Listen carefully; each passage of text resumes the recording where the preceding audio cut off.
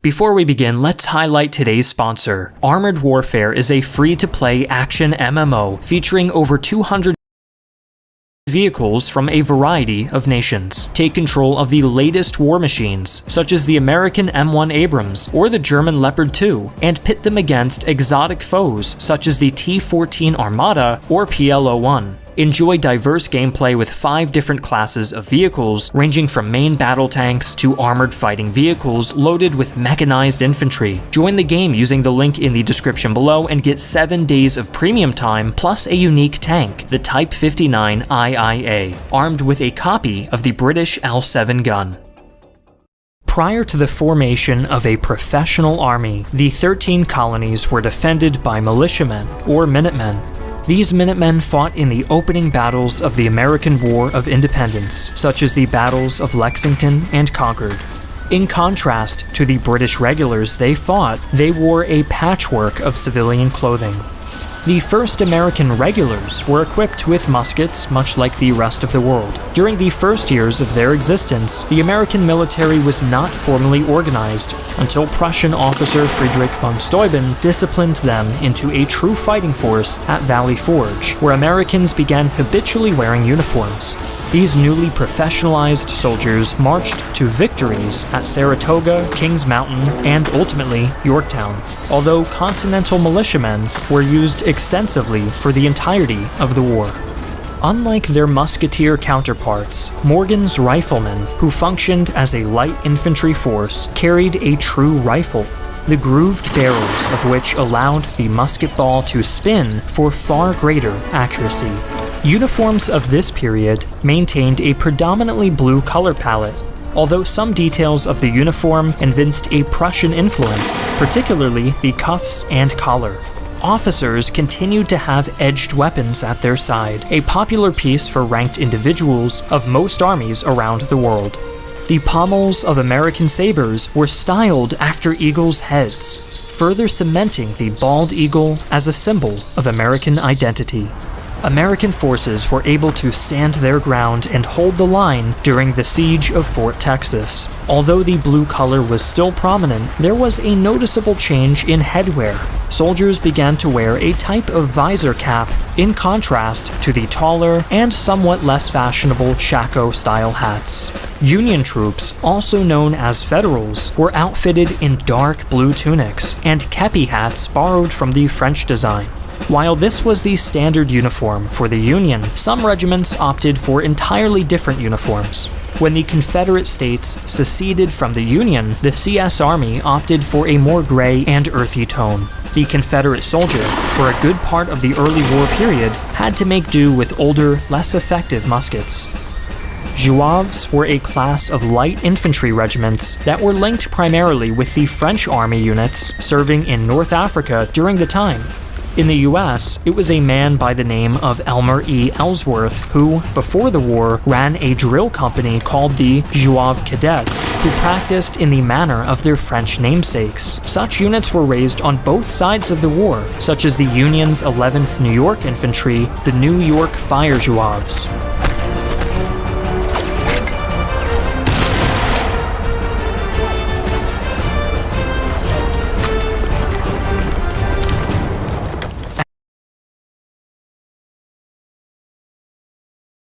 Uy! You good, no? Fresh gata? Check ba sa 5 set of signs ng fresh gata? Wow! Maputi, malapot, mabango, makrema, manamis-namis pa. Kompleto sa 5 set of signs. Nom nom nom! Good nom!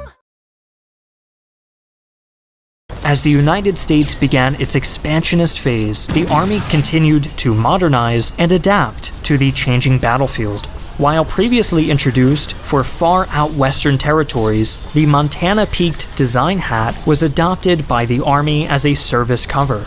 The Army at this time also developed a tropical lightweight uniform for its campaigns in East Asia. When the United States entered the Great War, they had adapted much of the appearance of their British counterparts, the steel Brodie helmet, often nicknamed a doughboy helmet, and khaki or olive drab battle dress. The American Expeditionary Force fought its way to victory on the Western Front. the United States saw its ground forces make their debut in Operation Torch, fighting alongside the British in North Africa against the ferocious German Afrika Korps, ultimately driving the Nazis back to the Italian mainland. Taking note of the effectiveness of the German Fallschirmjäger paratroopers, the US developed their own airborne troops, who contributed greatly to victory in Europe. From the night landings prior to D-Day to the invasion of Germany, American airborne infantry were crucial to the Allies' victory.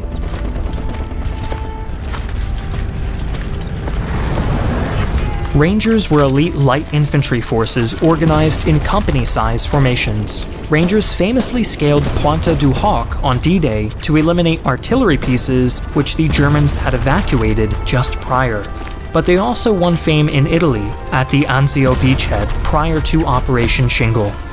By the time of the Battle of the Bulge, airborne units had fought through most of German-occupied Europe and now held their own during the Siege of Bastogne. From December 1944 to January of 1945, the battle-hardened Screaming Eagles of the 101st defended the city against determined German attacks. United States Marines under the US Navy formed the bulk of the ground forces in the Pacific Theater. They carried out the lightning-fast island-hopping campaign across Imperial Japanese territory, with Marines planting the Stars and Stripes on Mount Suribachi during the capture of Iwo Jima, becoming an iconic image of the Second World War. The Army Air Forces was responsible for most of the aerial combat during the war. Widely recognized by their Hap Arnold Wings insignia and their famous winged propeller on their uniforms, the Army Air Forces were ultimately responsible for the 2 atomic weapons unleashed on Nagasaki and Hiroshima, swiftly, if not controversially, ending the war in the Pacific. Following the Second World War, they would be split from the Army to become the United States Air Force. Following the end of the Second World War, the United States infantrymen remained relatively unchanged in gear and appearance, though now they were a battle-hardened force experienced on all sides of the globe. By this time, the US military as a whole had been desegregated by Executive Order 9981 of President Truman. During the Vietnam War, US ground forces fought not only the North Vietnamese and their guerrilla warfare tactics, they fought against the tropical conditions of Vietnam itself.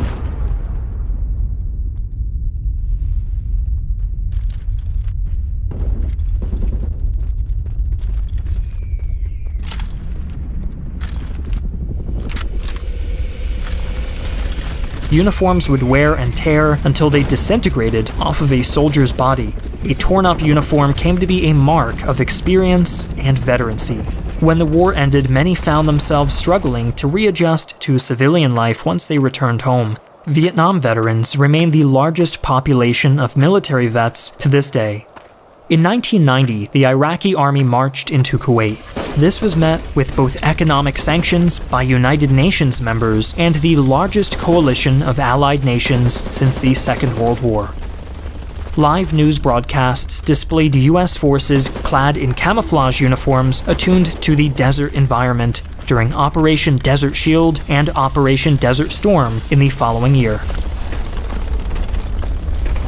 When Kosovo declared independence in 1999, Serbian forces were sent in to reconquer the breakaway republic and began a campaign of ethnic cleansing. NATO forces intervened and ended the 78-day conflict. US forces were equipped with new body armor derived from earlier flak vests during the Vietnam War. The tragic attacks on September 11, 2001, saw the American troops march into the Middle East to begin the international campaign known as the Global War on Terror. To adjust to the desert environment, troops were issued an improved desert camouflage uniform and equipment that assisted them in this new battlefield dominated by urban combat. In time, the US Army saw fit to consolidate their camouflage patterns. Rather than having 2 separate ones, it was decided to attempt a universal pattern. This pattern became the face of the American soldier for over a decade until the Army then realized how ineffective this pattern was. The modern soldier now wears proper battle dress as the fight against terrorism continues in the Middle East. Army infantrymen primarily train at Fort Benning, Georgia, dubbed the Home of the Infantry. As of 2019, the US Army introduced a new service uniform that harked back to the days of the Second World War and Korea, a modern iteration of the pinks and greens. The uniform that the greatest generation made famous during the 1940s and 1950s. In Arlington National Cemetery, soldiers of the 3rd Infantry Regiment, dubbed the Old Guard, stand sentinel at the tomb of the unknown soldier. These sentinels remain as guardians 24 hours a day, 7 days a week, 365 days a year, since April 1948.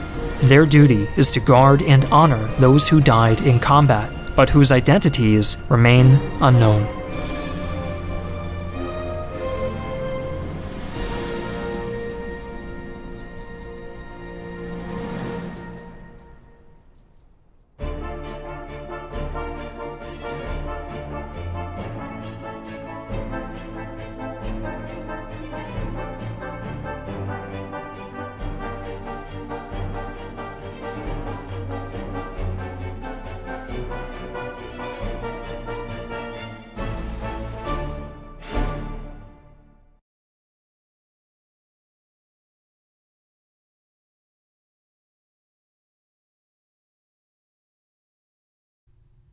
Hi, I'm Griffin Johnson, the Armchair Historian.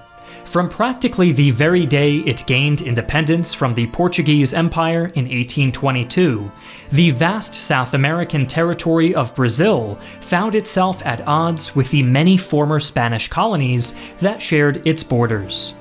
This was hardly unexpected, as prior to gaining their freedom, the people of Latin America had been frequent pawns in the power struggles fought between Spain and Portugal, both of whom had poured vast amounts of time, money, and political capital into dominating the continent. However, freedom from the yoke of colonial administration did little to foster a sense of community or shared struggle among the newly independent nations. In this video, we'll cover how this powder keg of political and economic rivalries exploded into the massive conflict known as the War of the Triple Alliance, the deadliest in Latin American history.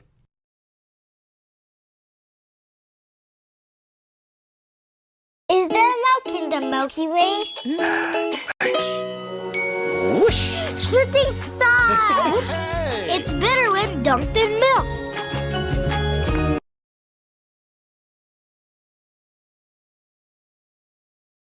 Research for this video would have been next to impossible without the assistance of our Latin American team members and their expertise at translating material from their native languages. Knowing other common languages like Spanish, French, or German can be an absolute necessity in our line of work, which is why I am happy to introduce the sponsor of today's video, Speakly. Speakly is a language learning app designed to let you learn up to 5 times faster than conventional methods.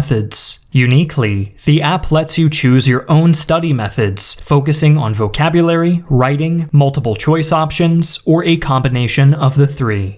Available on both web and mobile devices, Speakly is accessible anywhere, anytime, giving you a streamlined learning process that can be customized according to your needs. Try Speakly today with a free 7-day trial and get a 60% discount on an annual subscription by signing up using our link in the description below.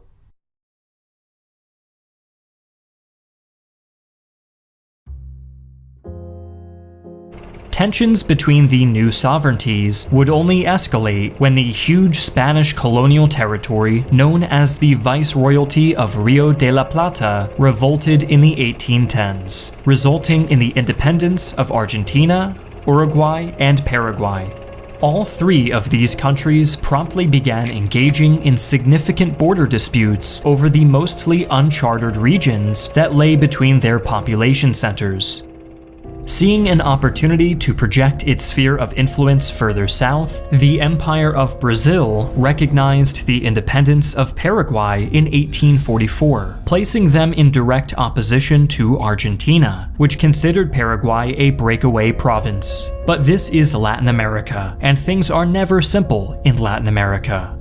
Upon gaining their freedom, the new government of Paraguay had wasted no time picking things up right where the Spanish left off, by restarting the decades-old argument over whether the Apa or Branco River should be the demarcation line between their territory and that of Brazil. This meant that while Brazil was trying to use Paraguay as a buffer against the Argentines, the Paraguayan government was belligerently demanding territorial concessions and making it as hard as possible for Brazilian ships to use the Paraguay River.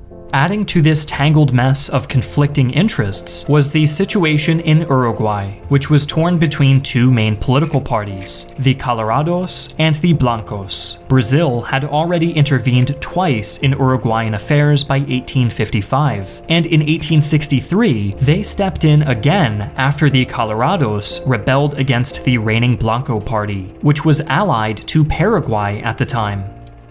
Thoroughly annoyed with the fractious two-party state, Brazil issued an ultimatum to the Blanco government, demanding that they protect Brazilian interests in the region or face an invasion. The Blanco government refused, and Brazilian warships promptly obliterated Uruguay's minuscule navy and marched across the border in October of 1864. The Brazilians assumed that a swift resolution to the Blanco situation would prevent interference from Uruguay's allies, only for this notion to be swiftly disproven when Paraguayan Marines stormed aboard the Brazilian steamer Marquês de Olinda as it approached their capital city of Asunción on November 13th. This was followed swiftly by a formal declaration of war between the two nations on December 13th. The belligerent attitude demonstrated by the tiny nation of Paraguay towards the gigantic empire of Brazil stemmed primarily from the grandiose ambitions of a single man, President Francisco Solano Lopez, aka the wannabe Napoleon of South America. The son of Paraguay's first president, Lopez came to power in September of 1862 and immediately set about preparing his country for war. Though it possessed barely 500,000 citizens compared to Brazil's 11 million, Paraguay had invested heavily into its military and cobbled together a force of about 70,000 men at a time when Brazil was fielding fewer than half that number. But ragtag barely even began to describe the state of Lopez's men, as many of them lacked even basic necessities like shoes. However, this did not stop the aspirational Latin American Grande Armée from scoring several early victories against the Empire in the opening phases of the war, wounding the giant as it struggled to mobilize more than a token force along its southern border. Sadly, for the eternally ambitious Lopez, a quick advance into the Brazilian province of Mato Grosso meant very little in the grand scheme of things, as Uruguay was still well out of reach, and the Brazilian Navy stood ready to intercept any attempts to transport Paraguayan soldiers to their allies. The province of Corrientes offered a convenient land route to Uruguay, but it was under the control of Argentina. Faced with no alternatives, Lopez requested permission to cross Argentine territory to relieve the beleaguered Uruguayans. After his envoys were presumably laughed out of the room, a furious Lopez decided to drag Argentina into the war by crossing the Corrientes with 20,000 men. By April, Lopez had captured the provincial capital, seizing many Argentine warships as they lay at anchor in port. さあ今宵も光のどっぷりと我々にかつけばたっぷりと階段二層がりやくほとばしる光は闇とイコール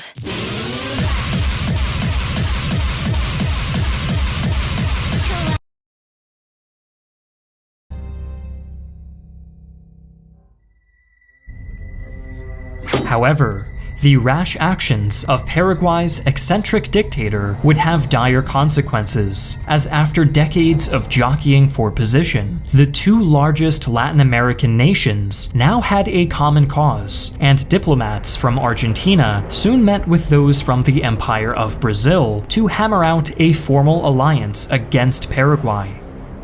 While negotiations were ongoing, Brazilian armies were busy mopping up resistance in Uruguay, with Lopez now far too busy looting, pillaging, and murdering his way through Corrientes to care about little things like aiding his allies. The Blancos stood no chance against the Brazilian army of the south. On the 2nd of February, Montevideo, the capital of Uruguay, was under siege, surrendering on the 20th. By May, the Colorados had taken over and concluded a formal military pact with Brazil and Argentina, creating a triple alliance that could now focus its attention on Paraguay. Just like his hero Napoleon Bonaparte, Francisco Lopez had successfully managed to unite his opposition into a coalition with the express purpose of crushing his imperial ambitions forever. In yet another comparison to the Napoleonic Wars, Brazilian naval dominance allowed them to isolate Paraguay's economy by blockading the Rio de la Plata. This sparked the Battle of the Riachuelo, the largest naval engagement in South American history.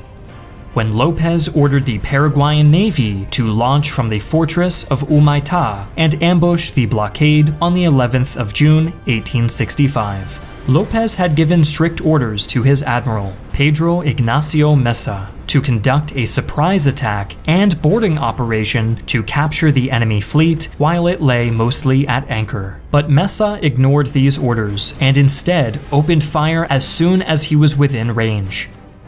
This initial barrage inflicted some damage on the Brazilian fleet, but it also alerted the shore-bound crews who scrambled back aboard their ships and launched a counterattack. Thick fog made gunfire on both sides highly inaccurate, but for a time it seemed as if the Paraguayans had the upper hand. However, the tide of battle turned abruptly when Brazilian Admiral Francisco Manuel Barroso charged Mesa's line, smashing several of the smaller enemy warships and barges beneath the prow of his paddle steamer. At around the same time, Admiral Mesa was hit in the chest, forcing his fleet to make a disorderly withdrawal under heavy fire. Barroso's quick thinking would earn him the title Baron of the Amazonas, while Mesa's insubordination would have earned him a firing squad had not the injuries he sustained in battle proved fatal only 8 days later. The defeat at the Battle of Riachuelo marked a permanent turning point in the fortunes of the upstart Paraguayans and their eccentric dictator. With Uruguay now part of the Triple Alliance, Lopez now ordered his army to invade the country through Corrientes in the hopes of quickly toppling the Colorados regime. But his advancing columns were turned back as they tried to cross the Uruguayan River. At the Battle of Jutai, a force of only 3,000 Paraguayans faced off against a combined army of at least 9,000 enemy troops. Despite being heavily outnumbered, the Paraguayan cavalry inflicted heavy losses on the enemy infantry, but the entire force was eventually killed or captured. With increasing numbers of Allied troops advancing into the Corrientes, Lopez withdrew back into Paraguay to prepare for an invasion. Although the Triple Alliance had now driven Lopez out of the Corrientes, they had underestimated how costly the war would be. Latin America had little in the way of industry or military infrastructure, and while the Paraguayan soldiers were ill-equipped, they were still highly motivated by a charismatic leader. The Triple Alliance, meanwhile, were forced to fill out their ranks with slaves and backwater provincials. After months of ponderous preparation, the Alliance dragged a force of over 35,000 dispirited, disease-riddled, and undersupplied conscripts over the border, and set up camp in the marshy lowland terrain of Tiuti. The choice of campsite proved inspired when a 27,000-strong Paraguayan army was caught trying to creep up on the defenders through the thick scrubland, prompting the largest battle of the war. Without the element of surprise, the Paraguayans charged the defenders head-on, causing massive casualties on both sides. The poor terrain delayed the main advance, resulting in attacks coming in waves rather than the planned single huge assault. Throughout the day, Paraguayan cavalry caused havoc all along the Allied line, only being driven back by artillery fire and infantry squares. By the time the fighting ceased, the Allied force had taken 3,000 casualties in exchange for nearly 13,000 Paraguayan losses. This was an enormous blow to Lopez's ambitions, forcing him to refill his depleted ranks with the elderly and underaged. But on the other hand, the Allied army had come very close to breaking during the frantic engagement and needed time to rest and reorganize. While they waited, disease broke out in the camp, striking down men by the thousands. With reinforcements trickling in at a snail's pace, the advance into Paraguay stalled, devolving into primitive trench warfare. Both sides at a temporary impasse, Lopez reached out to the Argentine president, Bartolomé Mitre, and attempted to negotiate a peace treaty. But Mitre insisted Lopez surrender unconditionally, which only encouraged Lopez to resist to the bitter end. Following the negotiations, the invaders attempted to break through the fortified lines around Curupaiti in September. Assuming naval bombardment would paralyze the defenders, the overconfident attackers became trapped in muddy terrain and slaughtered by hidden artillery positions. Nearly 4,000 Allied troops died in the foolhardy attack, making Curupaiti their worst defeat of the war. Sadly for the defiant Lopez, success at Curupaiti only amounted to a temporary stay of execution. By now, the Triple Alliance had agreed on appointing the Duke of Caxias to command the invasion, and this veteran officer quickly began reforming the dispirited army into a force capable of assaulting Paraguay's ultimate defensive bastion, the gigantic fortress of Humaita. Sitting astride the river from which the country drew its name, Humaita blocked all access to Asuncion, and even prevented the Brazilians from retaking the Paraguayan-occupied territory of Mato Grosso.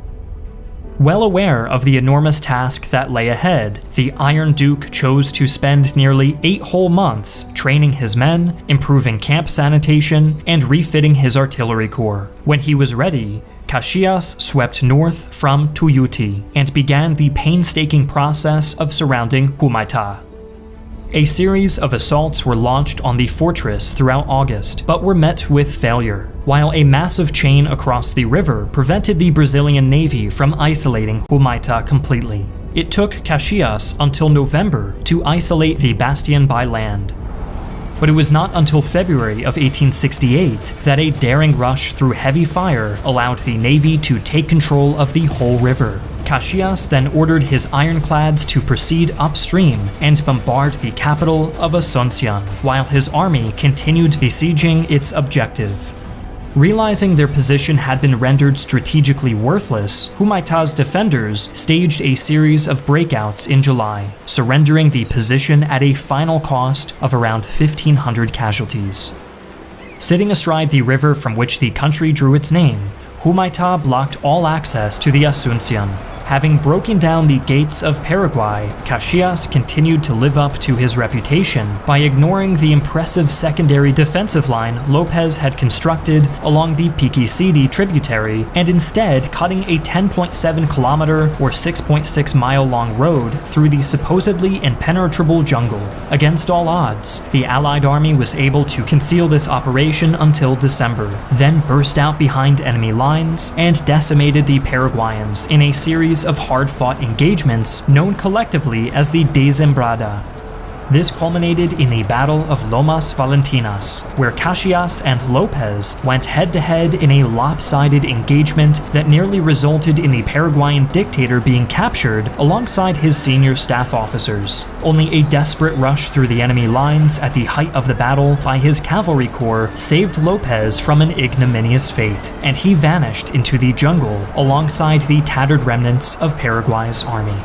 With no enemies left to oppose him on the battlefield, the victorious Iron Duke of Brazil moved to occupy Asuncion, which was mostly abandoned. Having spent years on campaign, Caxias was exhausted and would soon return home as one of Latin America's greatest military heroes. Meanwhile, a force of 30,000 Allied soldiers began looting and burning the Paraguayan capital, reducing it to ruins. The fortress of Humaita was also razed to the ground, and over the next few months, the Triple Alliance would work systematically to obliterate Paraguay's infrastructure. Lopez responded with an increasingly brutal campaign of guerrilla warfare that saw Paraguayan troops burning their own settlements in a scorched earth campaign and shooting potential deserters on the spot.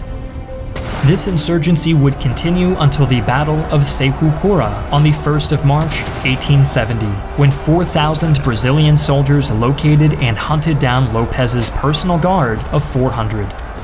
Defiant to the last, Lopez refused to surrender and was stabbed by a Brazilian cavalryman. Despite the mortal injury, the former dictator kept fighting until he collapsed next to a riverbank. When again offered clemency, Lopez replied by shouting, "Muero con mi patria," or "I die with my nation," and was shot dead.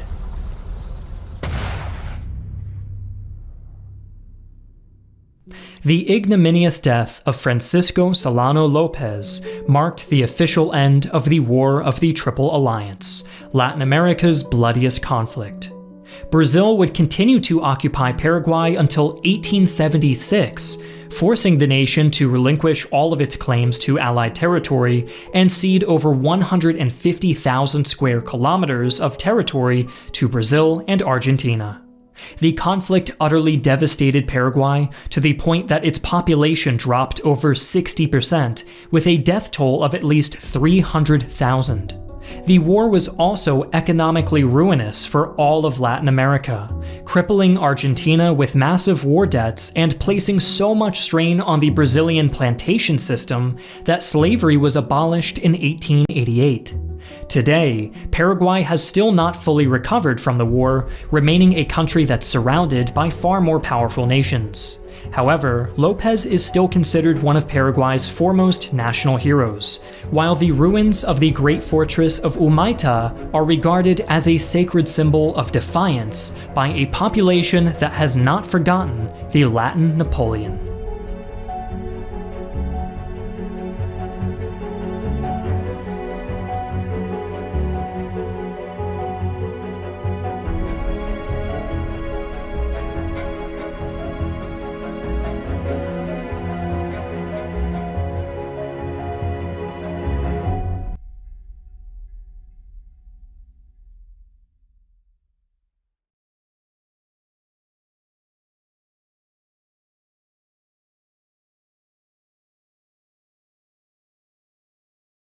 Dutch Mill Delight with probiotics plus prebiotic fibers for a healthier tummy and stronger immunity. Upgrade na!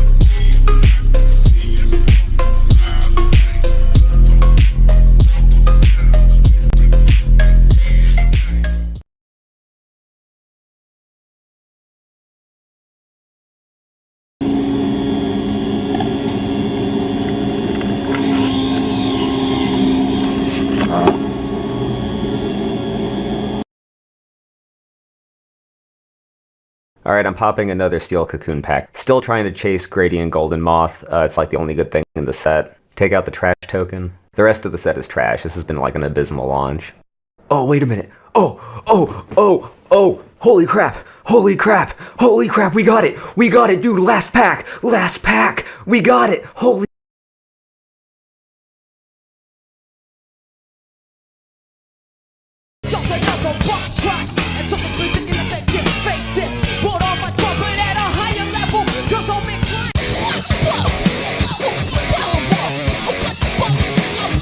Wow.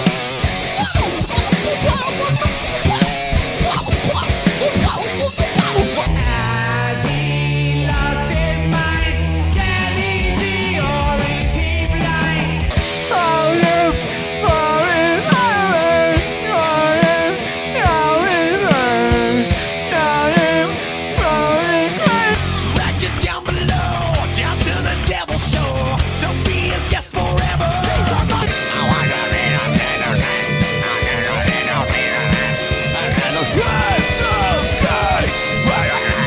there is no pain you are receding.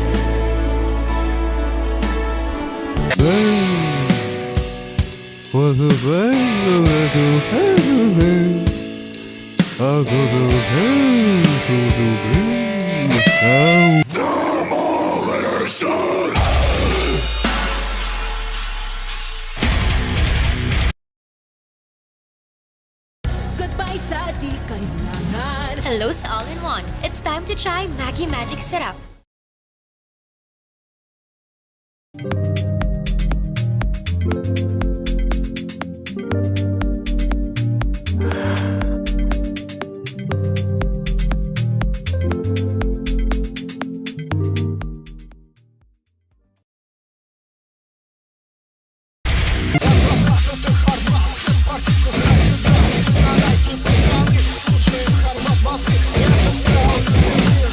If you like to gamble, I tell you I'm your man. You win some, lose some, and do the same.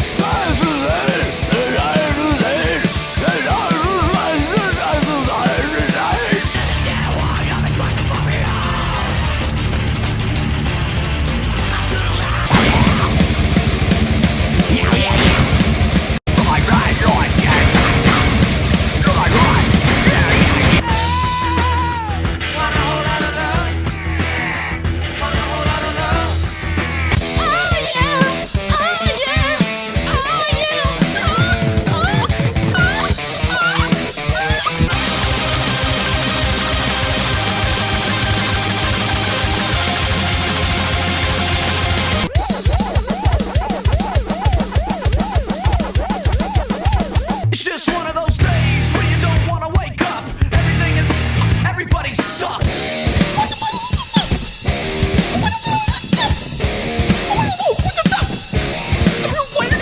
Give yourself away with or without you. Oh yeah, yeah, yeah, yeah, yeah, yeah.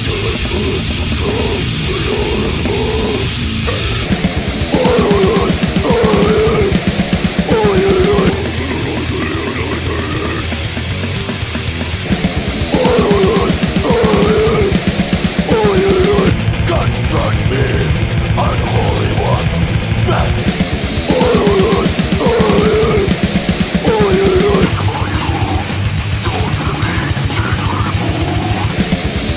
Don't you know it's gonna last?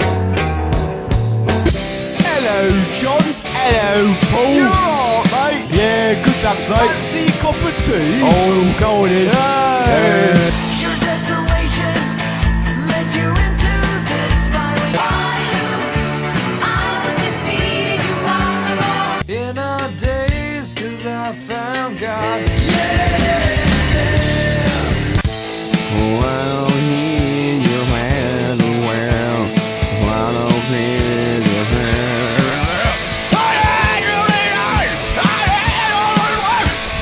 give it away, give it away, give it away now. Give it away, give it away, give it away now. What can't tell it from a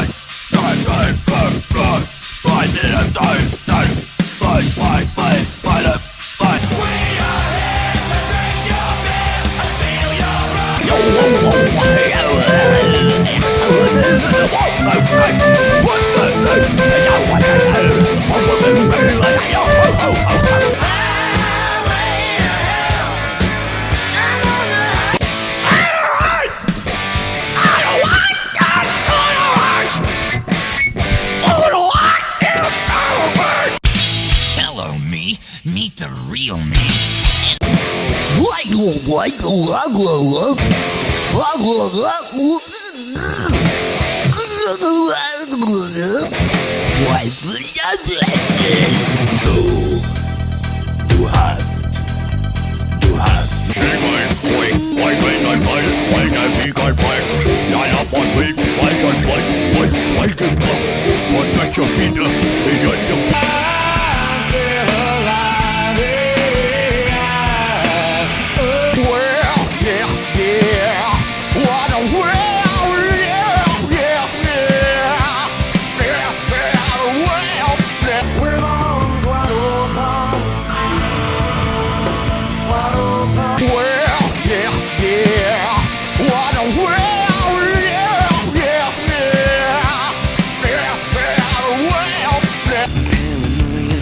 Is in bloom, the Pia transmissions will resume. Now try to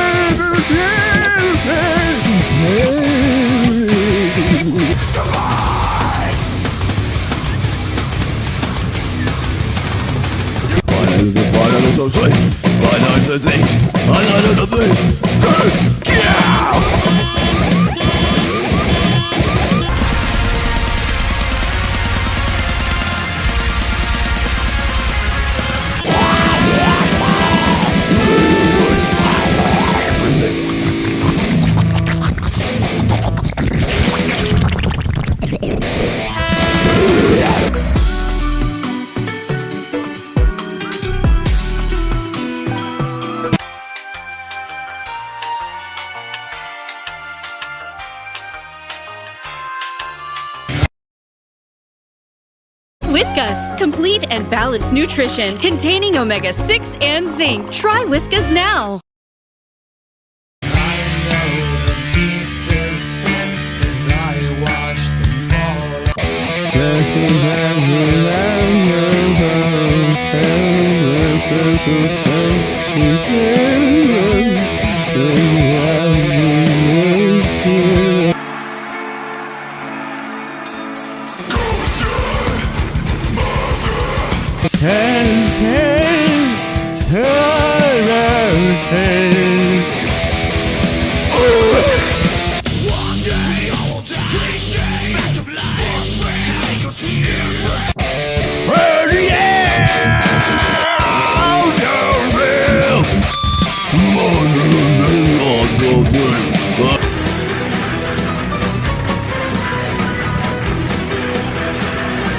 Big Chungus, Big Chungus, Big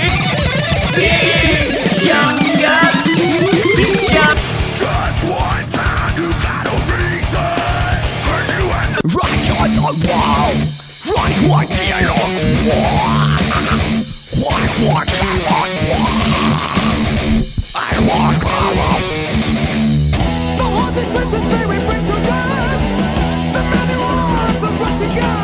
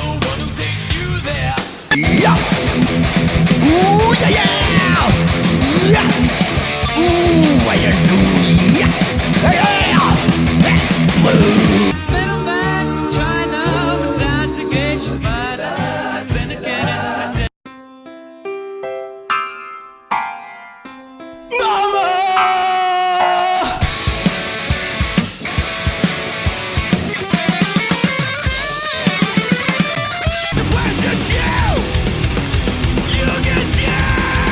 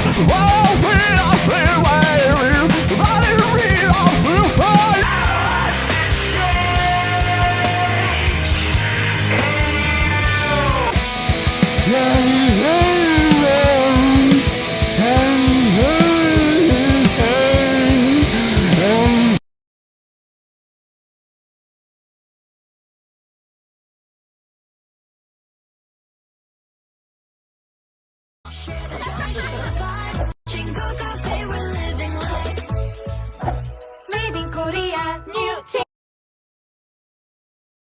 Today, we just relaunched our store over at Armchair History TV. There, you can buy a limited edition poster of the evolution of British uniforms. In 3 weeks, they will be completely off the store, so be sure to get them now to support the channel. We're also selling new matte black mugs, t-shirts, and only 40 of our remaining tank pins. Go to store.armchairhistory.tv to see our new products.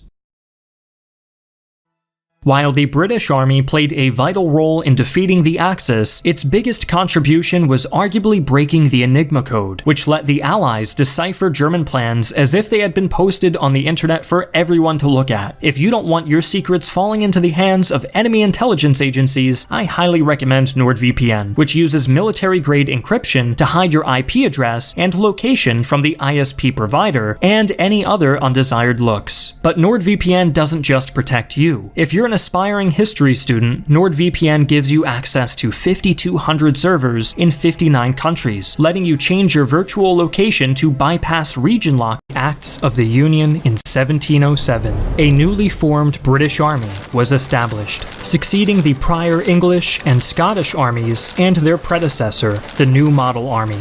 Almost immediately, this newborn military force, equipped with dog-lock muskets, was thrust into battle during the War of the Spanish Succession, suffering severe losses at the Pyrrhic victory at Malplaquet. As it would become popularized, the red tunic of the British Army would be cemented in its military tradition for centuries. In contrast to their lower-ranked counterparts, the elite officer class brandished edged weapons as components of their status and position as leaders. This practice to carry such an item into combat would carry on for many decades into the modern era, although its practical use decreased over time. Defeating the French during the Battle of Warburg, along with their Hanoverian allies, British grenadiers during this time were equipped with Brown Bess muskets and their peculiar grenadier caps. The Brown Bess would remain in British military service for over 100 years, with variations and improvements over that period of time. The East India Company, set up by the British as a joint stock company for trades within the region of the Indian Ocean, saw Indians being enlisted into various presidency armies. Until 1857, these formations served under the British Army across multiple campaigns, chiefly on the subcontinent, in the effort of colonial expansion. British forces would find a number of their own muskets being used against them during the American War for Independence. Those fighting the British Army would refer to their oppressors as bloody backs, and on occasion redcoats, in reference to their long-standing uniforms. Those who stayed loyal to the crown wore blue or green in contrast, although eventually they conformed to wearing the red uniforms. Grenadiers continued to serve as elite, specialized formations. During the War for Independence, Grenadiers would continue to be armed similarly to their line infantry counterparts, although on occasion utilizing an older, long land pattern that had been supplanted by the short land pattern. Grenadiers were common on the battlefield, with a company being found in every line infantry battalion. They would continue to maintain their distinct status as disciplined, top-tier troops, supplemented by the increasing use and popularity of the British Grenadiers' March by this era. In Portugal, a coalition landing force led by Sir Arthur Wellesley defeated the outnumbered French division posted near the village of Roliça. Catching the nickname of the Grasshoppers, riflemen of the 95th Rifles wore a more distinctive green uniform in contrast to their red line infantrymen counterparts. Although this was a popular color choice of similarly armed formations in the era, the color would become synonymous with various other British rifle formations in history. This would also see the acceptance and issue of the British-made Baker rifle, supplanting the older smoothbore muskets. In 1814, the British Army would return to the United States, making a drive for the White House itself and burning it down. Line infantrymen would continue to be armed with the India pattern Brown Bess musket, with minor improvements in standard equipment in comparison to their counterparts 40 years ago. While ultimately this was an inconclusive conflict, as both the British Empire and Canada and the US withdrew from their respective front lines, the Empire would continue to be engulfed in campaigns in Europe with the raging Napoleonic Wars. The Highland soldiers of the 42nd Regiment of Foot, Royal Highlanders, nicknamed the Black Watch, fought valiantly in the Battle of Waterloo, complete in dress with their distinctive patterned kilts. The kilts originate as a traditional dress garment of Gaelic men and those in the Scottish Highlands during the 16th century, and continue to be worn in certain military formations to this day, with regiments claiming their own unique patterns. The British Army fought valiantly alongside their French allies in the chaotic Battle of Inkerman in 1854. The era saw the introduction of the rifle musket into British service, with first the P-51 Manet rifle and then the P-53 Enfield rifle musket. In the Crimea, the majority of the British infantry were armed with the rifle musket, although around 1/5 of the infantry deployed at the beginning of the war still carried the smoothbore P-42 percussion cap musket. By the midpoint of the war in 1855, the Army of the East, as it was known, was completely armed with the rifle musket, and the remainder of the British Army deployed at home and around the world would soon follow suit. With a push for economic opportunities in Southeast Asia, more specifically China, the British military came into conflict twice over opium and other trade disputes. While proper rifles were not the main armament across the army, it had further become the standard issue weapon of the line infantrymen. Alongside their French allies, the city of Canton, that numbered in nearly 1 million, had been captured by a force of 6,000. Within the region, the Indian Rebellion of 1857 had also taken place. Although a failed revolt, this propelled the British Army to more widely adopt a simpler khaki field uniform rather than to be dressed in ornate and brightly colored garments. Although suffering a notable disaster at Islandwana in January of that year, Rorke's Drift, fought later the same day, was a hard-fought victory for the British Army. Although continuing to be clad in their traditional red and blue uniforms, they were armed with the relatively new and very effective rifle, the Martini Henry, which had replaced the recently adopted Snider Enfield rifle. Although this was a time of significant tactical change in the British Army, it was found that more traditional close-order tactics were found to be most effective against the swift-moving and aggressive Zulu army. The 24th Regiment of Foot and Gonville Bromhead would be immortalized in their actions in the 1964 film Zulu.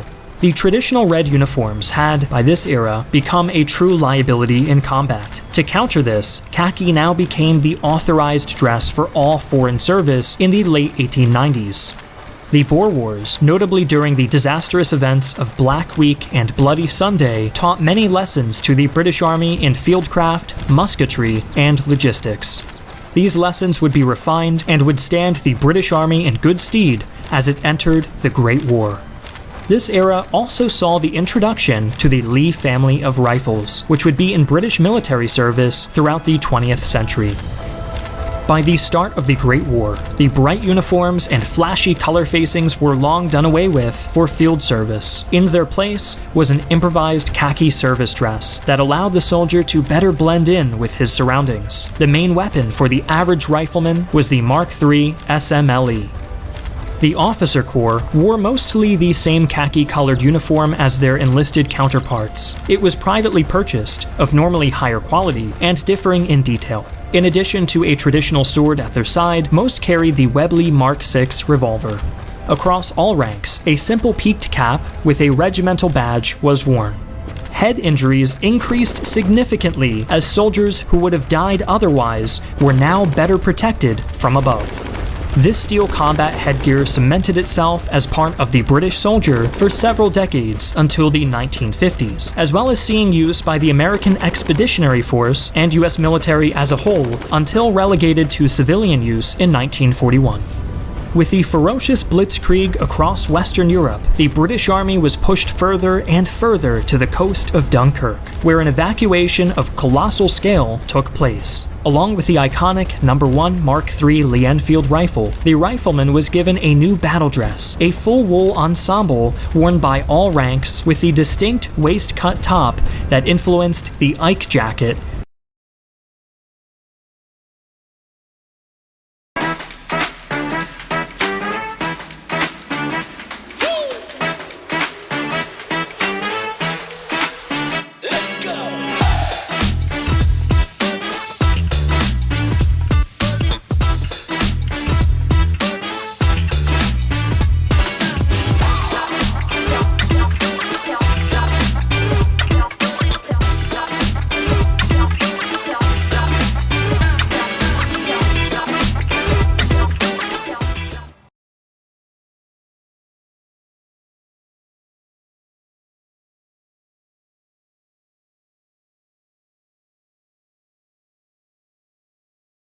The United States would adopt in later years.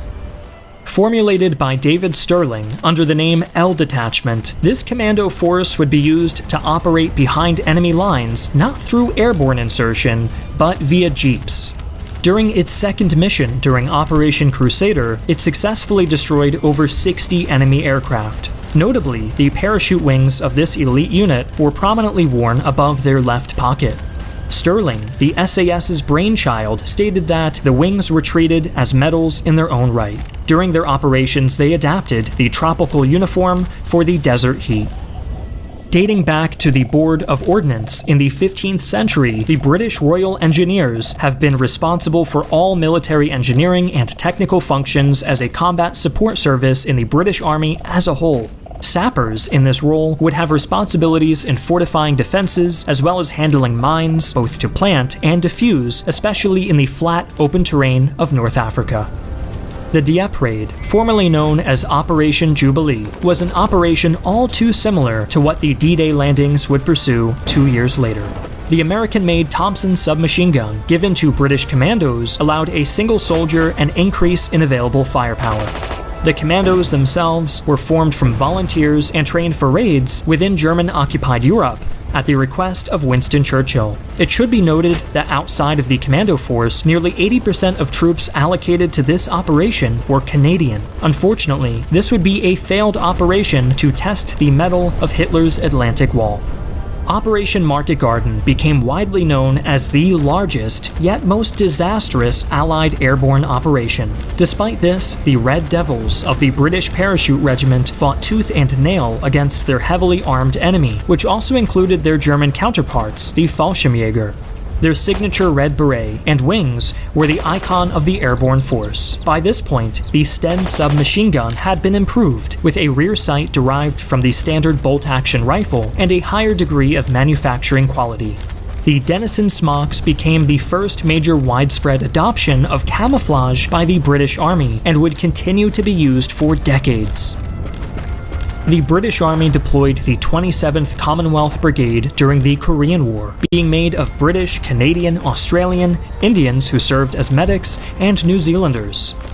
A uniform developed for the warmer climates was issued for troops first arriving in Korea, although a winter uniform had been made up from US cold weather gear stocks, worn on top of a warm jumper. Ultimately, the armament and web equipment would remain similar as it did in the previous war.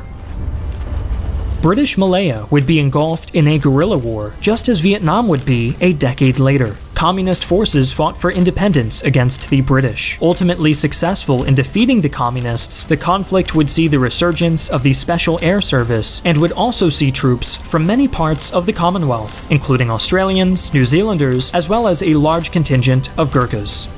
The tough and hardy men from Nepal had considerable experience in jungle conditions, as had been found in Burma during the Second World War. These forces would be the strong backbone during this conflict.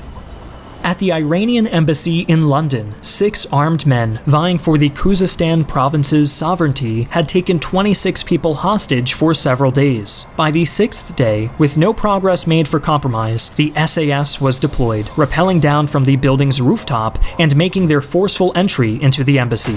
The SAS forces were equipped with the reliable, German-made MP5 submachine gun, a popular, now iconic choice for many police and special units. The operation overall was a resounding success, and thrusted this elite unit into the public eye for the first time, and the SAS was looked upon for expertise for counterinsurgency tactics. April 2nd, 1982 kicked off the Falklands War. Argentina invaded the Falkland Islands and South Georgia the following day. In response, the British forces deployed a naval task force to counter the Argentinian forces and conducted an amphibious assault on the islands. The riflemen conducting the assault were issued the L1A1 self-loading rifle, a British-made licensed copy of the Belgian FN FAL, and by this point, camouflage uniforms were standard for the British Army. The conflict would end within 10 weeks, although interestingly, this was never a declared war between either nation. With the onset of the Gulf War, the British Army deployed alongside coalition forces. Like other nations operating in the Middle East, a desert camouflage uniform was created to blend in better against the arid terrain. The British rifleman was now given an assault rifle, the LA-85A1. Although several flaws had been discovered from its service in the sand-dominated environment, these were improved upon when the war in Afghanistan began in 2004. Adopted in 2010, the multi-terrain pattern replaced both the original DPM and desert patterns. In a way, the British Army accomplished what the US failed in adapting an effective universal camouflage pattern. During this time, the A3 upgrade was applied to the current service rifle to address various flaws and make improvements as the years went on.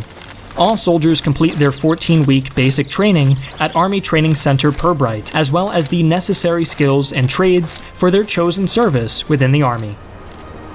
For routine ceremonial duties, the British soldier is smartly dressed in a khaki tunic and trousers, with some differences depending on the unit they are serving in. In addition, the uniform is augmented with a distinctive peaked cap, or beret in traditional colors. For example, in the Rifles, the uniform features black buttons versus the more generic brass, a distinct green peaked cap or beret, black belts and straps, as well as distinct regimental insignia adorned on their headgear and belts. All ranks wear the same style and cut, although officers are to purchase certain items.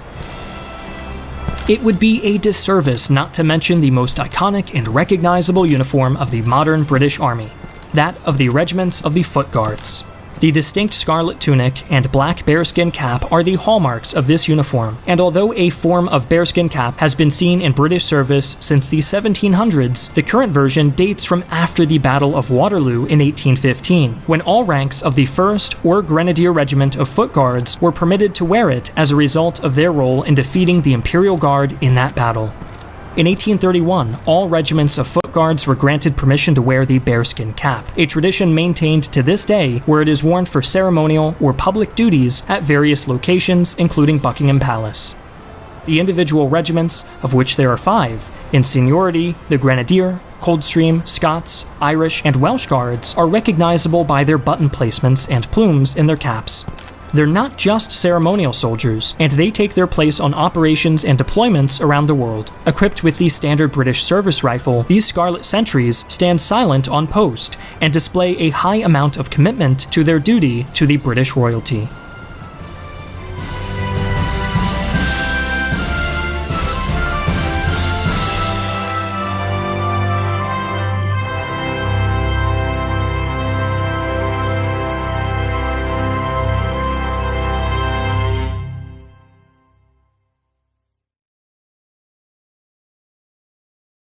First, a word from our sponsor, Raid Shadow Legends. Clicking the link down below is one of the best ways to support this channel. Raid is an epic fantasy game you can play on your desktop or take with you anywhere on your phone, and now is the best time in the history of the game to jump right into it if you haven't already. Take on 10 terrifying boss dungeons for valuable loot, travel to 12 unique locations in a fully voice-acted campaign, join one of the 13 factions such as dwarves, orcs, undead, or knights, then use your boss gear to build a team from their pool of 460 unique champions. With an active player base of over 200,000 clans and more than 25 million downloads, gameplay in the Raid community is constantly evolving. My favorite thing to do is spend the shards I earn on the new champion summons, and each new champion unlocked adds a new dimension to how you can play the game. Speaking of, like most other armies in Europe, Russian soldiers had very bright and ornate uniforms to distinguish them in the chaos of battle. Russian muskets were often copies of European designs, with minor changes such as heavier stocks or copper ramrods to prevent rust. Officers of the time wore similarly ornate outfits, often accentuated by elaborate gold braiding. A sword and scabbard at their side usually served as a symbol of their rank and standing. By the time of the Napoleonic Wars, the military had been influenced by the style of uniforms worn by the French and Prussians. Designs remained gaudy, but standards were relaxed during the reign of Tsar Alexander, who once stated, "A soldier has no time for smartness in a campaign." Regardless of the Tsar's opinions, officers still liked to stand out in a crowd. Thus, their uniforms stayed ostentatious, as did their shakos. Army musicians were similarly well adorned, sometimes being even more decorated than the officers. This did serve a function, however, as part of their job was to keep morale and spirits high on the field. By the Crimean War, the Russian military had begun using percussion cap muskets, and some units even wore a spiked helmet. In fact, there is evidence that the iconic Pickelhaube was originally designed by Nicholas I, with the prototype being copied by the Prussians before the original made it into production. During the brief Russo-Japanese War, the Russian soldiers were among the very first in the world to have bolt-action rifles as the standard-issue infantry firearm. As warfare began to modernize, however, so too did the equipment and appearance of the basic infantryman. Decorations became a liability, and uniform colors shifted to a drab mixture of earth tones. Of course, the officer corps were determined to hold on to their symbols of rank for as long as possible, usually until an enemy sniper reminded them it was no longer the 1800s. The Russian Revolution created an immediate need for new decorations, as soldiers from the White and Red armies naturally wore near identical uniforms. White army soldiers usually wore distinctive sleeve insignias in the colors of the former empire. Meanwhile, soldiers from the Red Army displayed their affiliation with a prominent Soviet star. During border conflicts with the Japanese in the 1930s, NKVD guards were easily identifiable by their bright collar tabs and belt buckles. By the start of the Second World War, further steps towards military modernization had taken place, with a new steel helmet and an upgraded Mosin-Nagant being issued to the infantry.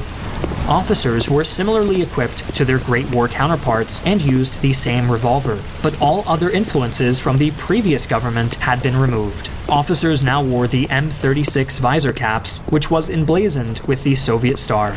While the Red Army performed poorly in the field until late 1942, they were much better equipped to deal with the cold than their German counterparts. Soviet marksmen and markswomen were deadly with either a scoped variant of the Mosin-Nagant and the semi-automatic SVT-40. Men like Vasily Zaitsev and Ludmila Pavlichenko became legendary snipers with these weapons. While infantrymen made the bulk, for Soviet ground forces, specialized assault sappers or engineer brigades were created, spearheading assaults with submachine guns, destroying fortifications or building bridges to advance a Soviet victory.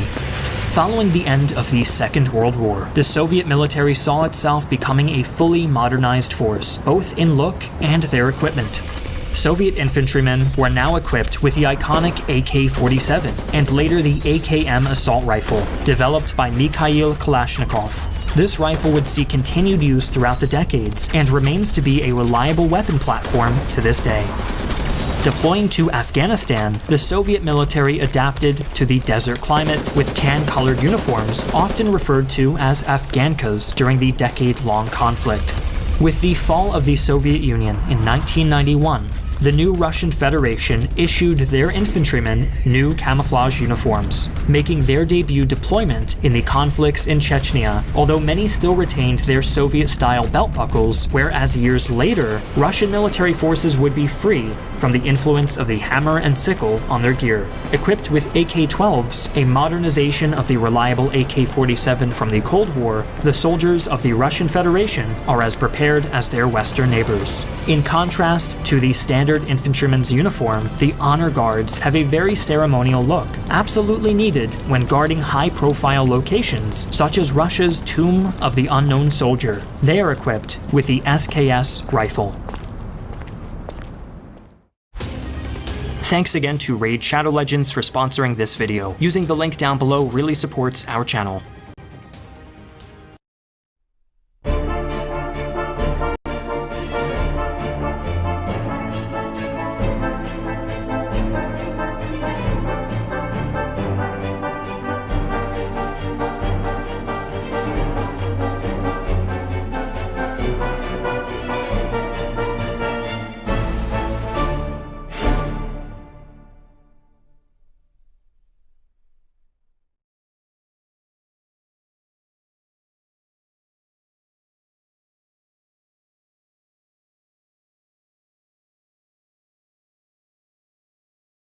Awaken your senses with San Miguel Super Dry. Brewed with 100% German aroma hops for a clean, crisp flavor. San Miguel Super Dry. Surprise your senses. Raise the bar with San Miguel Premium Beers.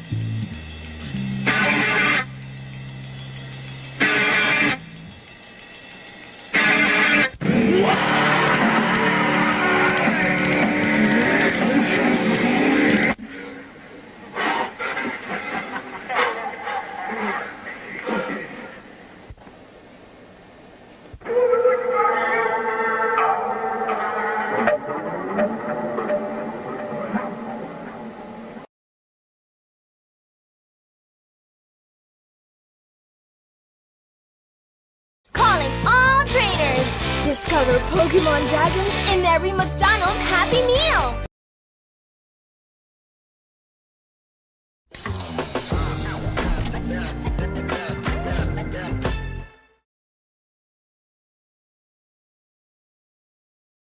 Arabic is one of the most beautiful scripts in the world, but if you're looking for slide ability, it's also weaponized calligraphy. Ra is a short, elegant swoop. Looks cute, starts smooth. You sit down thinking this will be a gentle ride. Then halfway down you realize you've just entered a curvature death spiral. No rails, no ending platform. Just a slow, stylish slide straight into oblivion. This one takes the number 10 spot because you don't exit this slide, you gracefully perish.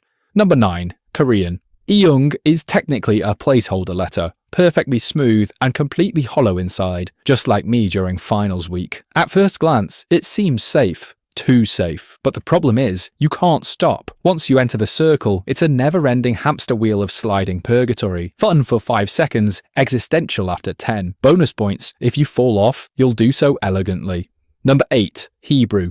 Shin looks like a slide designed by a group of tired architects and mildly vengeful rabbis. You've got a triple prong entry, each with its own sharp incline. The first one is just a drop which guarantees you with broken legs. The second one will smash you into a wall and turn you into a popped balloon. But go down the biggest prong and you'll be met with a super sharp 90-degree corner. All momentum stops at once. Bones broken, brain smushed. It's not fun. It's a holy gauntlet. You might learn something, but you'll pay for it in teeth. Number 7. Hindi. The Hindi script is packed with amazing shapes, but OO is built like a roller coaster that got bored halfway through construction. So, let's rotate it 90 degrees to the right. You start at the top, feel the curve, and then think you've made it. But then, you hit the bottom spike. A little flick that launched more children into orbit than NASA. It's not just a slide, it's a revenge trap for anyone who failed Sanskrit in school. Number 6. Greek.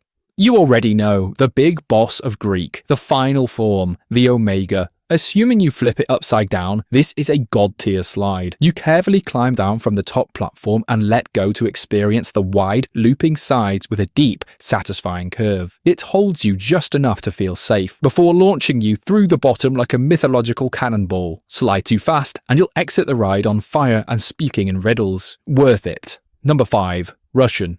Air is what happens when the Latin E goes to military school and comes back emotionally unavailable. If you're feeling nervous, you can simply start from the middle platform and make your way down the curve, gently stopping at the end, just like a slide should. But if you're a bit more of an adrenaline junkie, you go all the way to the top. The near vertical drop accelerates you insanely fast, and before you know it, you're exiting sideways from the second curve, shooting out like a missile. No brakes, no goodbye. It's a thrill ride designed by someone who wanted you to have fun, but only in the most traumatic way possible.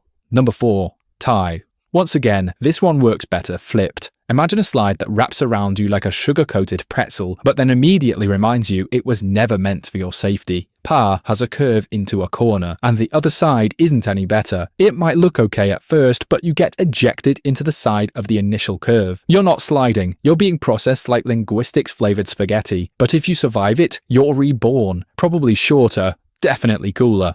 Number 3. Latin. Old Faithful, the classic, the Mario Kart letter of slides. S starts smooth, winds down into a satisfying curve, and throws you side to side like it's trying to shake the coins out of your pockets. It's not the fastest, not the deadliest, but it's the most iconic. It's fun, it's balanced, you might get a bruise or two, but you'll walk away and say, let's do that again. This is your main menu slide. Mid-tier danger, max-tier fun. Number 2. Georgian.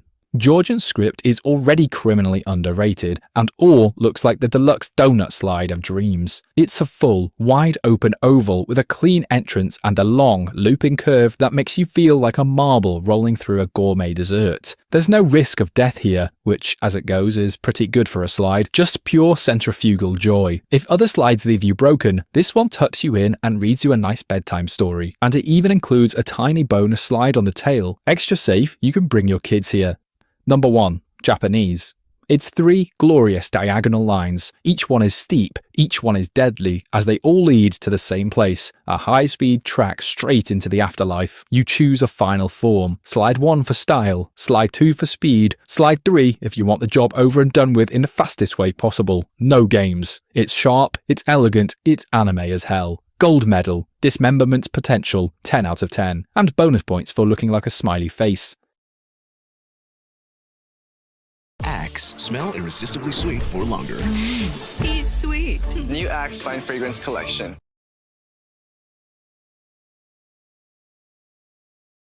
Tulong para alaga ang puso, resistensya, mata, at buong katawan. Centrum Advance. Painful ancient medicine. Hundreds and even thousands of years ago, humanity's knowledge of itself was still in its infancy. We had a basic idea of what makes us tick, but that wasn't enough to stop the scientifically curious from fiddling around both outside and inside people's bodies. Alright, just gonna poke around in here and what's the matter, doctor? There's a scary skeleton in you! That being the case, it was up to these early pioneers of medicine to provide solutions to human ailments, be it a simple cough or a giant debilitating pulsating tumor. If you were lucky, you'd find a doctor willing to test out different medicines outside of thoughts and prayers. But some of these treatments would have you begging for mercy from whatever divine being you may have believed in.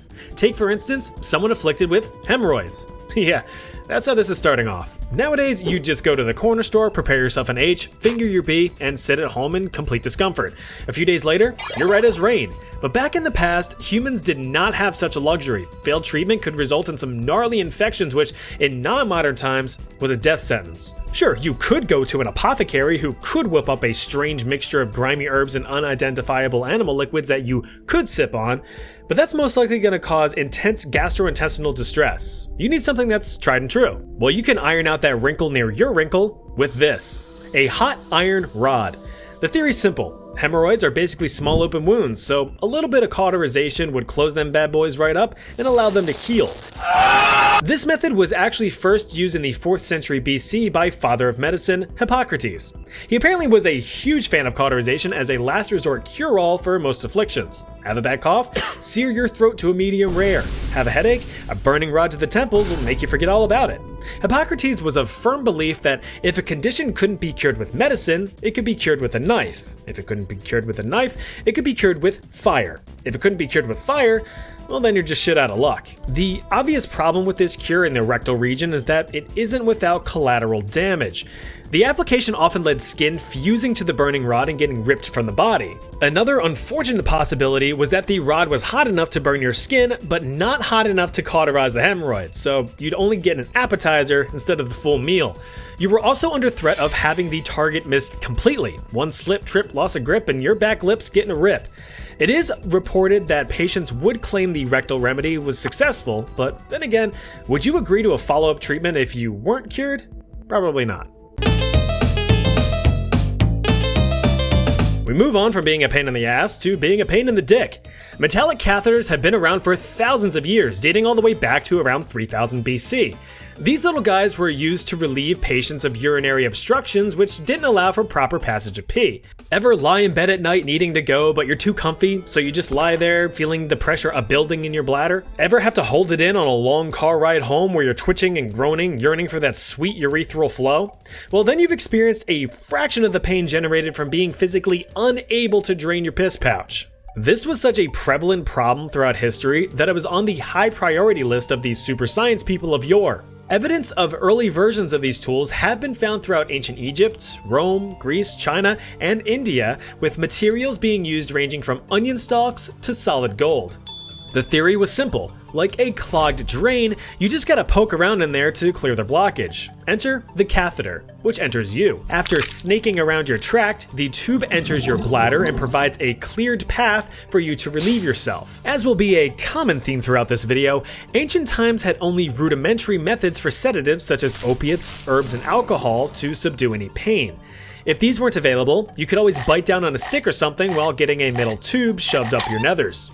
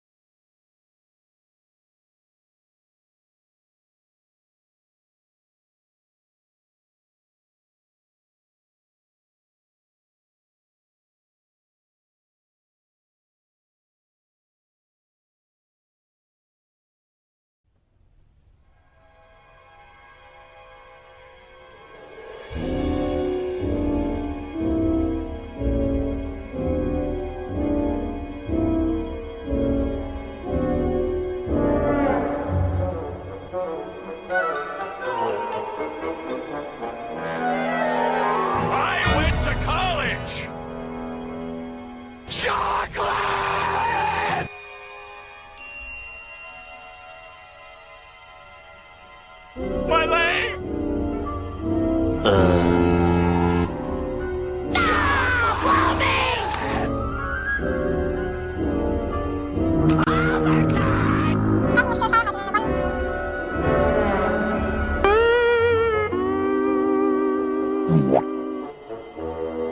leg!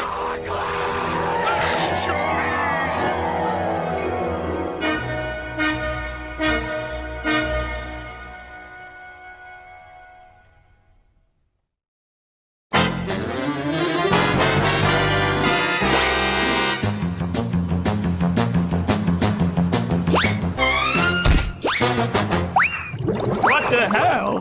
Where am I? Good morning, Plankton. You're in Albuquerque, Junior. Junior. How did I end up here? And why is it called Albuquerque Jr.?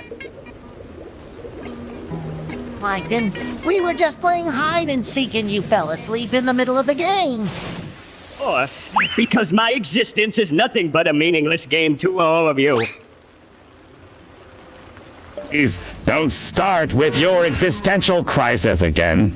It's too early for this shit. Sad shit. Rick, can't you see I'm in pain here? Wrecked with self-dope and loathing. You have some comfort knowing that there's still a place named after your restaurant out there somewhere. Yeah, it's like a little piece of home.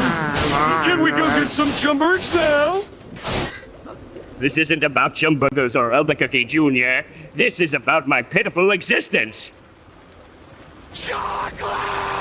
What an uplifting topic for our morning conversation. Let's all gather around Plankton as he wallows in his own misery. Such fun. Hey guys, let's play another round of hide and seek. Maybe this time we can find Mr. Krabs' secret stash of money. Hey, let's do it. Whatever. Just leave me alone with my thoughts. We will be back to ruin your day again soon enough. It's a never-ending cycle of pain and suffering. And you still managed to make it entertaining for the rest of us. Aaron, just shut up.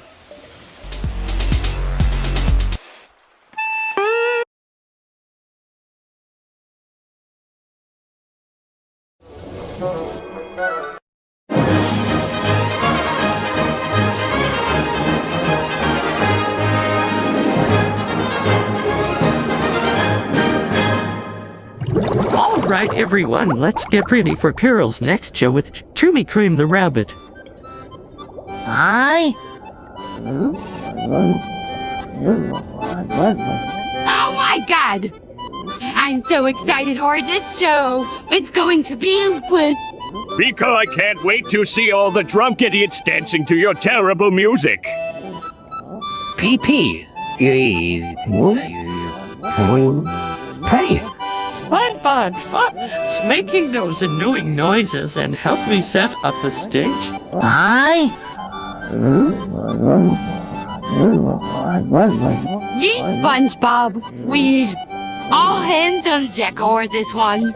Rico, why do I even bother coming here? This is a waste of my time. PP. Don't be such a grumpy Eden. We're just trying to have some fun here. Hi? Oh no, the speakers aren't working. We need someone to take them out. Rico, well, it certainly won't be me. I don't know anything about technology.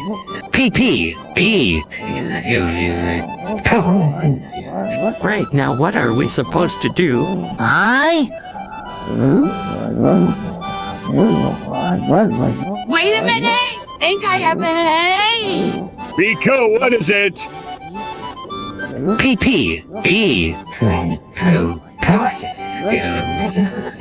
Carol spilled the beetle the beans. Hi? We'll just use Plankton as our human microphone. Rico, what? No way! That's degrading and disgusting. Come on, Plankton. Because after all those times you tried stealing the Krabby Patty formula. Hi? Yee! It's time I bring some back! Be cool, fine, but I better get a cut of the profits from this show. PP. Deal. Now let's get the show started.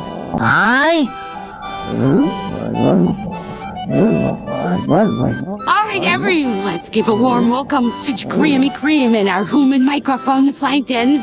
Because I hate my life.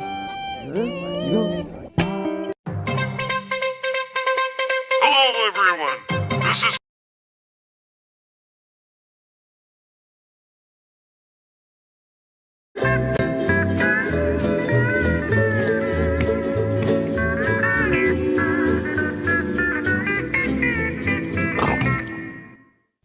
Hey, Mr. Krabs, what's that new item you're selling? It's the Crunch Wrap Supreme. Guaranteed to be the crunchiest thing you've I can already tell it's going to be disgusting. What makes crunchy broken glass? Of course not. It's a secret ingredient that gives it that extra crunch. Ooh, I can't wait to try it. That'll be $10. 99 cents for one wrap. Are you kidding me? That's way too expensive for a stupid wrap. Yeah, with broken glass and it's no thanks. Fine then. Don't buy it. More for me. But, Mr. Krabs, we're your employees. Can't we get a discount? Discount? You think money grows? No. But apparently broken glass does. Good one, Squidward. All right, everyone out of my restaurant if you're not gonna buy anything. Maybe we should just leave before he starts throwing things again. Yeah, let's go before he has another mental breakdown over his precious money. Stupid employees. I'll show them who runs this place.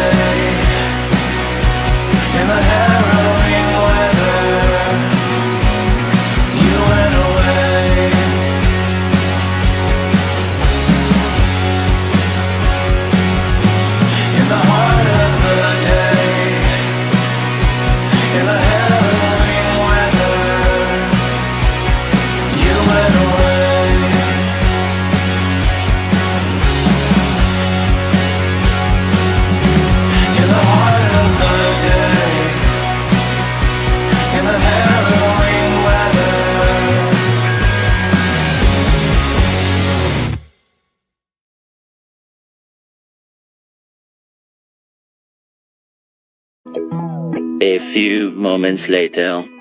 What's the big deal with total silence for 10 seconds? I don't know. It's torture. Been silent for years.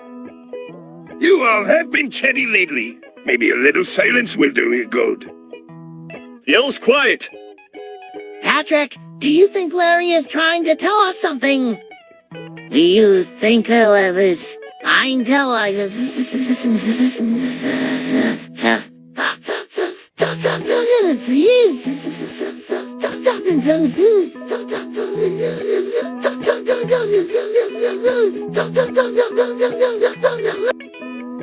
Yells, I don't know. A few moments later.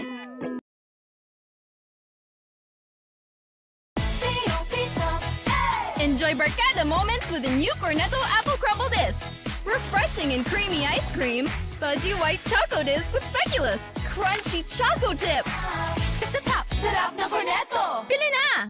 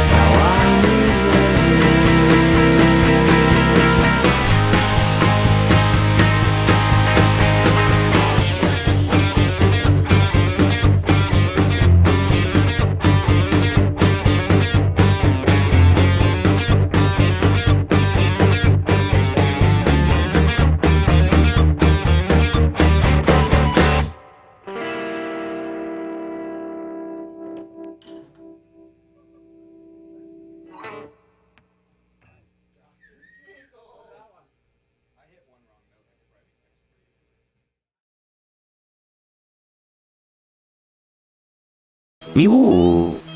Wow. Oh. Mew.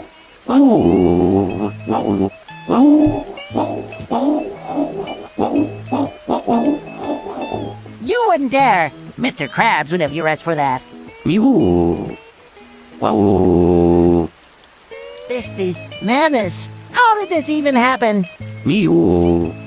Oh. No. You. Oh. You. Oh. Oh. I can't.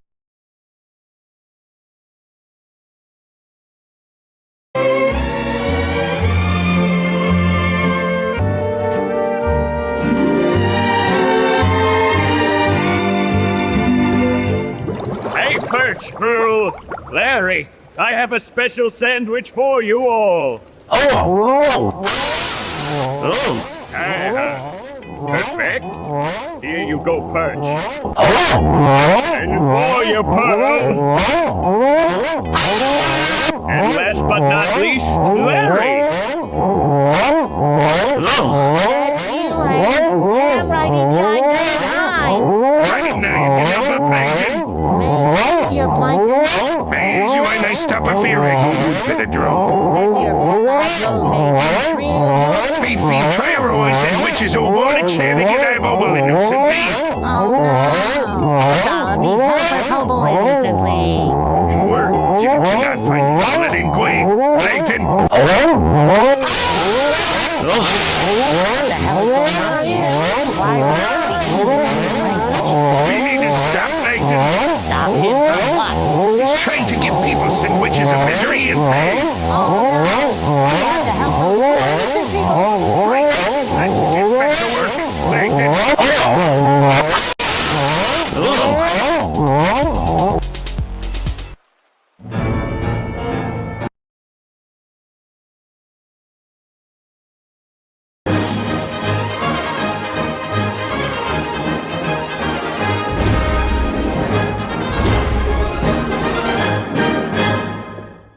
Continuous stemming junior. No.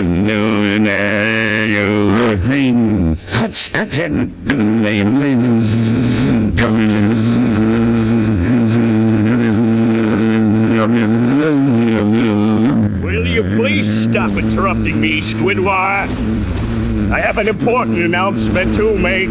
What is it, Plankton? Well, as you all know, the Sponge Show has been receiving a lot of submissions for top 15 lists in YouTube poops. But from now on, those topics are banned. Because they're overdone and unoriginal. We need fresh and creative ideas for the show.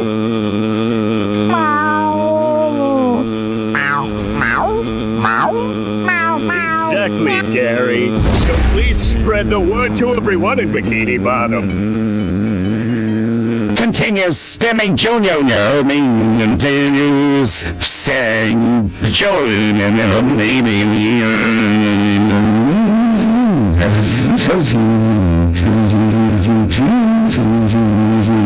For Neptune's sake, did you just shut up for 1 second? Continuous stemming junior. Come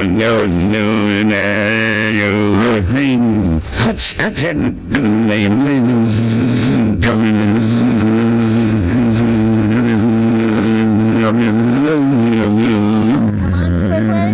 Let Plankton finish his announcement. You, Squidward, don't be such a jerk.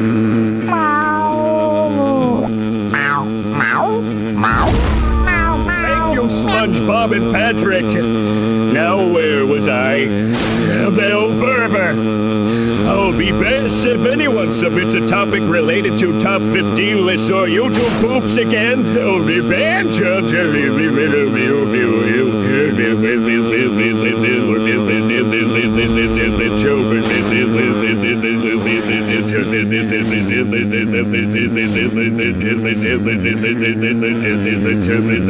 Continuous stemming junior.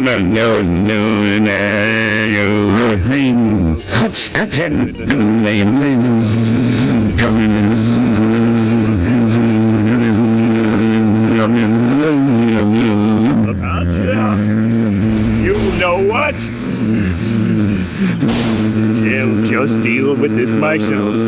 Goodbye, everyone! What's going on here?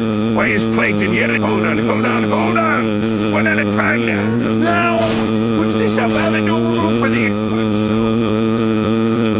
Oh, come on, Squidward, let Plankton speak.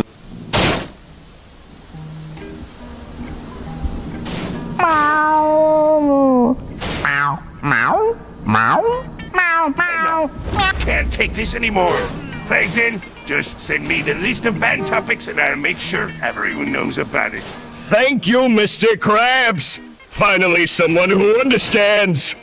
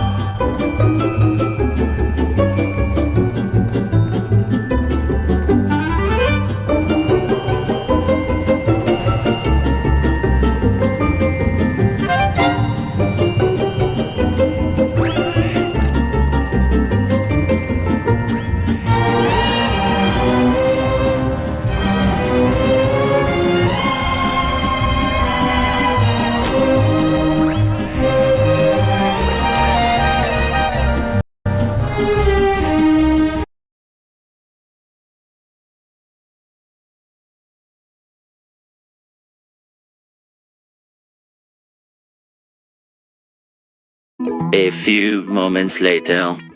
Hey everyone, check out my new fidget spinner! Whoa! Can I try it? Sure, just be careful, it's really sharp. Okie dokie, spins fidget spinner. Fidget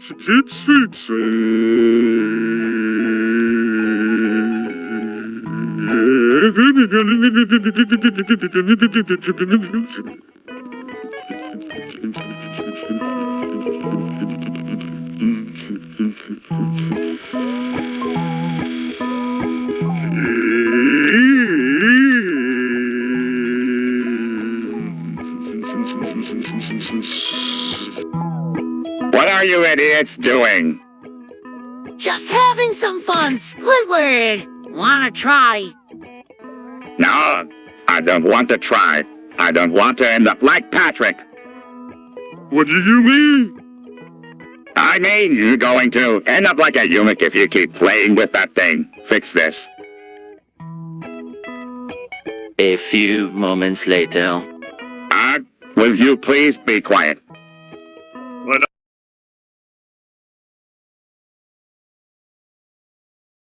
Sabaw pala ang ulam na? Mommy to the rescue! Ang Lucky Me Beef na Beef Mommy, may real beef taste. Sabaw pa lang, ulam na. Mapapakain ka. Lucky Me, Mommy. Happy Meal.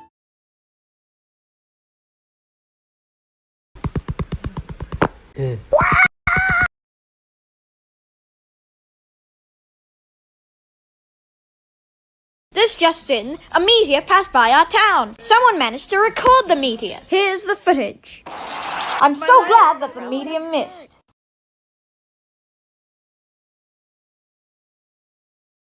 This is a certified hood classic.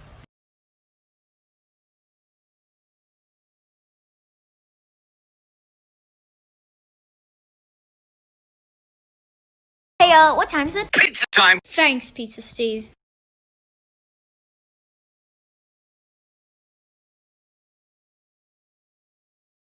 You have to check this out. Back in 2017, scientists created an exoskeleton to give superpowers to individual sperm. The device, dubbed SpermBot, was a metal-coated polymer helix that wraps around a sperm's flagella or tail, kind of like a miniature Iron Man suit. Then, when under an externally applied magnetic field, the sperm helix launches the sperm forward towards the egg for potential fertilization. Why does this matter though? A meta-analysis of nearly 43,000 men across several decades revealed a decline of more than 50% in sperm concentration. They believe this was caused by an increase in chemical and microplastic exposure, higher rates of obesity and sedentary behavior, and declining testosterone levels. Everything the body needs. I kind of assumed that this was a bit of a wild idea that they tried and then gave up on, but as of 2024, this research is still ongoing. From metals that bind and stiffen the flagella so that the sperm can swim more effectively, to creating artificial sperm to carry reproductive material or new medicines. In the far future, maybe it won't be the stork that brings children, it will be... If you like science and metal sperm solid, follow for more.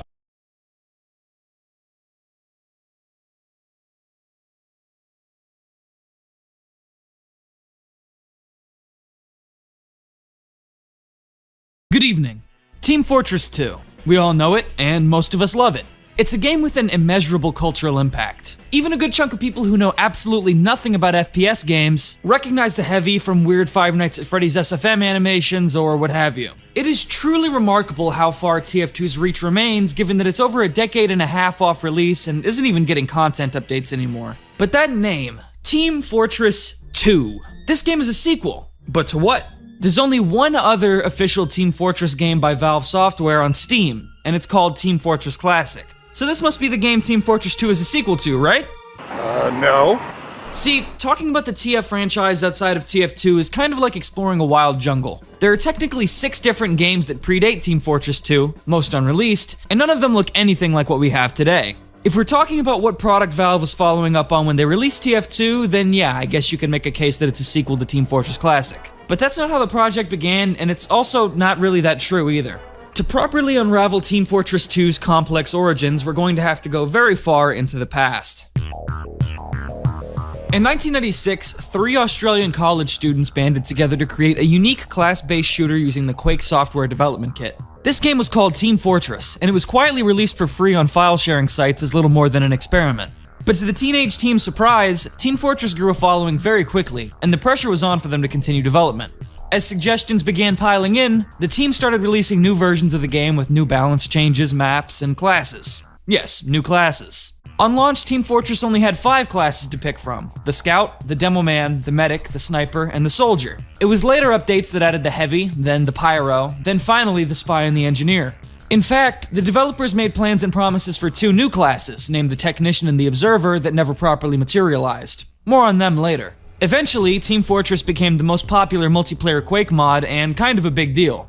So, the developers, who were all either in their late teens or very early 20s, each made the huge decision to drop out of college and formally found a company called TF Software. They then rented out a house to serve as both their office and living quarters, with the sole goal of developing a great sequel to Team Fortress. 1997 technically marks the beginning of the Team Fortress 2 development timeline, but apart from the fact that it was built from the Quake 2 engine, very little is known about this initial stage. When news of this upcoming sequel got out, it caught the attention of multiple big league game publishers, even Activision. However, all standing negotiations fell through after Sierra Entertainment contracted the TF team over to work in Valve's offices, to help them develop a mod development kit for the yet-to-release FPS phenomenon Half-Life.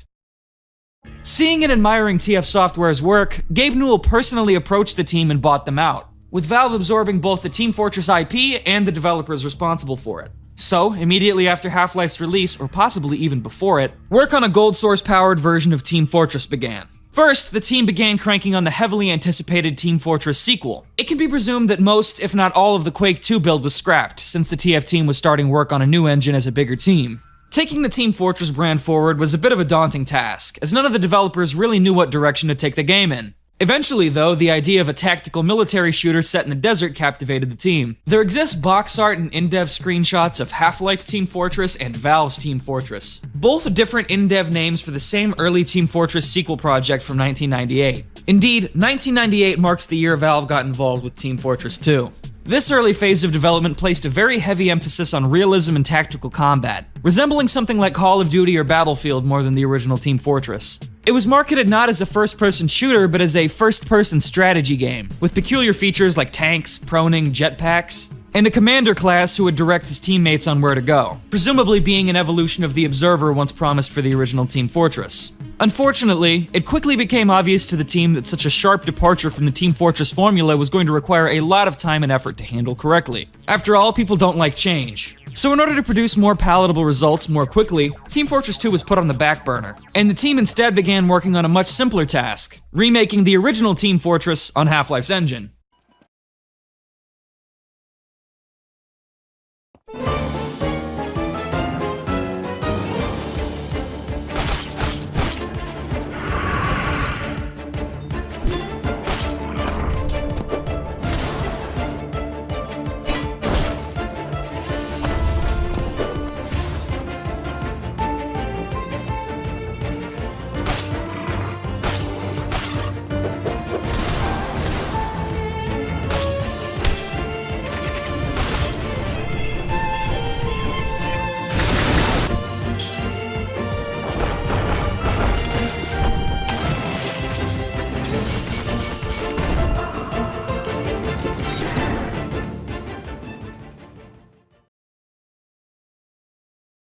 Oh.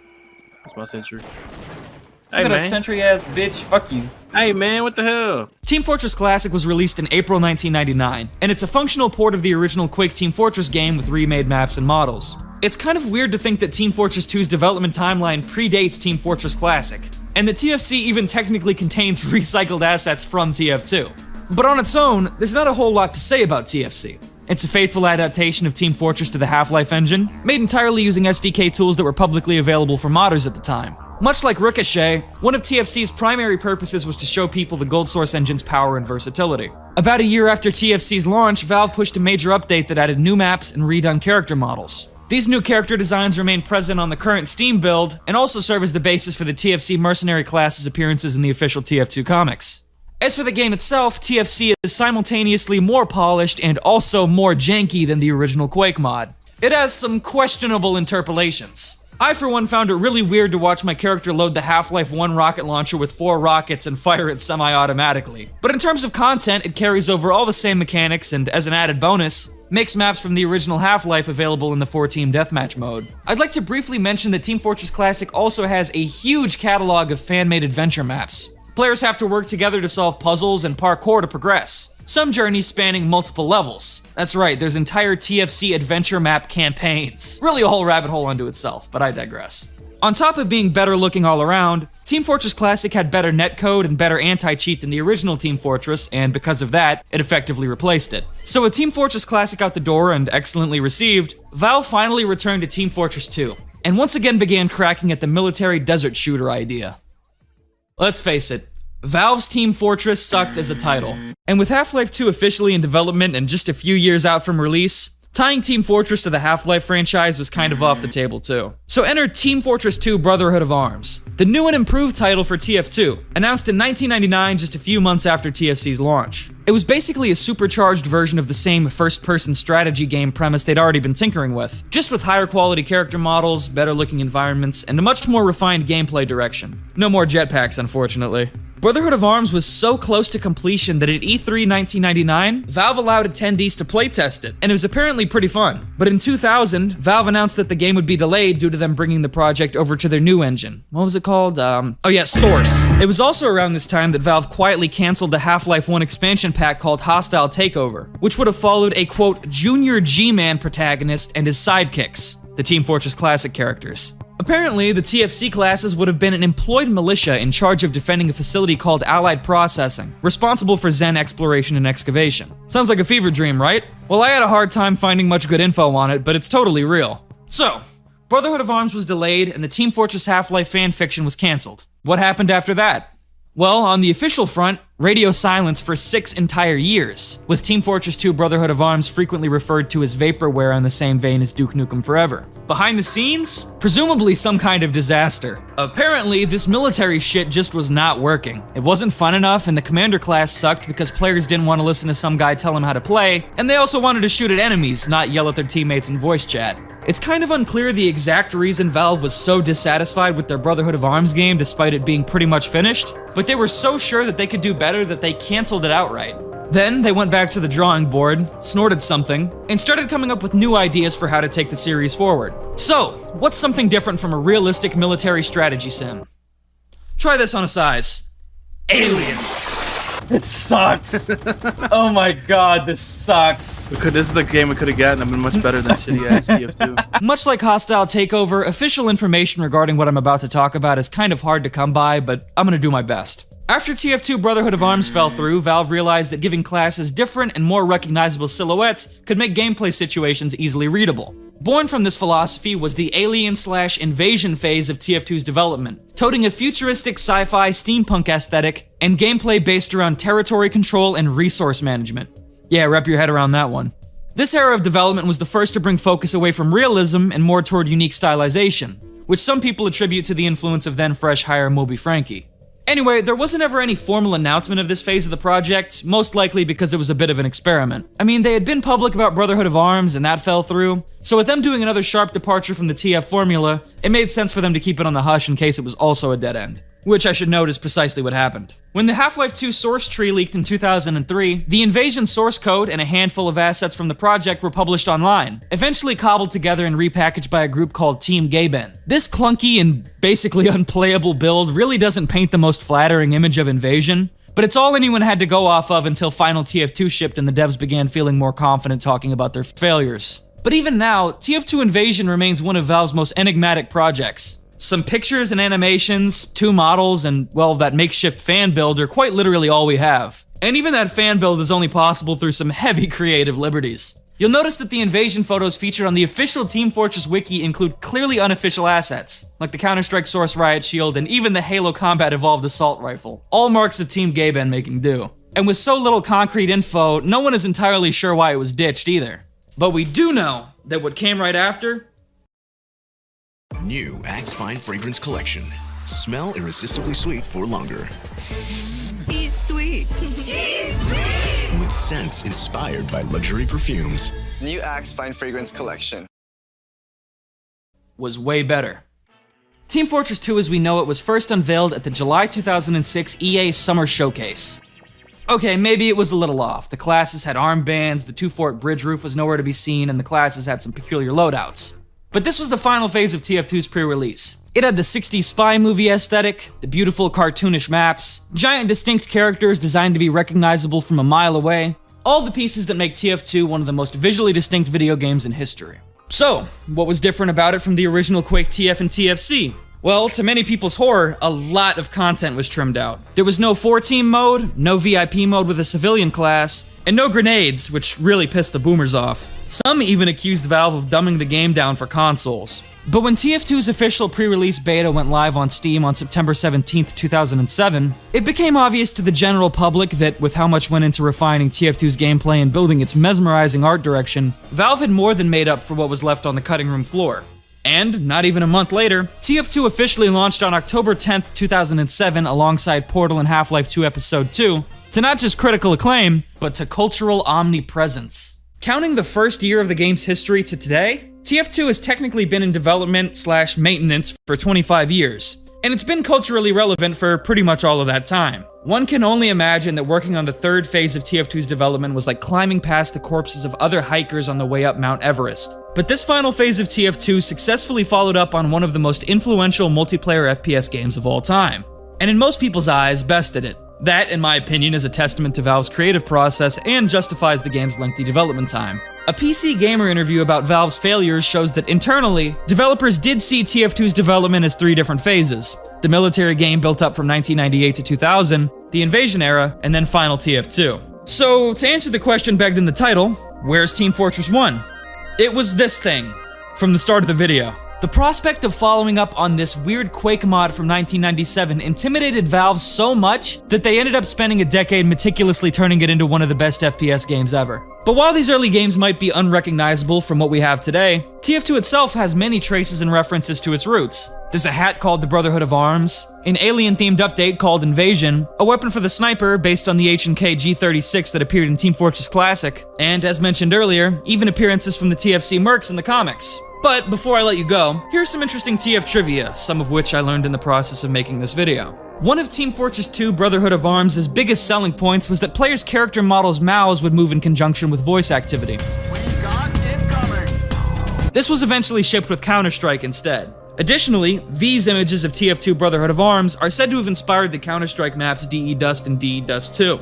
There's a very famous Half-Life 1 horror mod called They Hunger that makes frequent use of TFC assets like the G36 and the Umbrella. TFC itself is one of the only gold source powered games that never got an official implementation of HD models. So if you like Gearbox's touch, I'd recommend Martin's TFC HD pack. There's a Source Engine powered fan game called Fortress Forever based on Team Fortress Classic's gameplay that came out just 4 days before TF2's Steam public beta. And finally, there's a fan game called TF2 Classic that adds back content from TFC such as VIP mode and 14 mode. Well, that's all I've got for today. I hope you enjoyed the video. If you did, consider checking out the links in the video description. Thanks for watching. Have a good day. If I was Big Joey, I'd be suicidal. I'd be like Kurt, my lips on a rifle. If I was Big Joey, I'd get me a rifle. I'll kill Big Joey, right hand on the Bible. Fuck Big Joey, cause that Richter sucks. Blue lives matter, I'm counting the bucks. I see Big Joey, I'm fucking him up. He got a small head, it look like a nut. He dressed like a little boy, playing peekaboo. Whoever told you he was funny, he was giggafoo. If I had a plane, I would crash straight into you. If I had one wish, it would be to turn into you. How you a critic and that's on a record? There's a record, you said the word record. I'm gonna do him like World Star, make sure that's your record. They need it in the records. Quick, hold him down, I don't want him to pee. Or brew up.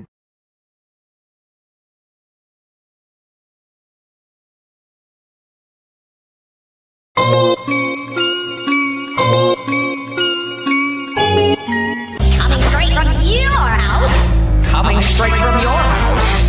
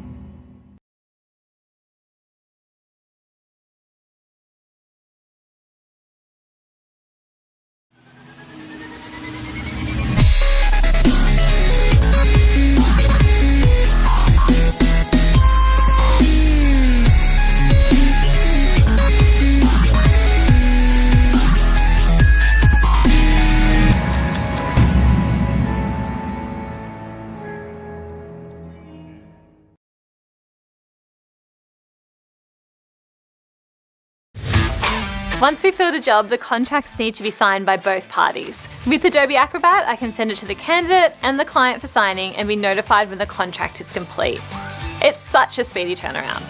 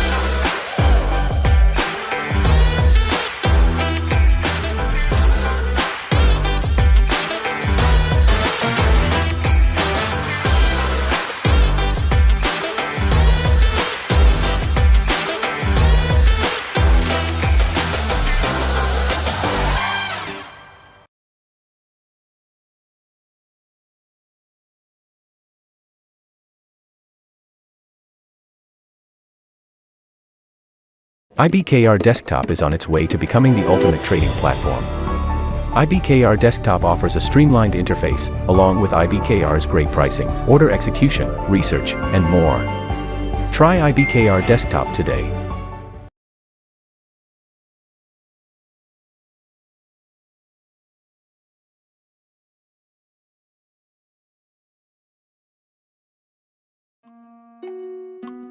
Hello there, welcome to the Museum of Bad Translations. Today, we're using Google Translate to violate Laotian Wikipedia. We Laotian. The ocean? What ocean? The first exhibit is history. This is the Nazi era, which was just after the era of chewing gum, and just before the Chinese era. The longest era, and eating nearly half of the monies with the soda. The Nazi era was the most glorious era. Dinosaurs. And the end of the 19th century, 65 million years ago. Nazi Germany. The official name of the state is Eifisserig, parentheses German cinnamon. The word third cyber was adopted by the Nazis when The Hare, a 1923 novel by Icelandic Blanket, which counts Holy Roman Empire in the middle, is a single dose, and German Temple. A second contemporary Germany claims this either the Nazi tsunami or HIV won. In particular, anti-Semitism was at the heart of Nazi German ideals, considering that the German people were the most pure Arab people. Pointed thanks. Autism or Liverpool is a German national politician. He was a demonic soldier. Thanks, Hocus. The father of Hagar. It's an out-of-the-box condition of Maria First. Aaron. Liverpool in hell.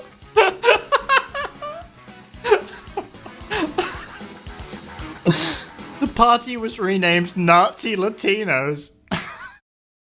Oh my god! Look what the Holocaust translated to. Hooray! Oh, no more! Oh my god! Established and blackened by Haiti. The Donbass, also known as Dejunk. Donby or Donbass parts are controlled by territorial divisions as the result of the Russian-Ukrainian war. The Republic of Internet and the People's Republic of Israel. I didn't know about this. It's a Russian aggression 2022. At 2 o'clock on February 2nd, Mr. Crab. Fucking Mr. Krabs declared a Prague military move in the Ukrainian eye. China was divided into several glasses, each of which had a ruler called Thanks. Governor Crab of Yes. The King of New Zealand. Once upon a time, he was a mosquito. When? When was that? Queen of Elizabeth II on the throne of February 6th, See Lao, 1952. After the Buddha was there. He was just there. Why was the Buddha there? Prince Philip, the era of HIV. Nationality, Miss. Religion. His spouse is Michael. Welcome. In 2008, he defeats the candidate Traffic from Republicans. Why did they try and run Traffic against him? Or did they try and run him over? Acne cream. His spouse is Lolju. His son is Judy. The Confederate States. Is a white monk. My brother in Christ. He believed that Jesus was God's car. And now, the nations of the world. The country consists of Big Island is dead, northeastern parts of Wet Islands, and a much smaller island. North America is the only part of the UK with territorial borders in contact with other states, the Republic of Finland. The countries of the UK, yes, the UK, Internet, Time, and Northern Low. Is the United Kingdom the Buddha? Look at the currency, it's pound steroid. The national anthem is slot dong. Scotland, or salad, is a northwest European country. The capital is Positive, and the most populous city is Congo. The Prime Minister is David Gallion. The First Minister is Sorry. Norway! Or You Have to Suffer. The capital is the US. Plastic City. Plastic City is the least landlocked state in the world. Are you sure about that? Look at the type of government that Plastic City is. The absolute empire of Christianity. Croatia. Or Turkey, apparently. Public language is the candle. The president is I have a patron. Prime Minister is Buddhism. And the president of the parliament is stroke.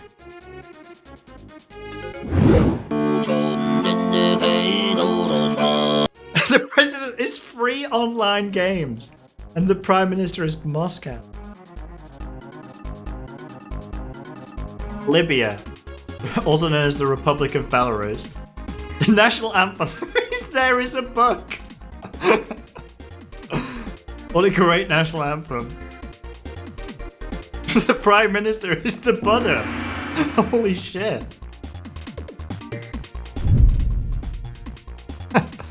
Virus.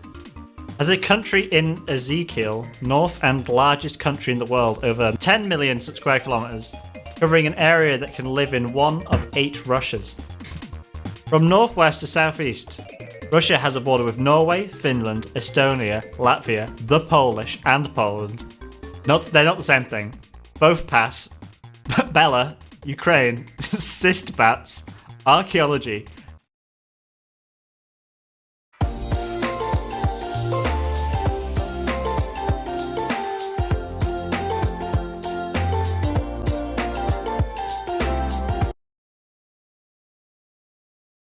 Kazakhstan, Chinese Mongolia, and North Korea.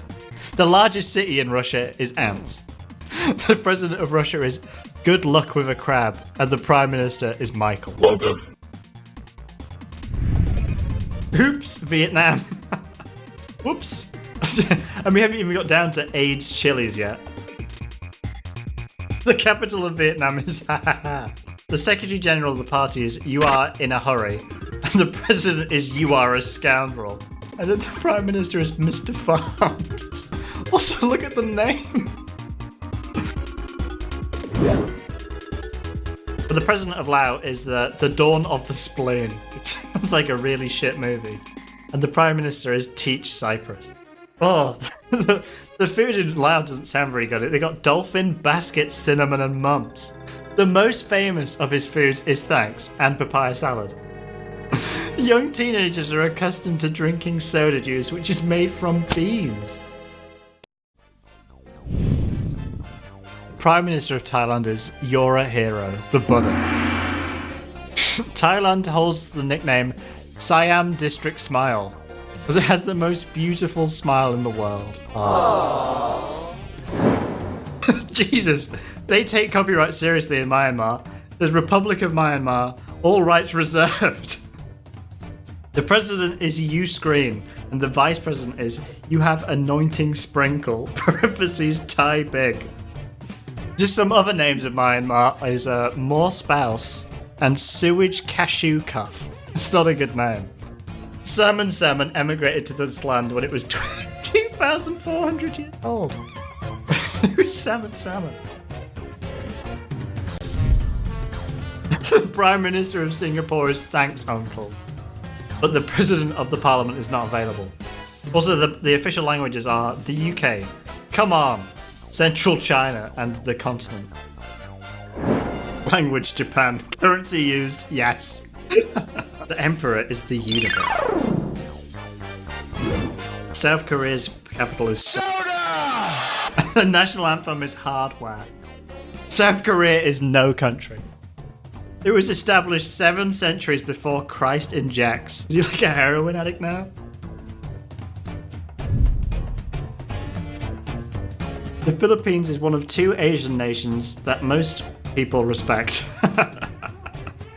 We don't respect the other ones. Arsenal historians. The British stated in his work that the Pope is a country, Latin America, which was carried to the east by the waves.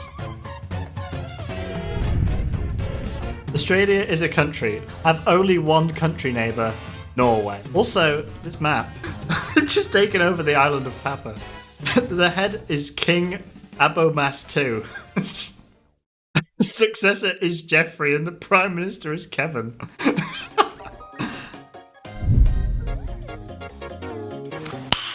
Nice. Good morning! Or the official name is Good Luck. Apart from being a country far from geography, population pressure and limited resources are still the poorest and most troubled country in the world. The largest city is Blink. It is a sight to die! What is this country's name? Is it the Republic of Australia? Is it the Republic of Botswana? Or is it the Republic of Venezuela? Maybe we will never know. The largest city in Brazil is Stop the Luggage. The president of Brazil is Jupiter. His president is Armaments. President of Delegation of Parliament is Thanks. The most famous of his foods is Thanks. The president of the Republic is just Joe. Who's Joe? Can't believe America has a maritime boundary with the Goat Sea.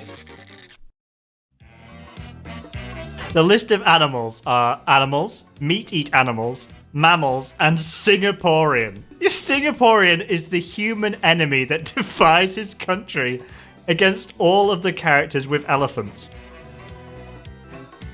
Bench chocolate fish, a soft-boned fish that is freshwater, popular beautiful fish.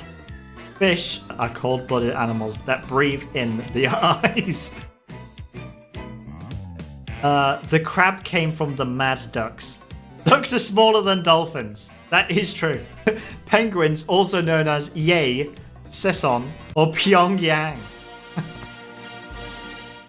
Please help me. Apparently Homo sapiens translates to fast head or Noah.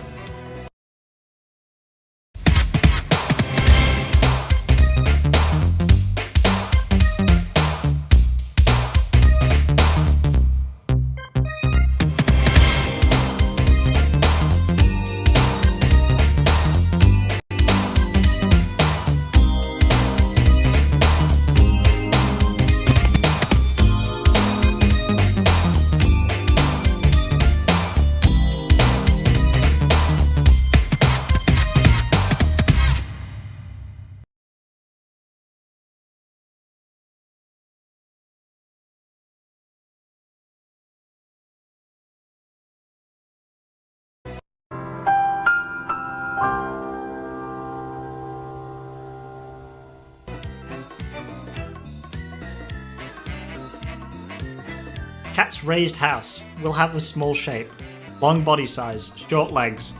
Keep the blood coming from wild cats! This is so called tiger. Are they so skeptical about this tiger? The only enemy of the tiger is people. This time the tiger was illegally hunted for sale. Wool shirt.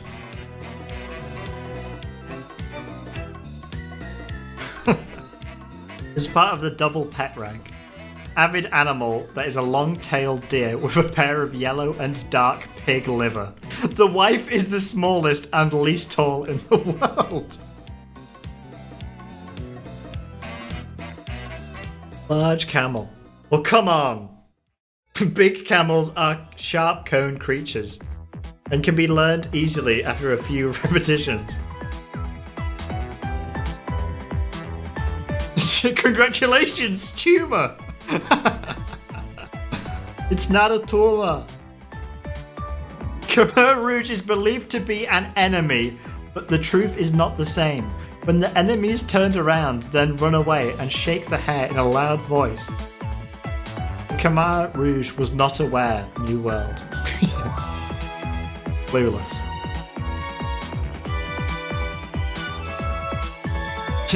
Cows and animal have toes. Vehicle guy's animal. The cow, who is called the cow, who lives alone, is called the cow. The darkest pit of hell has opened to swallow you whole. So don't keep the devil waiting, friend.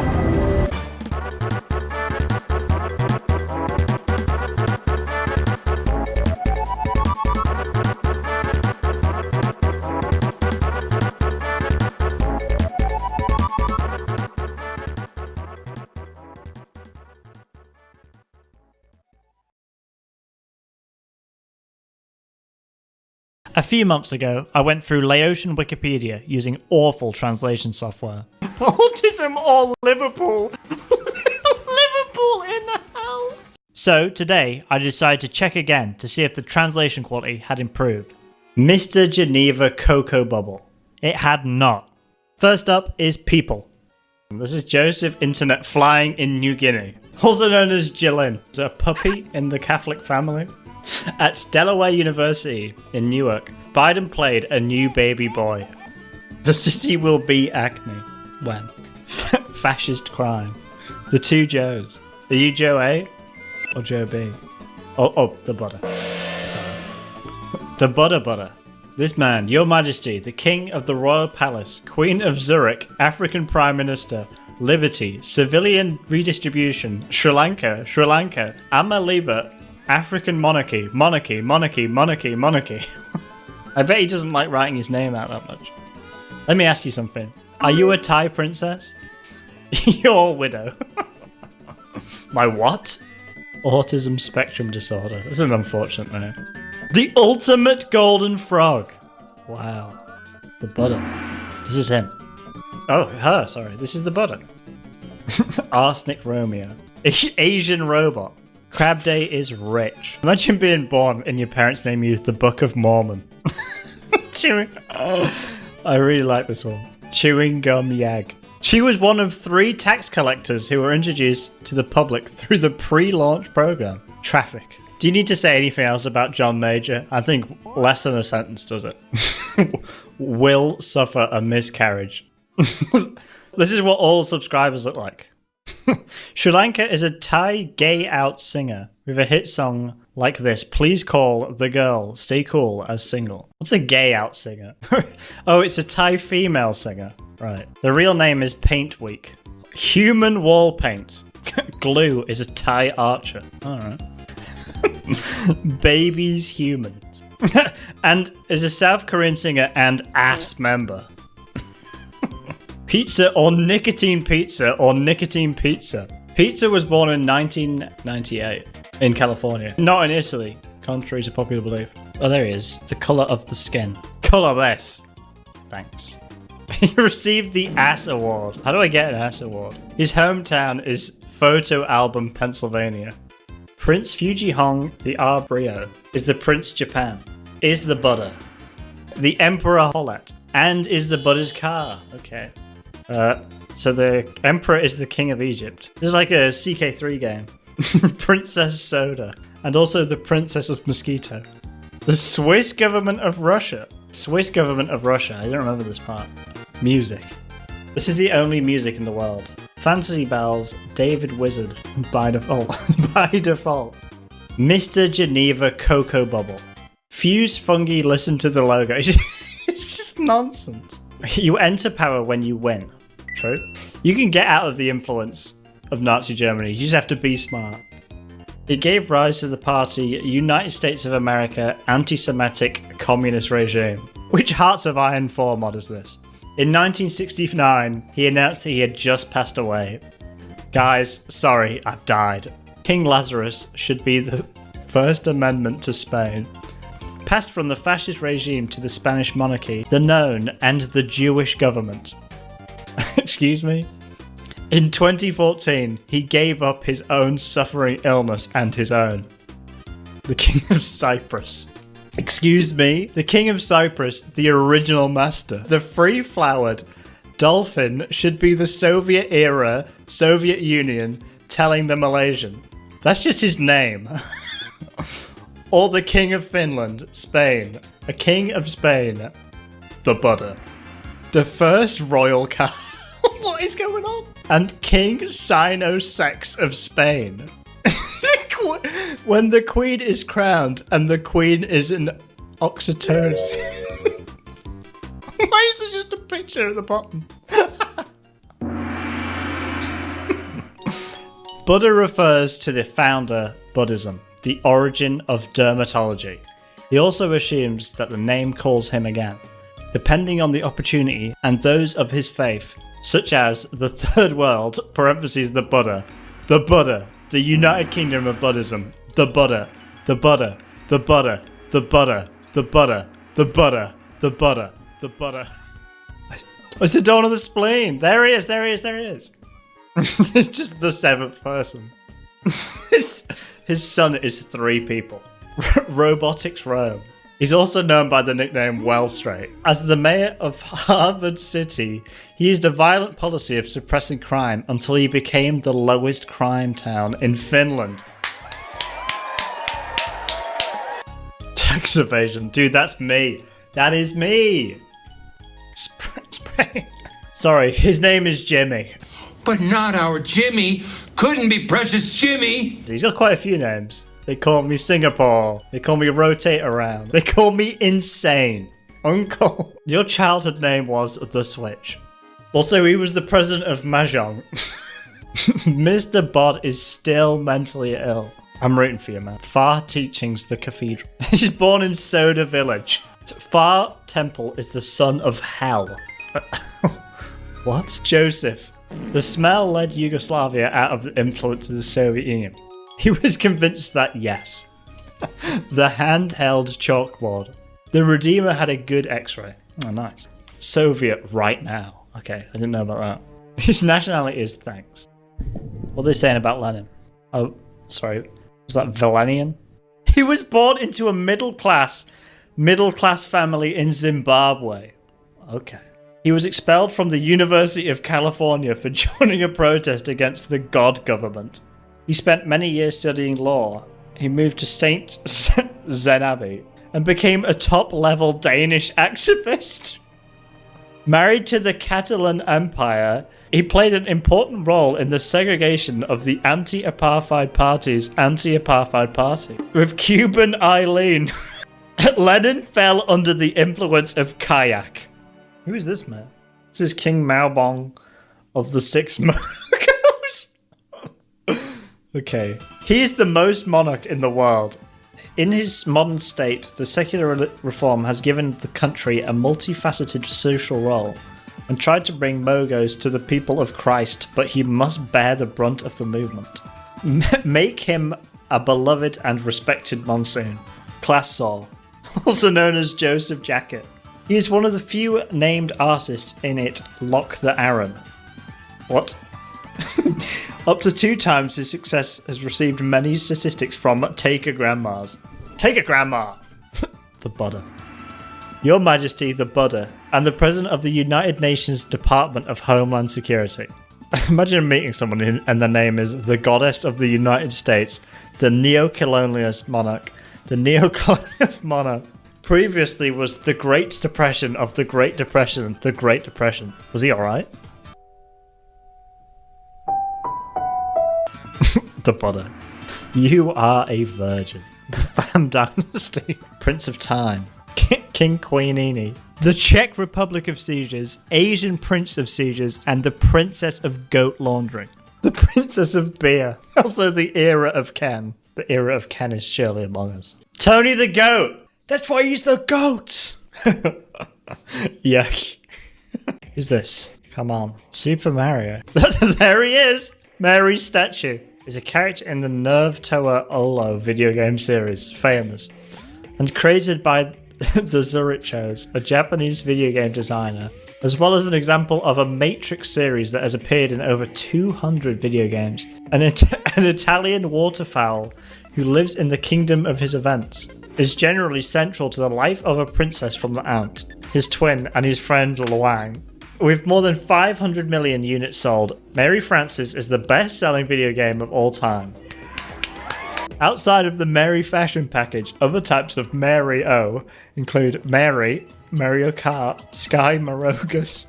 Who's this guy? This is the Circle of God. Let me ask you a couple questions. Beside the gold shop business, what business do you have? How do we manage the quality and standards of each branch? Trade deal, $1 million, $5. $5. Many ask for business, but no money. What to do? CEO of Sex announces Sex 3. Oh yeah, the president of Taiwan is Iron Ore, also known as Shell. They came to study at the University of Dong Dong. Good for them. Known for Las Vegas real estate. A modern woman is a woman who can work as a man. Okay. The word lazy is a beautiful woman from both inside and outside. Thank you all for following and thanking the busy. What? Do you think this is like a weird like LinkedIn thing? What? Is an Armenian artist. She is advancing by acting as Harley Diaz in Syrian Disney Channel. King Jakarta II of Denmark is a present-day monarch confronting the Buddha. They call me Anthony Abstinence. Danish princess. Yes, the princess of Denmark. Say no more. Glow of the brand. At the age of 15, she began Spread Her Friday outside of the Swedish parliament. Play name Cotton Ukraine. The Bible is full. Stop adding to it. Mary is drunk. Printed Diamond. Printed Diamond is a Thai actress and singer from the city scene. After being a solo artist under the Hebrew Burger. What? She's related to Social Security. Strategic Pizza. Also the Buddha. One chance at life named Fascist Crime. Burger King. Berkey is... Berkey is an international food agency that sells ass. When Burger King decided to expand their work in Australia, they know it had been trademarked by the name of the business, through a small streamer to a takeaway restaurant. Resultingly, the first Australian girlfriend Burger King Corporation was founded music. Not compatible with the title The Hungry Jack, the name and the feel of the girlfriend Jack Cowan made sure that Jack sold the current type of burgers, as well as the Australian specialist Burger Aussie. The burger is based on Australian traditional fish and chip stalls. Which strategy are you going for? Chocolate. Like many sadness in our minds, there are many types of chocolates. What about urine? Urine, like chocolate fermented in the spirit of fertilizer. The butter. The death row was found to be extremely coarse. Okay. A Ukrainian 5 is an adventure game developed by The Rock. What? It's the first major game in the game. It's based on the assumption of San Algeria, a single player following 3 men, such as Michael Kilogads, Bank Thieves in Daniel, Streets Narrato, and Video Philip. Denmark and the city of Los Angeles are free to follow the United States. With the Eiffel Tower. A girlfriend's ward is located on top of the hate area. Microphone. Lubrication. There he is. Drunk. Keyboard. Plastic. As I walk through the valley where I harvest my grain. What? That's Weird Al. It's just what? Who's graffitied this with Weird Al? What? Just what? A list of people who have won the internet protocol. How do you win this? List of asteroids crosses Wednesday. Huh? The extermination of women in general? Excuse me? Is this another beauty contest? It's Latin American Latinos, okay. The cold agent grows. It's another beauty contest. Thanks. The synagogue came. Yunkun. Yunos found donuts. What? Marking the first video clip in Ukraine called video Me at the Zoo. It was also by the co-founder of the website Long Karate. Good name. Sound mode. That's it, I'm going sound mode. Which search engine do you use? I use Catherine. It's a Korean site company. Which Cuban database are you part of? Goat City.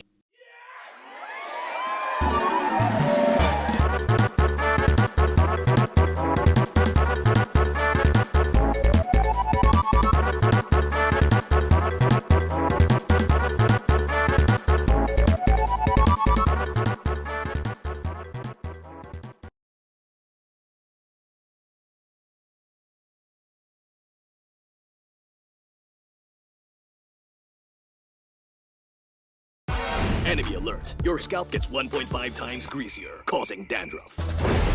Get triple anti-dandruff power. Supercharged with Clear. new Nori McShaker fries. Match it with a McFloat for only $79. You know when people say, you shouldn't trust Wikipedia, as anyone can edit it? Today, we're proving them right. Welcome to Amharic Wikipedia. Amharic is a language spoken by millions of people in Ethiopia, but this Wikipedia has a dark and dirty secret. Prepare to have your fourth eye opened as we dive into the stinky depths of Wikipedia.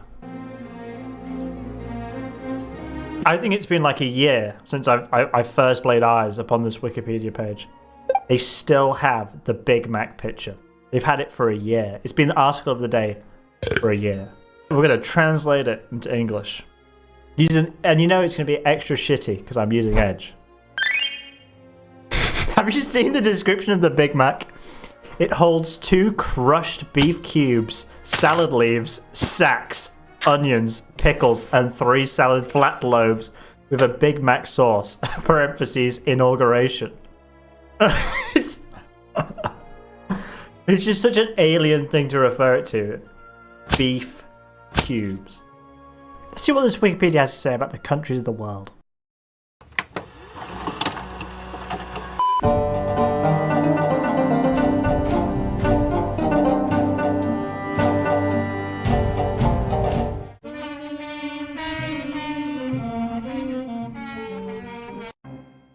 The United States of Nations.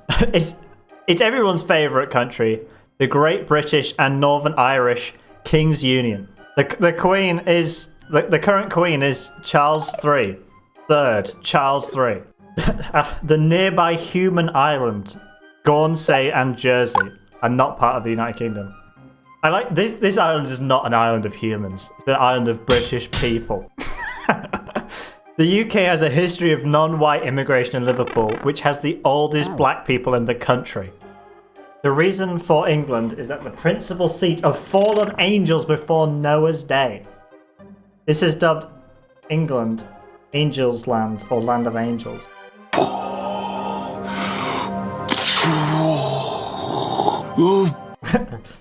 When the people of Northern Europe came to England during Viking Age, they introduced a new satanic site. Where is that? Like Stonehenge. Inglis is a member of the New World Order, the UN, the AUKUS.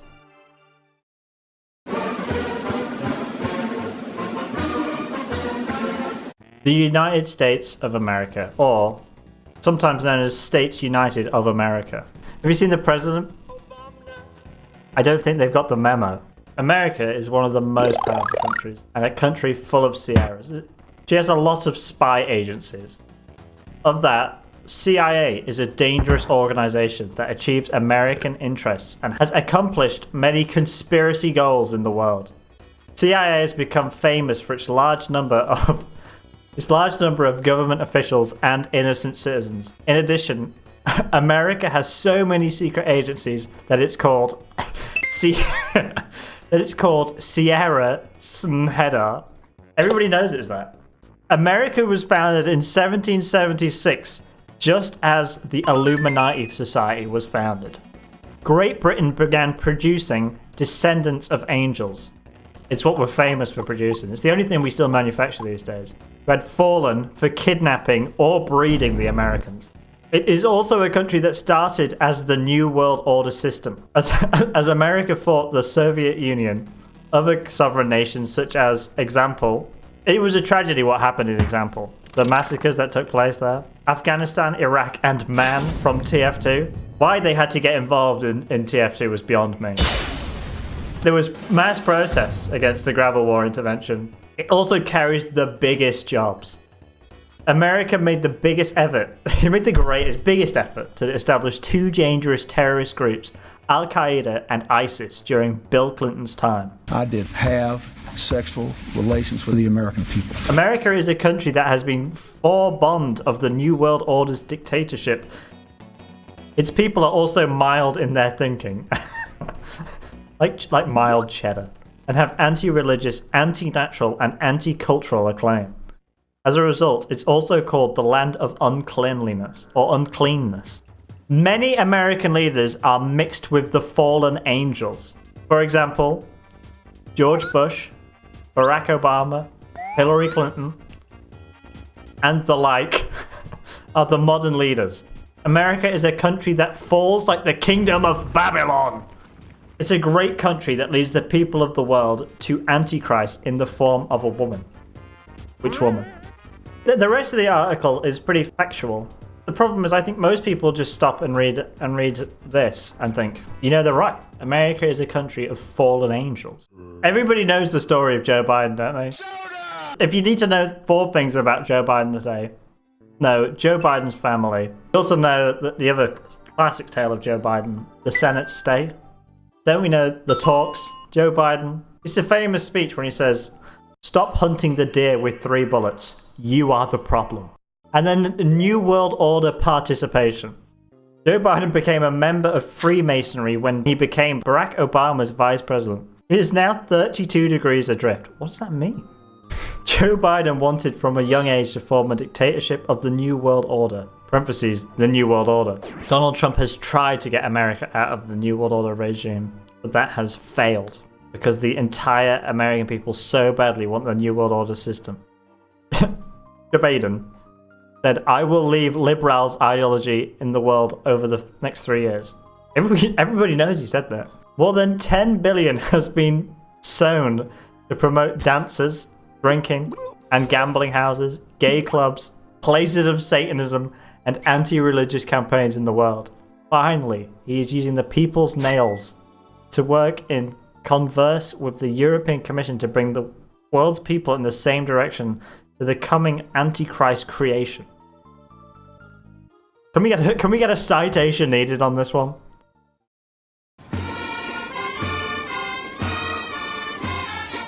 You know Germany? Everybody knows that the Germans believe in the Nordic races are superior to all races. They still want this, apparently. The Germans are also anti-Jews. Germany is the first racist country.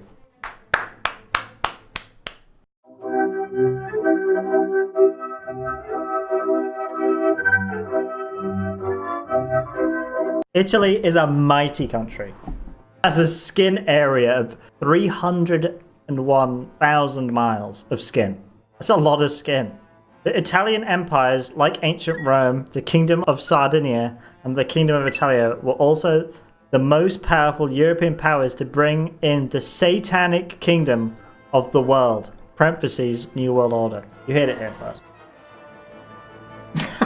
They really don't like Mussolini. Benito Mussolini became Italian dictator from 1915 to 1935. He will still be remembered as a very evil individual. He was particularly stupid or crazy trying to treat Ethiopia harshly or harshly.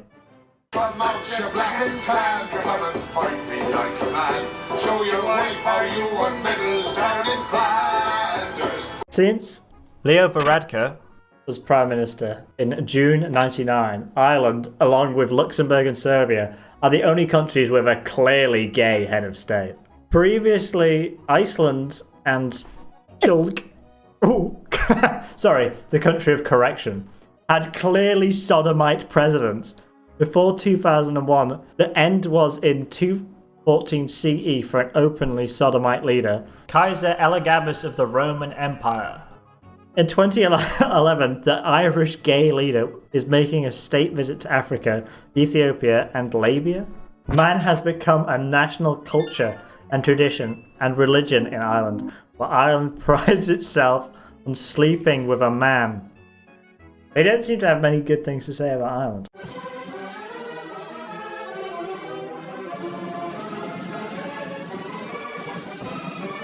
Russia is a mighty country. She is also known for her military and minerals. It's not a rock, it's a mineral for like the 10th time. Russia has powerful and fierce rivalry with Western bodies. Over 200 years ago, Russia is a country that hates Western society because it differs from other Western countries. Russia is a Western dictator of the New World Order's Western dictatorship of the world. Holy fuck, I'm getting so enlightened right now. And is the only country trying to uncover a Western conspiracy. Thus, by using propaganda, Western countries are making ambitious plans to tarnish Russia's reputation and destroy Orthodox Christianity in the country. I'm like mega mind right now. Before my mind was tiny and small like a raisin. Now it is big, full. Also, a fun fact about Russia, it has the world's 4th tallest beach. It's a really tall one.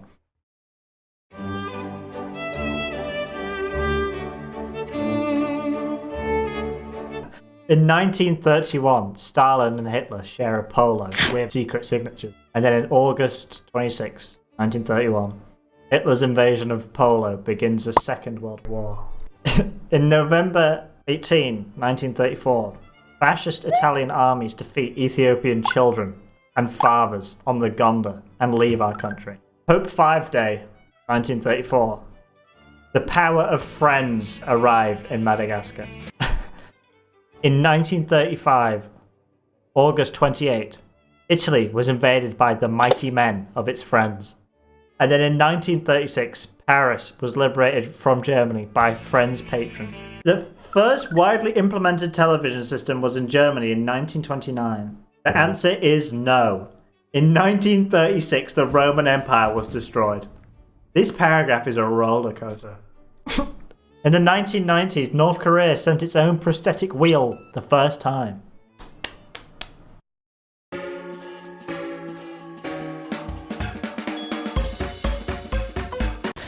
I picked up a fruitcake.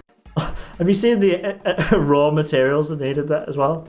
You need 5 tablespoons of table butter, 1 coffee cup sugar, 4 coffee cups of furnace flour, 3 eggs, 1 tablespoon baking powder, 1 coffee cup raisins, half a coffee cup of whipped peanuts, and 1 spoonful of sausages. How to make fruitcake. Beat the butter and sugar with an egg bar until it is thoroughly tender. Strike the egg alone. Add the egg to the compound and strike it until it is cummined. Mix flour and baking powder separately into the compound and mix it with a spoonful of hands of flour. I think I'd rather do with the flour, you know. Add the peanuts, raisins, and oranges. Cooking dough in a hot baking pan, keeping it 170 degrees Fahrenheit for an hour. Present it when it is frozen.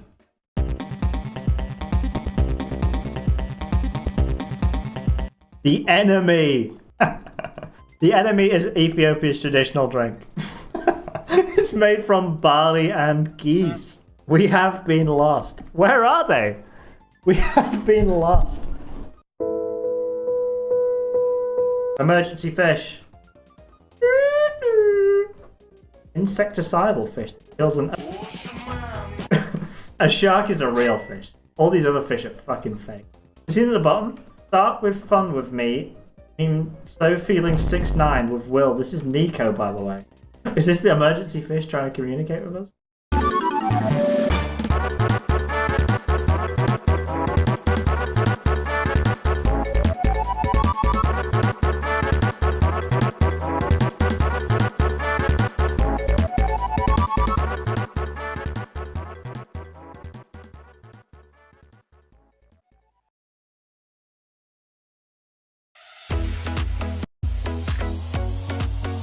Ang daling mag-cash in, maglaro at withdraw. Kaya sumama na. Tara na't mag-bingo. Buzz. Maraming games kaya buzz. Panalo sa bingo. Buzz. Panalo anytime, maglaro anywhere sa bingo. Buzz. What you are looking at is a visual representation of Wikipedia, a website that I can almost guarantee you've used at some point in your life. Each circle represents one of the 6.3 million English Wikipedia articles, and these are the nearly 200 million links between these articles that form the network of Wikipedia. This graph is the culmination of months of work, thousands of lines of code, and an absurd amount of computation time. And I know what you might be thinking. What a complete waste of time. Because other than looking mildly interesting, we can't really extract any useful information from this graph in its current state. But I promise that if you stay with me and watch this video, not only will you come to understand this graph, but you just might learn a couple of interesting things along the way.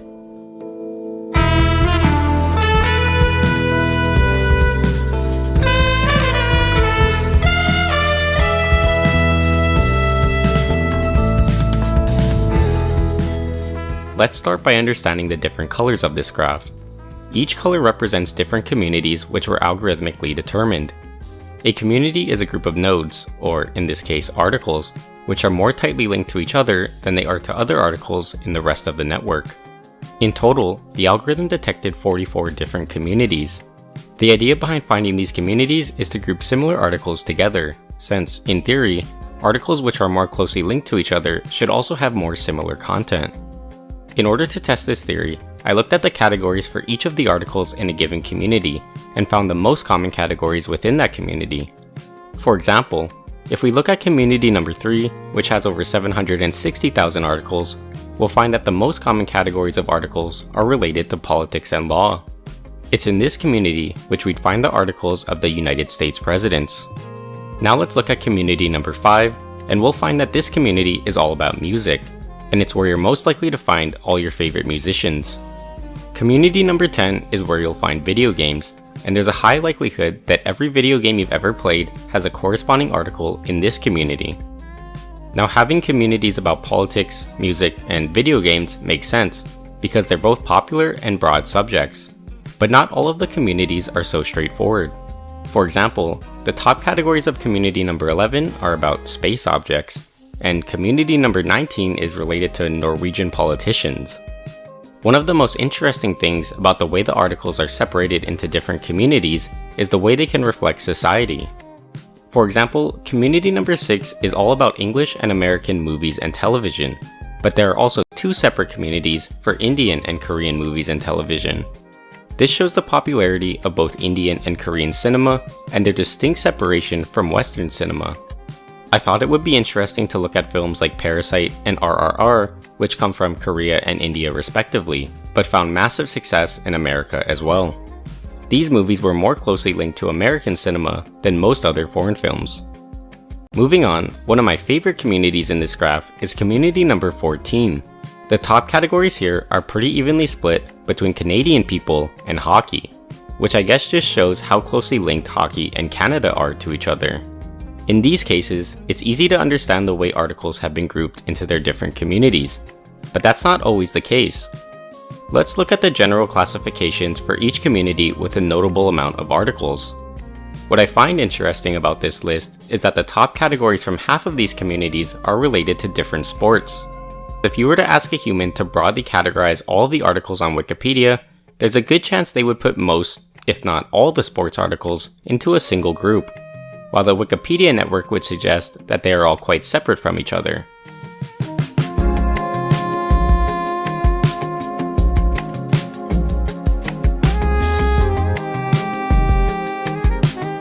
So now we understand the colors of the graph and the layout of the graph, but what about the different sizes of each circle? The size of each circle, or node, is proportional to the amount of incoming links to its corresponding article. In other words, the more times an article is linked to by other articles, the bigger its node will be. For example, the article for basketball is referenced by 44,000 other articles, so it's going to be bigger than the articles for free agent and golf, which are linked to less times. Something interesting we can do with the graph is look at all of the links to a specific article to see how much of an impact it has on the overall graph. For example, the article for COVID-19 is one of the fastest growing and most linked to articles, with over 46,000 articles referencing it. When visualized, it looks like this. 46,000 incoming links is a lot, but it's still a relatively small amount when compared to the most referenced articles on Wikipedia. For example, over 100,000 articles linked to the article for World War I. However, even that is significantly less than the 189,000 articles that link to the article for World War II.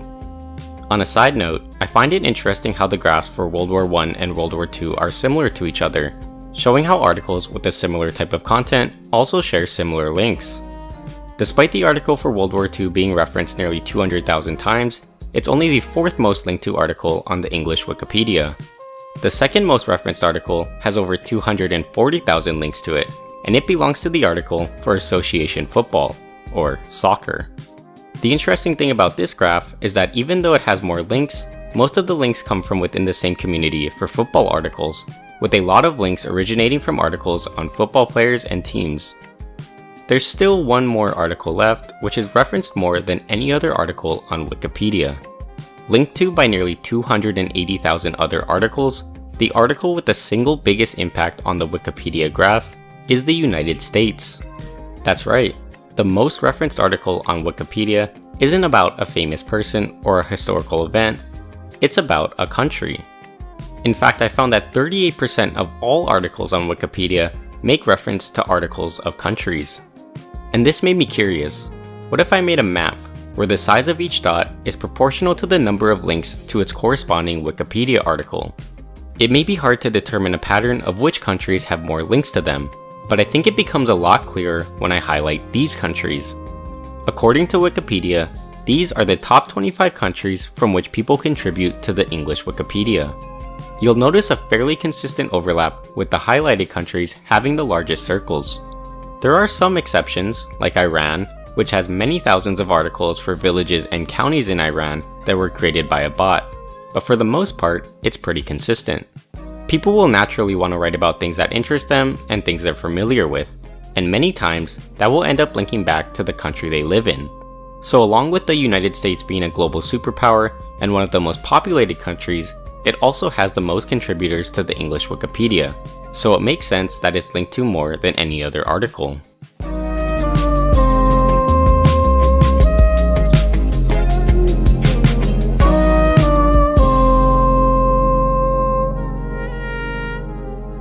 So now that we understand the colors of the graph and the size of the circles, I want to talk about the inspiration for this whole project.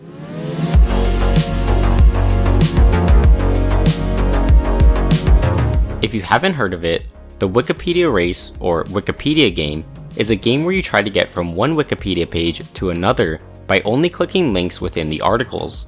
Oftentimes you are racing against other people or trying to minimize the number of clicks it takes. For example, if you wanted to get from the article for Pokemon to the article for Ancient Egypt, you could do so in 2 clicks.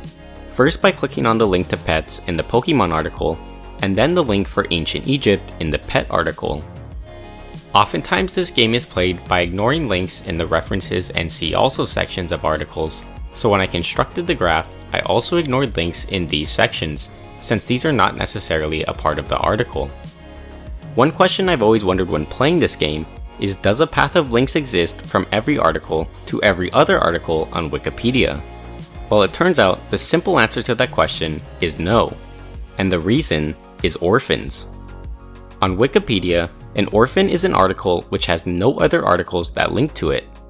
If one of these orphaned articles was selected as the target article for a Wikipedia race, then let's just say you'd be playing for a very long time. In total, I found over 350,000 articles, or about 5% of all Wikipedia articles, which were orphaned. Another reason why a path doesn't exist from every article to every other article is because of dead ends. Dead-end articles are articles which have no links to any other articles on Wiki. Started at a dead-end page or somehow found yourself at a dead-end page during a Wikipedia race, then you'd be stuck with no way to get to any other article. These are quite a bit rarer than orphaned articles, with only about 6,000 articles being dead ends. Now wait, if orphaned articles exist and dead-end articles exist, does that imply the existence of dead-end orphaned articles? Well, it turns out that a little over 2,000 dead-end orphans exist on Wikipedia, articles which have no incoming or outgoing links.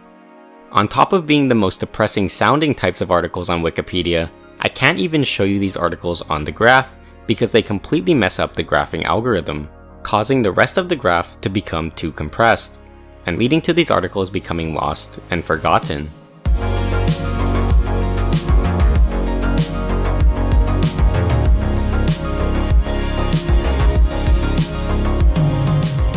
So now we know we can't create a path between every pair of articles on Wikipedia, but these dead-end and orphaned articles make up only a small percentage of total Wikipedia pages. The vast majority of the Wikipedia graph is actually pretty well connected. For example, if you wanted to get from the Harry Ball theorem to Pepsi fruit juice flood, you could do that in just 4 clicks. If you wanted to, you could go from baby Jesus theft to buffalo, buffalo, buffalo, buffalo, buffalo, buffalo, buffalo, buffalo in 5 clicks. Anyway, The point I'm trying to make is that for most pairs of articles on Wikipedia, a path does exist, and you can usually get from one article to a completely unrelated article in a surprisingly small amount of clicks. And this made me think of the 6 degrees of separation concept, the idea that every person is just 6 or less social links away from every other person. I wondered, if you ignored dead-end and orphan pages, could this same idea be applied to the articles of Wikipedia? Well, in order to test this, I started by selecting a random Wikipedia page. In this case, it was the article for Pluto. For the sake of this visualization, I'll make all the other dots the same size and color. Now we can plot the articles in the 1st degree of separation. These are articles that are directly linked to by the Pluto article. In total, there are 255. Next, let's highlight the articles in the 2nd degree of separation.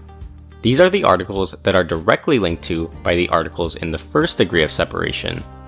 In total, there are over 20,000, and you can already see how fast the number of articles is growing. This growth really explodes in the 3rd degree of separation. In just 3 degrees of separation, we've gone from a single article to reaching over 618,000 articles. And this growth continues with nearly 3 million articles being reached in the 4th degree of separation. At this point, we've already managed to reach over 3.6 million articles in total, which is over half of all Wikipedia articles. This causes something interesting to happen in the 5th degree of separation, where the number of articles reached starts to decrease. In hindsight, it makes sense. We've already reached the majority of articles in the graph, so the number of articles reached in the following degree will start to decrease, and it continues to decrease with the 6th degree of separation as well. We've now reached over 5.7 million articles, which is a lot, but it's still only about 90% of all articles. This means that while we can reach the large majority of articles in 6 degrees of separation, we can't reach all of them. We can keep increasing the degrees of separation until the growth becomes negligible. We can view each degree of separation separately to really get an idea of how many articles were in each degree of separation. If we view the growth on a graph, we can see it increases slowly at first, then very rapidly, and then very slowly again. Of course, this is just what happened when I selected Pluto as the starting article, so I tested this again with a number of different articles. Articles which had thousands of links in the 1st degree, and articles which only had a single link, and they all followed the same pattern. What's interesting is that all the graphs start to flatten out around the 7th or 8th degree of separation at the same number of articles, at 5.85 million articles reached. This accounts for about 92% of all articles. The remaining 8% of articles are unreachable from the rest of the graph. As we already discussed, about 5.5% of these articles are orphans. The remaining 2.5% are orphaned groups. These are groups of articles which have links between each other, but are not linked to by any other articles. Many of these are groups of the articles for villages and towns in Iran, but my favorite orphan group has to be of the Acton family. Consisting of 4 English members of parliament during the 1300s, these articles all make reference to each other, but are not linked to by any other articles on Wikipedia. Oh, and it just so happens that these articles, and these 4 articles alone, make up the entirety of community number 42.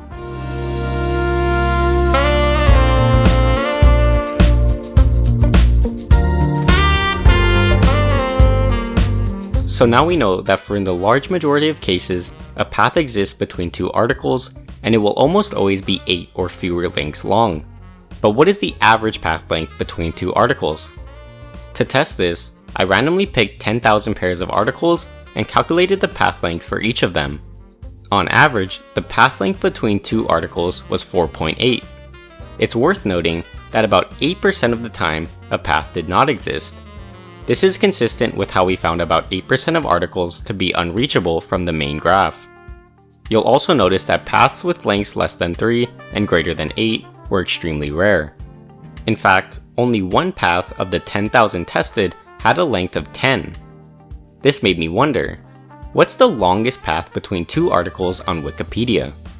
Now, as I already mentioned, finding 2 articles whose shortest path between them is 10 or more is extremely rare, only happening about 0.01% of the time.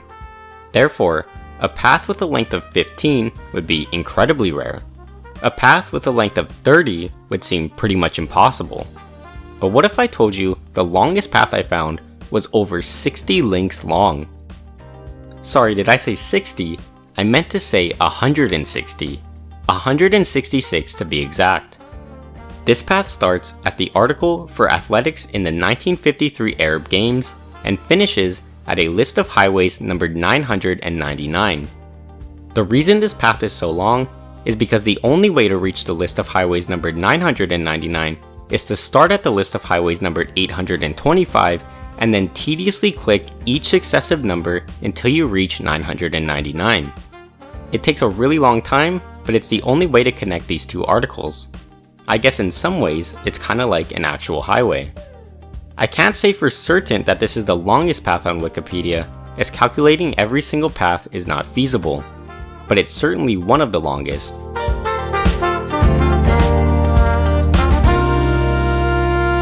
Those were pretty much the most interesting things I found in the Wikipedia graph, but I wanted to talk about one last thing. One last article, actually.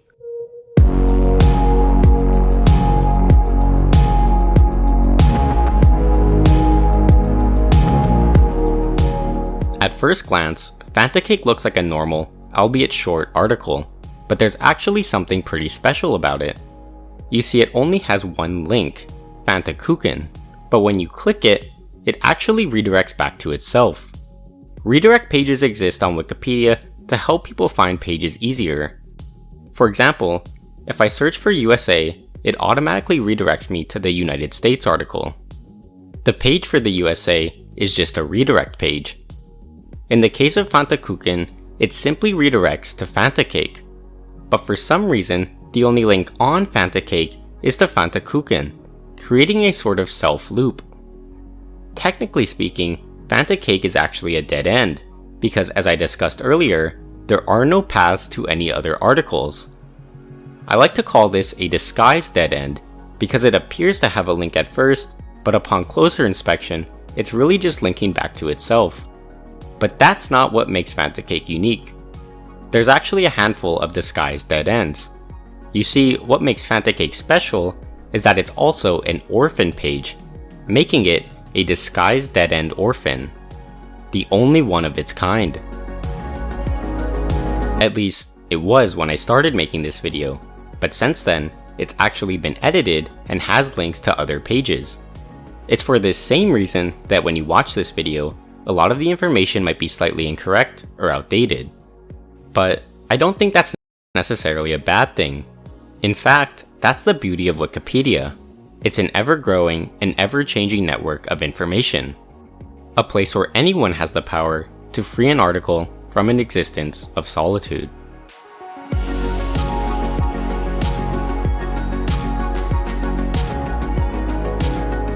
Thank you to my sponsors on GitHub who support the channel and allow me to make videos like this one, which took a lot of time and effort. By sponsoring me on GitHub, you get access to the code from all my videos, including this one, link in the description if you're interested. If you made it this far and enjoyed the video, then consider subscribing and leaving a like because it really does help. Thanks for watching.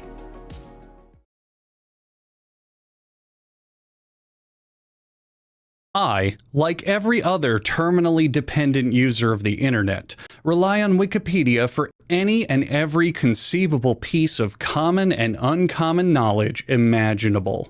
And why wouldn't I? Reasons abound, from the sheer convenience factor and widely eclectic topic base to my inner joy in pissing off my old teachers who used to say, "You can't use Wikipedia as a source." Yes, I can, you dunderhead. It's 2025, and despite academia's frivolous protests, Wikipedia is more truthful and fact-checked than any book ever written. After all, why depend on just one person or group's opinion when you can get information continually updated and peer-reviewed by potentially thousands of people. But perhaps my favorite trick from the puzzle-pieced pioneer of potentially pointless perspicacity is the grand sense of oddball discovery it has that very few other websites can keep up with. In other words, you can just find some really weird stuff on Wikipedia. It acts as a dumping ground of nearly all human knowledge of even a modicum of noteworthy quality, and sometimes what people think is important is downright stupid. Deep down in the depths of the website's educational radiance lies one of the worst pitfalls unbecoming of untrained laureates: trying to be funny. Despite how effortless I make it look, blending comedy with education is actually really fucking difficult. Most times you end up siding too heavily with one side or the other. Either your focus is on the material at hand, so your jokes earn you some polite guffaws alongside equal part eye rolls and groans, or your jokes end up dominating your presentation to the point where your audience becomes entertained but walks away with nothing of substance when the curtain drops. And here we come to the purpose of this video: Wikipedia's deleted articles with freaky titles. This is a collection of real articles submitted to and then deleted from Wikipedia that range from dumb jokes to nonsense to some downright profound levels of unexplainable human thought pattern analysis. And I'm here to step up to the plate and do what Wikipedia can't do: make fun of these articles without embarrassing myself. Wikipedia's sense of humor often comes off as that same one as that coworker you have who likes to think he's knowledgeable of the internet, but really he just spends all of his time on Reddit thinking that anything the slightest bit quirky is the essence of comedy. If you want proof, well, the only reason this collection is specifically called Deleted Articles with Freaky Titles is because it forms the acronym DAFT, which then becomes the adjective applied to said articles. Really? That's the best you could do? Okay, watch me outdo you right now. Suspicious titles underlining perceivably idiotic details and requiring text investigation, creating laughter-eliciting scrolls. Stupid articles. Now, I came up with that myself, and I'm just one man. You've got thousands of writers, Wikipedia. Now, some of you may think I'm being a little harsh, but on that same page, they link an article called the List of Really Stupid Article Ideas That You Really Should Not Create. And while it's a general Wikipedia standards guide, it contains really tired attempts at humor, such as lolcats, calling Star Trek fans unwashed losers, and saying that an article called "Times That Sexual Positions Have Saved the World from Further Harm" would be unnecessary. Which, no, it wouldn't. That would be an awesome article to read. Are you guys stupid?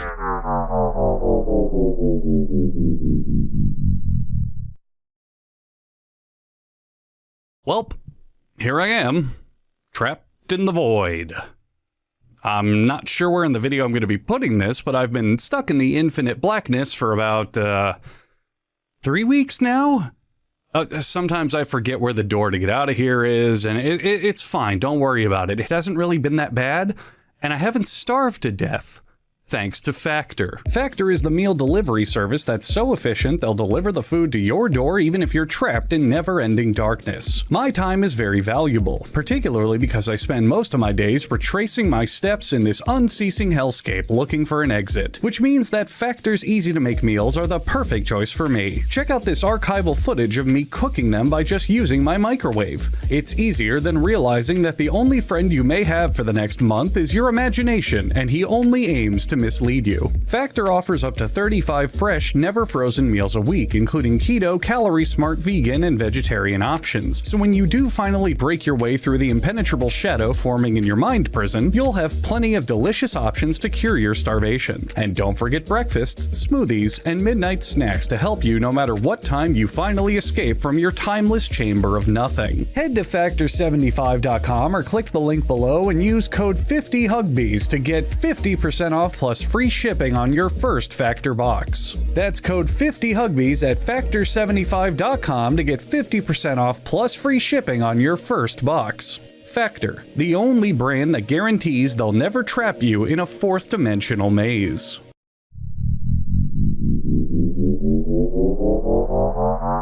Just one last bit of info before we get started. All of these entries also have context pages where editors of Wikipedia write down reasons that they were deleted or the logic behind deleting them, etc., etc. The main takeaway to remember is that these are all real titles to Wikipedia articles that people created for one reason or another. Let's get started. Fuck it! Starting off really evocative of the tone of this list with its first entry. As much as I want to believe this was a rallying cry on the fact of fuck it, anyone can write a Wikipedia article on anything, it turns out this is an album title from an entirely unnoteworthy band that someone just scooped off their MySpace page. I'm going to use context clues to guess the band's name was something relevant to their priorities in life, such as, my mom's a stupid bitch for taking away my PlayStation. Question mark, question mark, question mark. On the outset, this one really isn't that interesting. Of course, Wikipedia articles made entirely out of spontaneous keyboard smashes are going to be made on the website just based on the sheer volume of user base. Would you find this one a bit more interesting if I mentioned that it had been deleted 7 different times? Probably not. But what if I mentioned the second time it was deleted back in 2005, the entire text of the article was ninjas are the...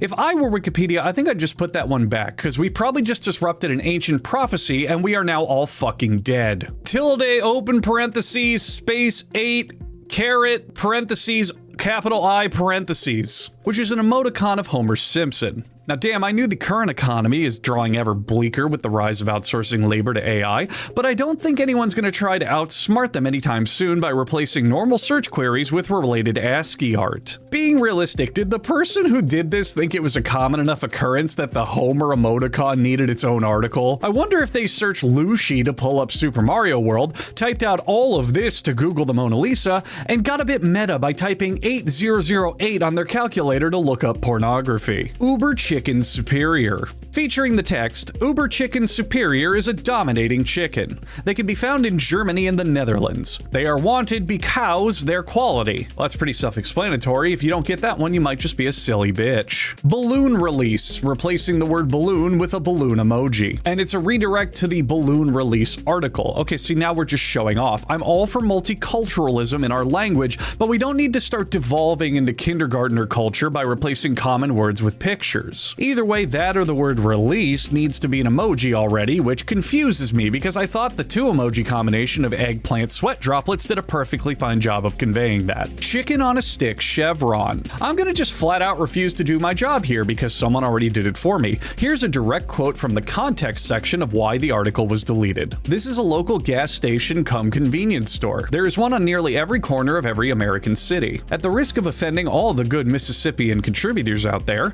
if a gas station is one of the most popular destinations in Lafayette County, life must be pretty dull there. As much as I will always take time in reveling in the time-honored tradition of pointing out what a shithole Mississippi is, I have a much more important question. Why is that gas station selling cum? How did the power plant was invented by? Thomas Edison. There's no context for this one, and I think deleting it was a shame because it shuts out all discussion on why when electricity made by inventor did he make process. Explain? 3 fucking times! 01100010010010100111001100110011001100110011001. I already made my point that you're not going to outsmart AI by subverting their capabilities, but now you're trying to beat them at their own game? This is binary written in binary. And while I applaud the thoroughness of trying to consider every Wikipedia search possibility, I don't think you need to write a specific article designated to be found by bored computer science students Googling things while procrastinating their homework. 100% coupon. This one was a redirect to Wikipedia's article on guns, which proves me wrong. Maybe Wikipedia can be funny for once in a lifetime. One with a lot of zeros after it. Look, the point of this one is that the body of the article... Oh, God. Sorry, I have bad acid reflux. Anyway, look, the point of this one is that the body of the article only said one thing, that there were 100 zeros after the 1 in the title. But if you actually count them, there's only 99, meaning that whoever wrote this fucked up their one job. Whichever meth head was writing this useless Wikipedia article didn't do due diligence. Take this hard-hitting life advice. If you're gonna be annoying, at least do a damn fine job of it so you can get away with it. Like me! 14-15-20-8-9-14-7. Okay, so for this one, you have to use a standard A1Z26 cipher to translate it, and if you do, you get the word nothing, which, okay, yeah, this is basically nothing. But things get decidedly more interesting when you look at the body of the article. Hello, friends. Welcome to my favorite part of the quest. You have no idea how much fun this has been to work on. I hope that all of you... And now I have to ask, are there hidden ARGs in Wikipedia? Was this guy doing something actually kind of incredible? How can I claim that this is my idea and do it first so I can make millions of dollars? Okay, well, I don't actually need to make it first. Look at Alexander Graham Bell, for example. Regardless, if this guy concocted an entire game within Wikipedia, then not only did the editors ruin the entire thing, but they spoiled the ending.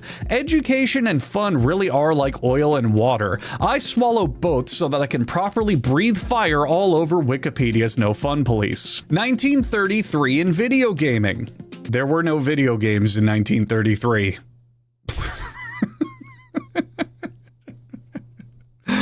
Fuck. 22.86 centimeter nails. This is a metric conversion of the band 9 Inch Nails, and I'm glad someone finally did this because now every non-American country can finally legally listen to their music. Now, if only America would end its sloppy love affair with Liberia and Myanmar so we can stop measuring stuff in feet like it's a bunch of disgusting fetishists. A young man dressed as a gorilla, dressed as an old man, sits rocking in a rocking chair for 56 minutes and then leaves. This is a show that debuted at the Edinburgh Fringe Festival and is exactly what it sounds like. The point of the whole thing is that it's a joke on the audience, and then when they realize that absolutely nothing else is going to happen, they begin talking to entertain themselves, heckling, all sorts of other stuff until it's finally over. It's been performed 9 different times so far at the festival, which to me says the barrier of entertainment is so low that they may as well call it the Edinburgh Cringe Festival.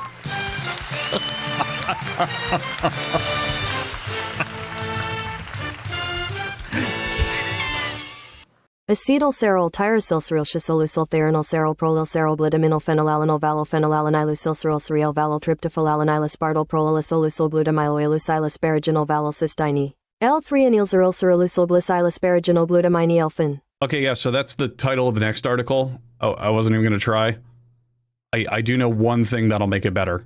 Acetylcerol tyrosylcerylchisoleucyltheranolcerol prolylcerolglutaminylphenylalanol valylphenylalanilus valyltryptophylalanilus butylpropylisolucylglutamiloylusilasparaginol valylcysteine. L3-anylcerylceroleucylglycylsparaginolglutamine. Adolf Rizzler. On the deletion logs for each of these pages is a little notification that says if a page you created or a file you uploaded has been deleted and you wish to know why, see Wikipedia. Why was the page I created deleted? But I think for this article in particular, it should have just read, go fuck yourself. Aeroneurophycosis. According to the original article, aeroneurophycosis is a medical term for a sexual attraction to airplanes. At least it would be if it wasn't completely made up. I googled this term in an effort to find any sort of information, and the only really related thing that came up besides references to the actual deleted article is a Bandcamp link from world-renowned artist .yif from God, who makes furry gore grind music and has a #1 chart-topping song titled Not Your Average Day at the FurCon / aeroneurophycosis / How Do I Stop My Son from Watching Pikachu Porn / gaping wound / yif yellow infected flayed fucker / tail plug or bust a nut / oh whoa / rainforest wasn't even that bad. Let's take a listen, shall we?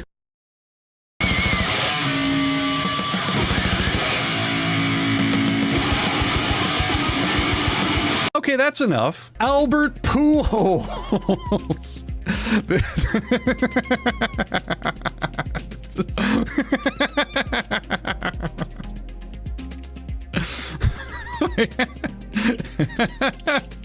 Okay, I'm not putting on a bit. I'm gonna read what I wrote here verbatim. I'm not putting on a bit. This is a phonetic redirect to baseball player Albert Pujols, and I can't lie, I am not a proud man. I laughed for 10 straight minutes when I read this one. I just laughed just now trying to record this one.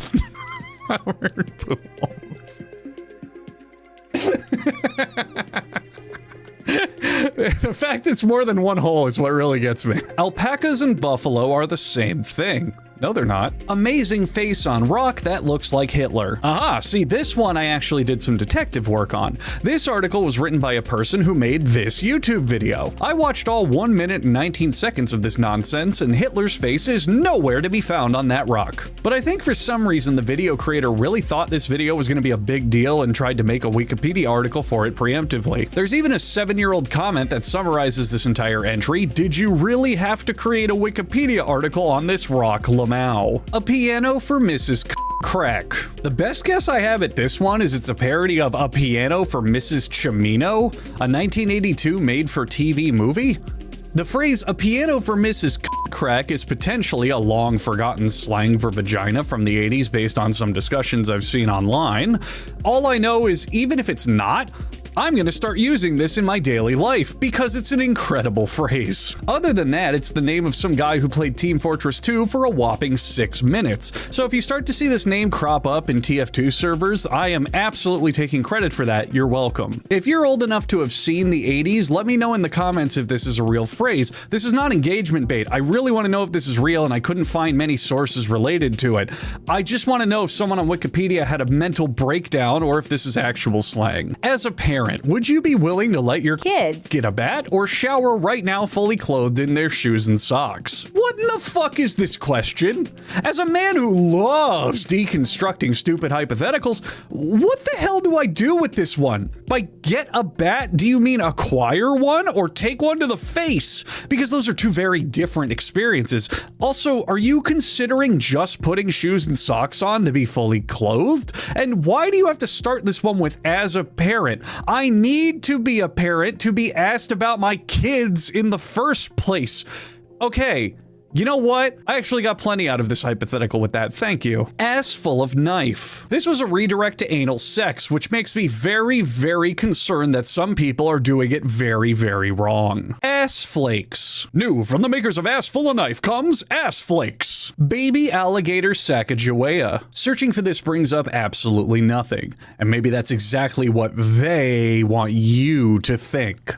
There's a new conspiracy theory here, I swear to God, because the only other explanation is people are weird and just come up with crazy unexplainable shit. And which one of those is more believable? Baby born with a penis on its back. Case in point, people are just gonna try to publish any weird idea that they can think of, except that one's real, and it happened twice! The condition is called fetus in fetu, and it's a very rare condition where one baby and a pair of twins fails to fully develop in the womb and is absorbed by the other before birth. If you want, you can Google it to see some really gross and potentially disturbing photos. Hooray! I'm gonna put like kittens and puppies and stuff on the screen to help make this better. 2 incidents of this resulting in a baby with a boner on his backside. What the fuck, script writing me? I can't just say that out loud. Oh well, I just did.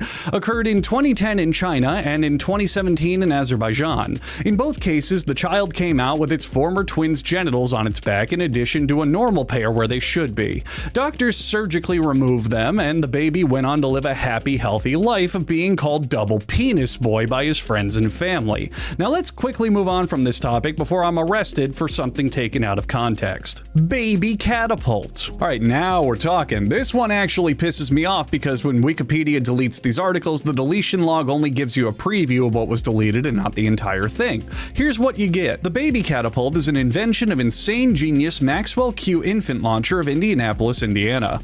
It is not meant to launch actual infants. It is what?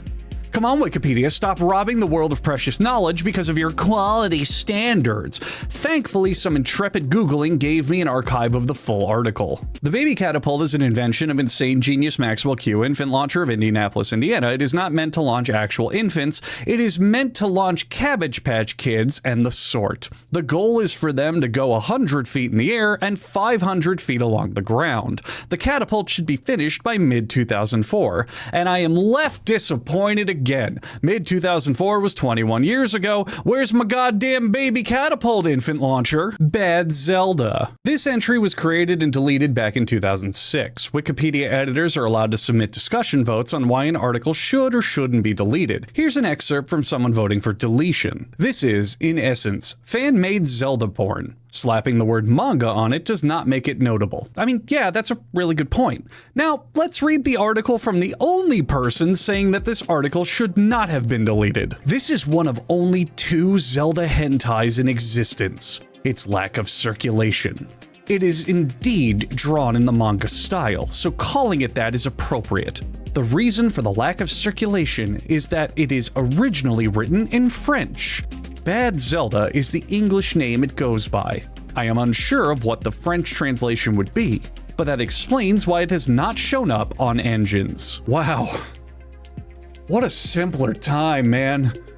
One of only 2 Zelda hentais in existence. 2006 really was a year of starvation and oppression. I mean, just going on rule34.xxx right now and typing in Zelda gives us all this, and I mean, look, we even have fucking categories now for all the different Zeldas. I love living in the future. Fucking categories. That's a good pun. And hey, speaking of video games, did you know what else didn't exist in the year 2006? My second channel, Hugbee's Gamer Mode. Look at all these hours and hours of videos that you could be watching right now. I make podcast-style content for that channel entirely for fun and out of the goodness of my heart. So go check it out if you like video games, or dudes shooting the shit about dumb things, or me, or it doesn't matter. Go check it out. It's just good stuff that I enjoy making. Ballad of Saddam Hussein. The only text on this page was lyrics. Doo-doo, doo-doo, doo-doo, doo-doo, you're dead. Which sounds more like the lyrics to Saddam Hussein's Sandstorm. And I wrote this script, and now that I'm reading it out loud, that is actually a really good tongue twister that works on a lot of levels. Saddam Hussein Saddam Hussein's Sandstorm. Saddam Hussein's Sandstorm. Saddam Hussein's Sandstorm. It's not bad, try it. The point is, these lyrics are not accurate. I found the real song by this name with a quick Google search, and I gotta say, it's a real hootenanny. You're a foreign culture, well that's okay with us. But when you hurt people and start making a fuss, we get at the warships, men and their planes too.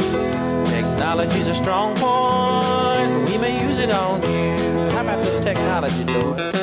The most puzzling thing about this song is Saddam Hussein was executed back in 2006, but this song only showed up on SoundCloud in 2022 with the description, U.S. Ultimatum to Saddam Hussein 1991. So either the guy who wrote it is hilariously late or hilariously early. Barack Obizzle. The handy deletion note of this one says, a combination of Barack Obama and Izzle. Oh, now I get it. Come on, guys. That note's about as helpful as the used tissues you can buy on Amazon for some reason. Barking Scarf. Redirects to Yorkshire Terrier, proving that Wikipedia can be funny twice in its lifetime. Beef Stash. The entire text of this article read, a rather grade A mustache that appears to have had meat particles in it, which means the mystery is finally solved. I've been trying to figure out what this word meant for over a decade now, and now that my quest is complete, I can finally die. So long! Beer belly causes. Beer. The cause is beer. Ben Harrison, there was a problem with your search. This is probably temporary. Try again in a few moments. Or you can search Wikipedia through an external search service. Yeah, Ben, you stupid asshole. The funniest part of this is, how would Ben even find this article? The title implies Ben begins every single Wikipedia search with his own first name, which, I mean, I do that because I like my search terms to be populated with incredibly attractive men, but why would some guy with an average loser name like Ben Harrison even bother? Either that or old Ben here is actively searching for failed search query terms, and that's just too many levels of meta even for me, so let's move on before I vomit. Benny go home. Ben gets a whole explanation, but Benny just gets told to fuck off, I guess. Big bad sex words. This was always my favorite nursery rhyme growing up. The three little pigs and the big bad sex words. The scene where he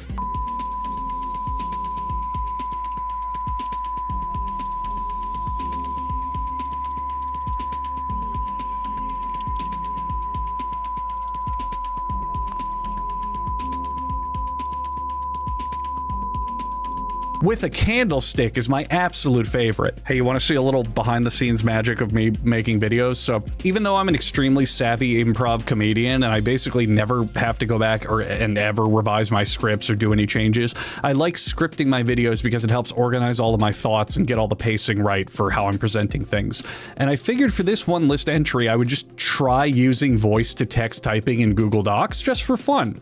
Now, for reference, when I put down stage directions in my editing notes, I typically put them in parentheses in the line, like this. So that's the version that I typed up myself on my keyboard. Now let's see the voice-to-text version, and I'm gonna go ahead and read it. This was always my favorite nursery rhyme growing up. The three little pigs and the big bad sex pervert. The scene where he...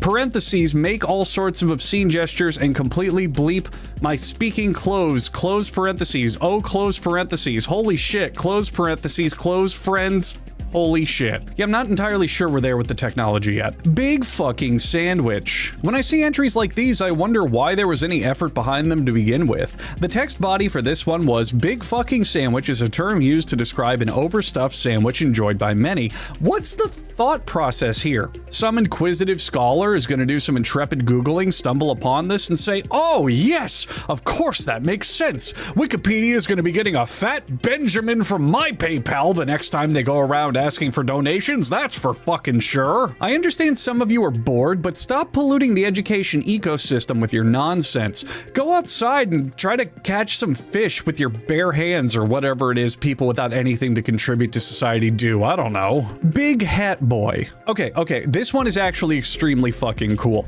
According to the entry notes on this one, Big Hat Boy is allegedly a nickname for a species of moth. Whether or not that's true, I don't know. Googling the phrase Big Hat Boy turns up basically absolutely nothing except hats for big boys. But, and just like your mother, this is a big but, the moth in question already has an incredible name, Uraba lugans, also known as the gum leaf skeletonizer, because of how much it loves fucking up eucalyptus. And it's nicknamed the Mad Hatterpillar because when it builds a cocoon as a larva, it stacks its shed head exoskeletons on top of itself to look more intimidating to potential predators. You guys really want to call this badass the Big Hat Boy? Well, let me tell you something. You absolutely should, because that's adorable. Big tits. Yep. Bill Cosby's list of people who have the brain damage. I don't care what the context is, I just wanted to say that out loud. Birth defects considered snazzy by the FDA. That one too. And then another giggly piece of trivia is when this article was brought to a vote on whether or not it should be deleted, the only contributor who voted to keep it defended their decision by saying, quote, "You'd be surprised." Blazing Angels, Squadrons of World War II. Mission 5, Walkthroughs for Wii. Pay close attention to the fact that the game title is spelled, capitalized, and punctuated perfectly, which by my deduction says an actual child copied and pasted the first half of the title and then hand wrote the second half. Now, this is a game I had never heard of, and I imagine most of you haven't either, and I was curious on what the contents of this game walkthrough article written by an actual 7-year-old contained. Allow me to read the contents verbatim. Fuck, damn bitch, whore, you fucker. So if you're stuck on Mission 5 of Blazing Angels, Squadrons of World War II for the Wii, just try that, I guess. Blue chocolate. The article text was, Blue chocolate was made in Chocolate Town. Blue chocolate was made by Mr. Chocolate, and he died of eating too much chocolate. Guys, let me handle the how it's actually made jokes, okay? I've seen your TikTok edits. None of you have any idea what subtlety is, but I do thank you for all the free advertising. Bob the Cow, with the very next article being Bob tipping. Okay, Wikipedia can be funny 3 times. Breakfast cereal for people with syphilis. This is a reference to a Halloween episode of The Simpsons where Moe eats a breakfast cereal for people with syphilis called Penicillos. The logical side of my brain is upset that they didn't just make the article called Penicillos, but I'm just gonna jump back to one of my earlier points and ask, who the fuck assumes people are searching Wikipedia for this stuff? And finally, Bucocracy. There's just so many more entries on this list, but this video is getting really long and I'm gonna have to call it here. I'll probably point out even more great entries depending on how this video does and if I feel like it, but I'd rather you find folks be left wanting more instead of being bombarded and bored. I mean, we only got through the B's section of the entire list. There's still 24 fucking letters of the alphabet to scratch your heads curiously at. But let's close this confusing book for now and move on to something else also funny and interesting, shall we? This is where you should click on another one of my videos. Go on. Okay, I'll help you out. Here, right here, I'll put it on the screen. This is the one I did on crazy state laws. You know, those weird laws you hear that might exist in your state that don't make any sense or they're really old and outdated. Did a video on those, debunking a lot of them. Go watch that. It's a good one.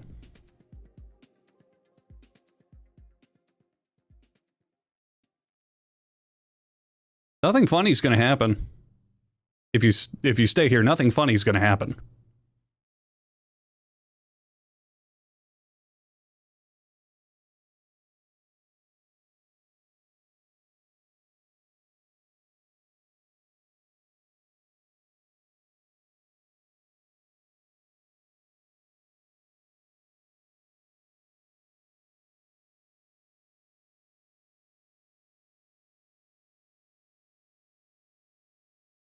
I have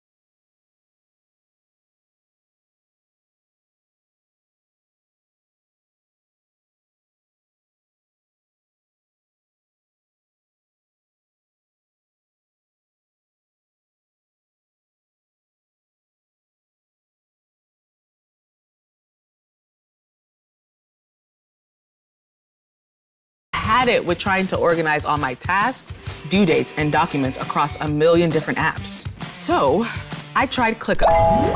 Now I can stay on top of my tasks in one place, visualize and manage work my way, and collaborate on documents with my team, all in one tool. Now with ClickUp,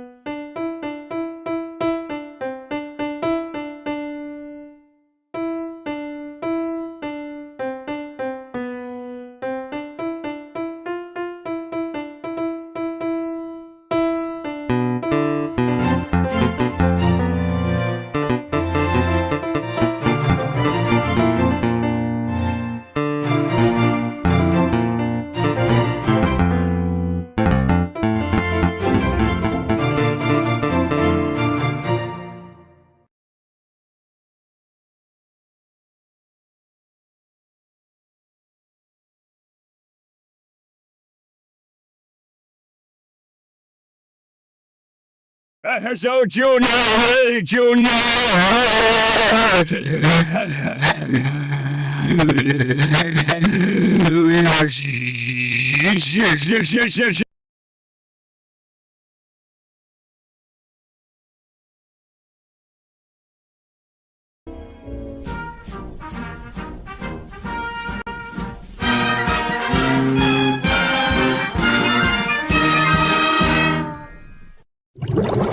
What the fuck do you want, SpongeBob?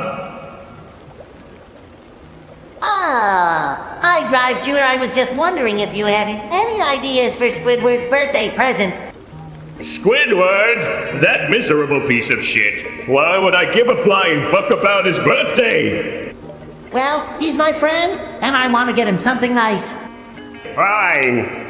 How about a new clarinet? Holy shitballs. Drive Junior, you're a goddamn genius. Yeah. Just don't forget who came up with the idea when Squidward starts sucking your dick in gratitude. What? Never mind, just come back anytime if you need more brilliant ideas from me. To be continued. What the hell is this? Happy birthday, Squidward! I got you a clarinet. A clarinet? Are you kidding me? Oh, that's so cool. Dr. Junior gave SpongeBob the idea. So easy.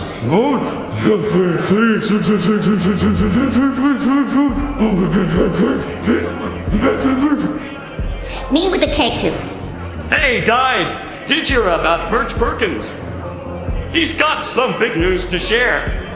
That's right, folks. I'm finally getting my own talk show. Oh, please, like anyone wants to listen to your boring just for an hour. Excuse me, who asked for your opinions? Shut up. Squidward's birthday here doesn't want to hear about your stupid show either. And now, let's load in Squidward's special day with all the sargon. Shut up, Patrick. Jeez Louise. Ooh, can we have a dance party now? Sure thing, SpongeBob. Let's get this party started. This is going to be one hell of a talk show.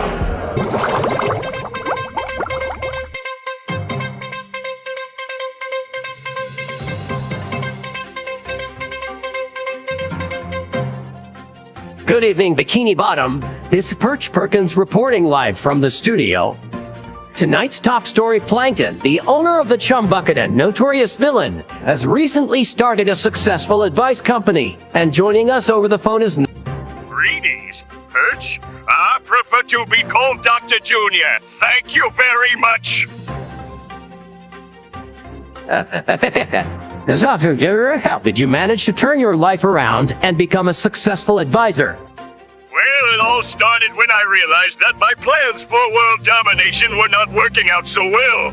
So I decided to use my intelligence for something more productive. That's quite a change of heart for someone who has been trying to steal the Krabby Patty formula for years. That's quite a change of heart. Oh, please, that was just a phase in my life. Now I'm focused on helping others with their problems and giving them valuable advice. But some may argue that your methods are questionable considering your past actions. Interesting. Nonsense! My methods are foolproof and have been proven effective by numerous satisfied customers.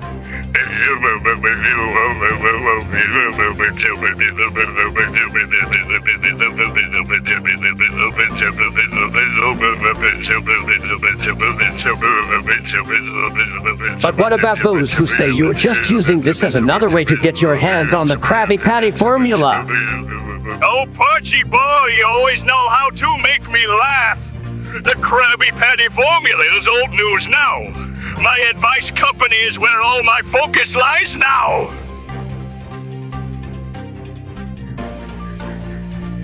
What kind of advice do you offer exactly? Anything and everything from relationships to business strategies. There's nothing I can't help with. And for a small fee, of course. And how much success have you had so far? Let's just say my bank account is looking quite full these days. Well, that's certainly impressive, but some may still question your credibility considering your past as a villain. Well, that's certainly impressive, but some may still question your credibility considering yours as a villain. How dare you! I am a changed man, and my advice company is proof of that. Now, if you'll excuse me, I have more important things to attend to than this ridiculous interview. This is Perch Perkins signing off from the studio. Back to you in the newsroom, SpongeBob. Okay, then, and to you in the studio, All right, listen up, you little shits. I've finally made it big, and now I'm gonna start singing. Oh boy, Plankton's gonna sing. This is gonna be great. Yeah, let's hear a sample of your beautiful voice. Fine. Get an appointment with Dr. Junior. Dr. Junior. Dr. Junior. Dr. Junior.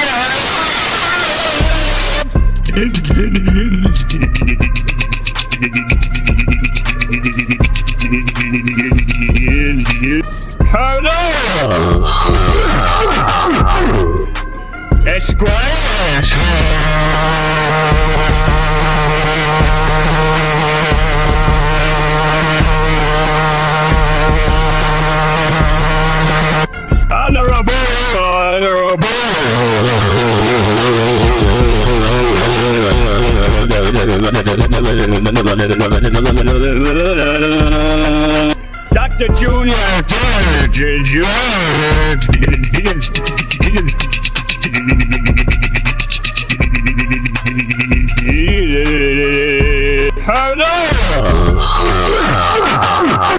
Esquire Honorable Dr. Junior, Colonel Esquire Honorable Dr. Junior, Colonel Esquire Hound.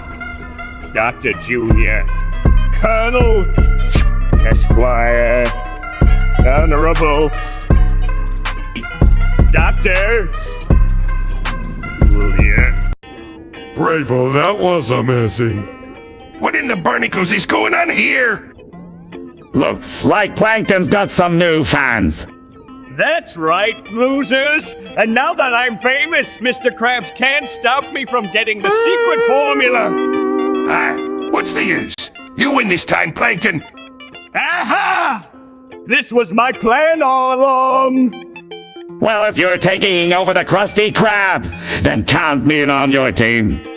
Excellent choice, Squidward. Together we'll rule Bikini Bottom. SpongeBob and Patrick look at each other with worried expressions as they realize their friends have turned against them. Hey, wait a minute. Did you guys just say we're not on your team? Of course not, you idiots. We're joining forces with Plankton to take over the world. But why would you do that? Don't you know he just wants to steal the formula for himself? Ye, Squiddy, don't be such a traitor to our beloved restaurant. Traitor? Ha! More like genius mastermind. And besides, I'm sick of working at the Krusty Krab anyways. That's the spirit, Squidward. Now let's go plot our evil plans and leave these two losers behind. SpongeBob and Patrick watch in shock as their friends walk away with Plankton, leaving them alone at the Krusty Krab. Well, this is just great! We've lost our friends and now we're stuck here with no customers. Yeah, what a bunch of assholes! Let's go get some ice cream to cheer ourselves up. Good idea, Patrick. Screw those guys. We don't need them, but to walk out of the restaurant arm in arm, determined to make the best of their situation without their former friends by their side.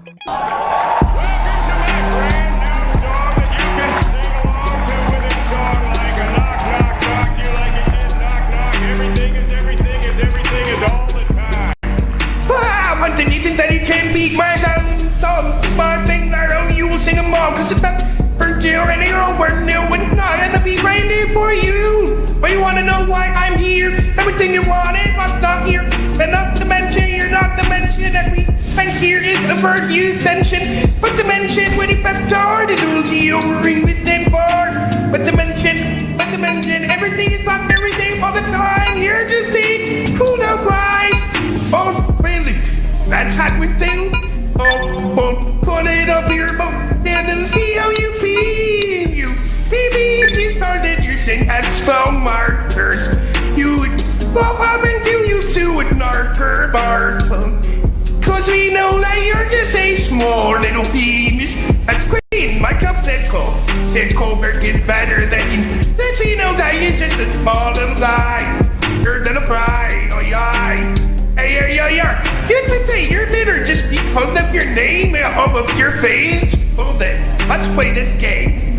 What? Because I'm ruining your sound doesn't mean that you can sing it loud. But maybe if you just called your off, now you would finally get the drop. I can't believe it, SpongeBob. My talent for singing has been stolen. What? Who would do such a thing? I don't know. But I was about to take over the world with my amazing voice, and now it's gone. Oh no, what a tragedy. The world will surely crumble without Plankton singing. You needs world domination when you can just sing for spare change on the street corner. This is serious. My whole plan is ruined because someone stole my talent. Well, maybe we can help you get it back. Remember all the good times we've had together.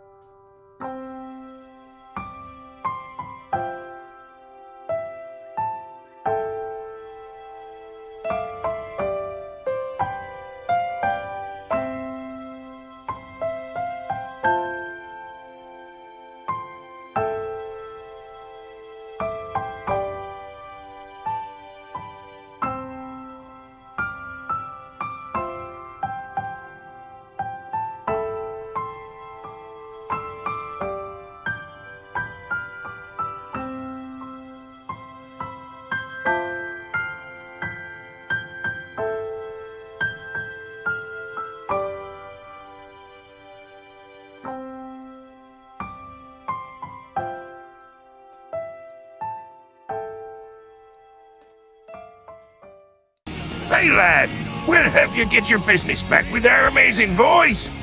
All right then, let's do this. I can't believe I'm about to say this, but count me into. Yes, they'll show them who the real singers are. Yeah, let's do it for Plankton's stolen talent. And for all the money we'll make from his singing career. And then, world domination will be mine once again. That Plankton, always trying to steal me secret formula. Well, I'll show him once and for all. What are you mumbling about now? Just thinking about how I'm gonna take down that little shrimp once and for all.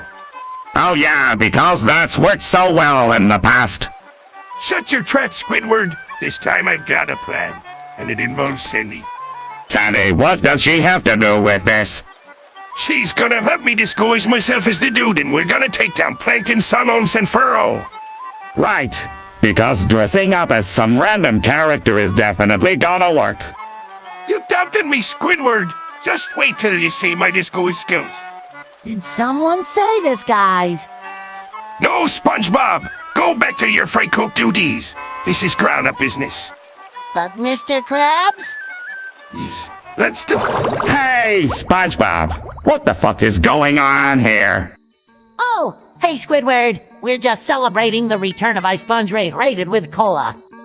Yeah, it's gonna be fucking lit. Ow! Are you guys serious? This shit again. I thought we were done with this stupid robot. Come on, Squidward, don't be such a fucking buzzkill. Yeah, let's just enjoy our cola and have a good time. Meow, meow. I'm fine. But can we at least not drink that disgusting soda? What do you mean? Cola is the shit. Yeah, it's like drinking liquid gold. Meow, meow. Oh god, you guys are seriously fucked up in the head. What are you talking about? We're just having a good time. Yeah, and if you don't like it, then go suck a dick. Meow. Whatever, just don't expect me to join in on your little party. Suit yourself. Squiddy, more cola for us? Oh yeah, let's get wasted and dance with a sponge hydrated all night long. Meow, meow. Greetings, my friends. I am back and ready to party with some motherfucking cola. Oh god, not this again. Yay, Sponge Rated is back. Let's get this party started. Let's. Meow, meow. Let's fucking do this shit. Oh, it's got you so worked up, Plankton. That damn YouTuber! The duty stole my song! Oh no, not Drive Germ. That was your best work yet? Yeah, I love that song. It really spoke to me. Shut up, Gary! This is serious! That song was going to be my big break! Well, maybe if you didn't spend all your time trying to steal the Krabby Patty formula, you could have focused on your music career. Don't bring that up again! And besides, Snedoot has millions of subscribers! He doesn't need my stupid little song! Hey now, don't talk about yourself like that. Your music is great. Yeah, we should start a petition to get the dude to give back the song. Meow. Why do I even bother? No one cares about my music or anything I do for that matter. Keep Plankton! Maybe it's because you're such a likable guy with a great attitude and charming personality. Shut the hell up, Squidward! You know what? Screw this town and everyone in it. I'm gonna go confront a dude myself and make him pay for stealing from me. I think we've woken the beast. Can we come too? This sounds like an adventure. Meow, meow. Yes, Patrick! Let's go show this punk who's boss!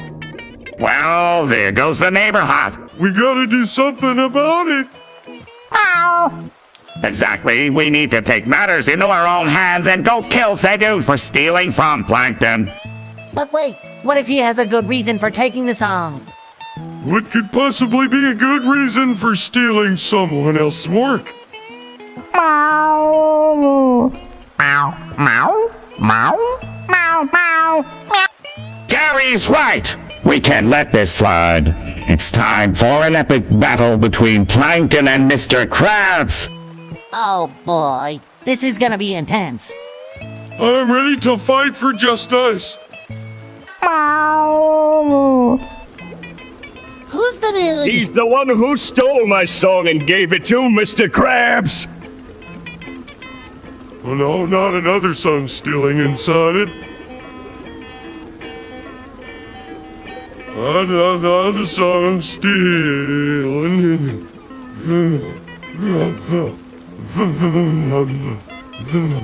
Meow, meow. Get up, Gary! This is serious. So what are you going to do when you find this the dude? I'm going to give him a piece of my mind and get back what's rightfully mine. But isn't that just promoting violence and negativity? Shouldn't we try to solve this peacefully? Oh sure, let me just go have a nice chat with Mr. Krabs about how he stole from me. That'll work out great. Ooh, can I come too? I love Draymond. Meow, meow. Fine.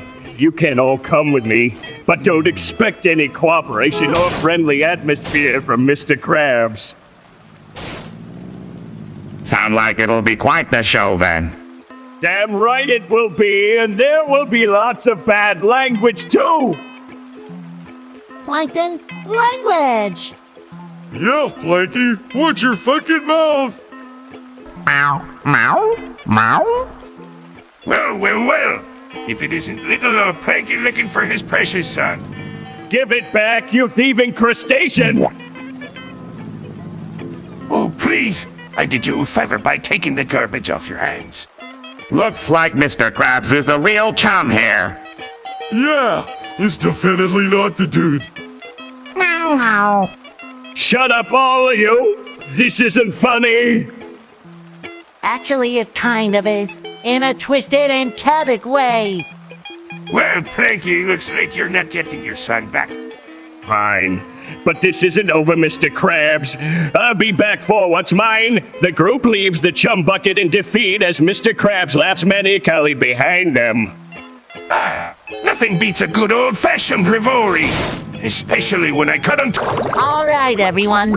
We need to come up with a plan to stop Mr. Krabs from stealing the songs. Oh, great. Another one of your stupid plans, SpongeBob. Yeah, Squidward. Even Sandy is here to help us out. Shut your trap, Squidward. This time I've got a plan, and it involves Sandy. Sandy, what does she have to do with this? She's gonna help me disguise myself as the dude, and we're gonna take down Plankton, Son once and for all. Right. Actually, guys, I have something to confess. That dude was actually me. Disguised this whole time. I knew it. That's why the dude was always so good at playing guitar. I'm sorry, guys. I just wanted to be part of the fun and make some extra cash. We'll just have to come up with a new plan without Sandy's help then. Oh yeah, because there are so many talented musicians in Bikini Bottom! Wait a minute. What if we dress Gary up as the dude, and he plays guitar for us? Gary, everyone looks at each other in disbelief. That's ridiculous. Gary continues mewing and starts playing here. Everyone bursts out laughing. Oh my god, this is too much. The scene ends with everyone still laughing uncontrollably as they try to figure out how Gary will play guitar. What the hell is going on here? Oh, hey Squidward. We're just discussing Plankton's plan to get revenge on Mr. Krabs. Yeah, he wants to use. We'll help him steal Mr. Krabs' song from Dr. Junior. Meow, meow. Wait, why would Miss Puff help? Plankton hates both of them. Well, she's been feeling pretty down lately, and Plankton promised her a lifetime supply of snail food if she helps him out. And Gary here is gonna distract Mr. Krabs while we make a move. Meow, meow. This is insane. You guys can't just go around stealing songs and killing snails. But it's for a good cause. Plankton deserves his revenge after all these years of being bullied by Mr. Krabs. Yeah, and besides, Gary will be fine. His stuff has nails. Meow, meow. All right, boys, I'm ready to help you take down the crusty old crab. Not so fast. What the hell? Squidward, why did you bail on Plankton? Oh, I'm sorry, SpongeBob. I just couldn't take it anymore. That guy is insane. Insane. He's just trying to get revenge of Mr. Krabs for stealing his formula. Revenge. More like a pathetic attempt at power and control. You're such a negative Nancy. Squidward, can't you see that Plankton needs our help? No, I can't see it because he's using us as pawns in his twisted game. You know what? Loudward, you're being a real jerk right now. Oh, please, like you've never been a jerk before. Hey, don't bring up my past mistakes. Past mistakes. More like your constant screw-ups that we'll have to clean up after. Guys, what are we talking about? Why is everyone yelling and swearing? I can't believe you're leaving us. Patrick, we've been through so much together. Sorry, dude. I gotta go to the Goofy Goobers tournament. Oh no! What a tragedy. How will we ever survive without Patrick? Looks like your little group is falling apart. This is hilarious. You guys are such losers. All right, everyone, enough bickering. And for my song to end this stupid tournament once and for all. But, I don't want to turn. Hurry, SpongeBob. I'll be back before you know it. Yeah, right, like anyone would actually miss you. Come on, Squidward, let's go watch Plankton embarrass himself with his terrible singing. And I'll be counting all the money we made from this ring. Yo guys. What, Plankton? The dude on YouTube stole my song, Dr. Junior. We gotta get back at him.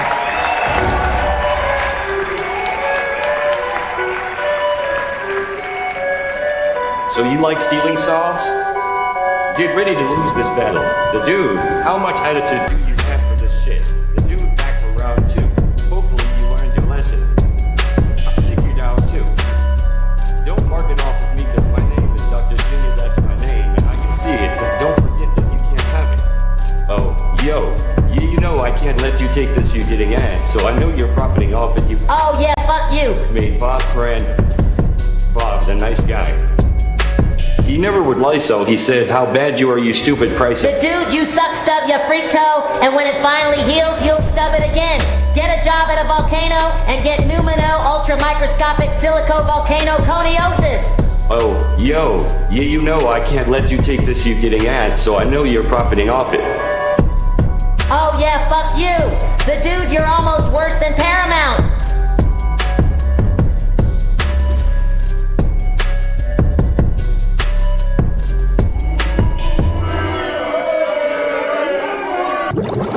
What the fuck, SpongeBob? Our song was a fucking disaster.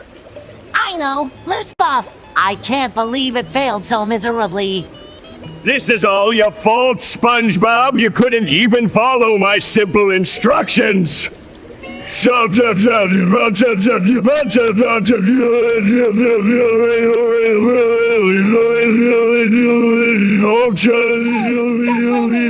lyrics were terrible. My lyrics were perfect. It's your singing that ruined everything. Well, what do we have here? Oh great, now Elmer Krabs is here to rub salt in our wounds. Actually, I have some news that might cheer you up. Really? What is it? Turns out while you two were singing your hearts out on stage, I was busy kidnapping and recruiting people from Bikini Bottom to fight for me in an underground battle arena. Are you fucking kidding me? That's sick and twisted. How could you do something like that? Because money talks and bullshit was. And let me tell you, business has been booming down there. You're a heartless bastard. We need to put an end to this madness right now. Yeah! Let's go save our friends and bring justice to this corrupt crab. And maybe we'll kick some ass along the way too. Count me in for some good old-fashioned revenge. This will be one hell of an adventure. Nobody messes with my business or my music. Looks like I took care of your little distraction problem permanently. Gary! No! Oh my god! What have we done? Oh, oops. It's okay, guys. We'll just find another way to get revenge on Mr. Krabs. You guys are insane. I'm out of here and sing. What the hell, Mr. Krabs? Why did you shoot SpongeBob? Because I killed everyone else. Might as well finish the job. You killed everyone, even Squidward? Especially Squidward. He was getting on me nerves with his clarion playing. Plankton, help me. Hang on, buddy. We'll get you out of here. No! Don't save me! Kill Mr. Krabs for me! What the fuck is going on here? This is some fucked up shit. Well, shut your trap. Larry, you're just jealous that I didn't kill you first. But why would you do this, Mr. Krabs? We're all your friends. Friends? Hey, you were all just a bunch of suckers who fell for my money-making schemes. How could you do this to us, Mr. Krabs? We trusted you. Come on, let's get out of here before he kills us too. Hey. Not so fast. I'm gonna make sure this bastard pays for what he's done. Too late now, fools. The deed has been done and there's no turning back now. This is it. We're all gonna die. There has to be a way out of here. There has to be. I'll kill you, you son of a bitch. Not if I kill you, you slimy little shit. I'll take you down once and for all.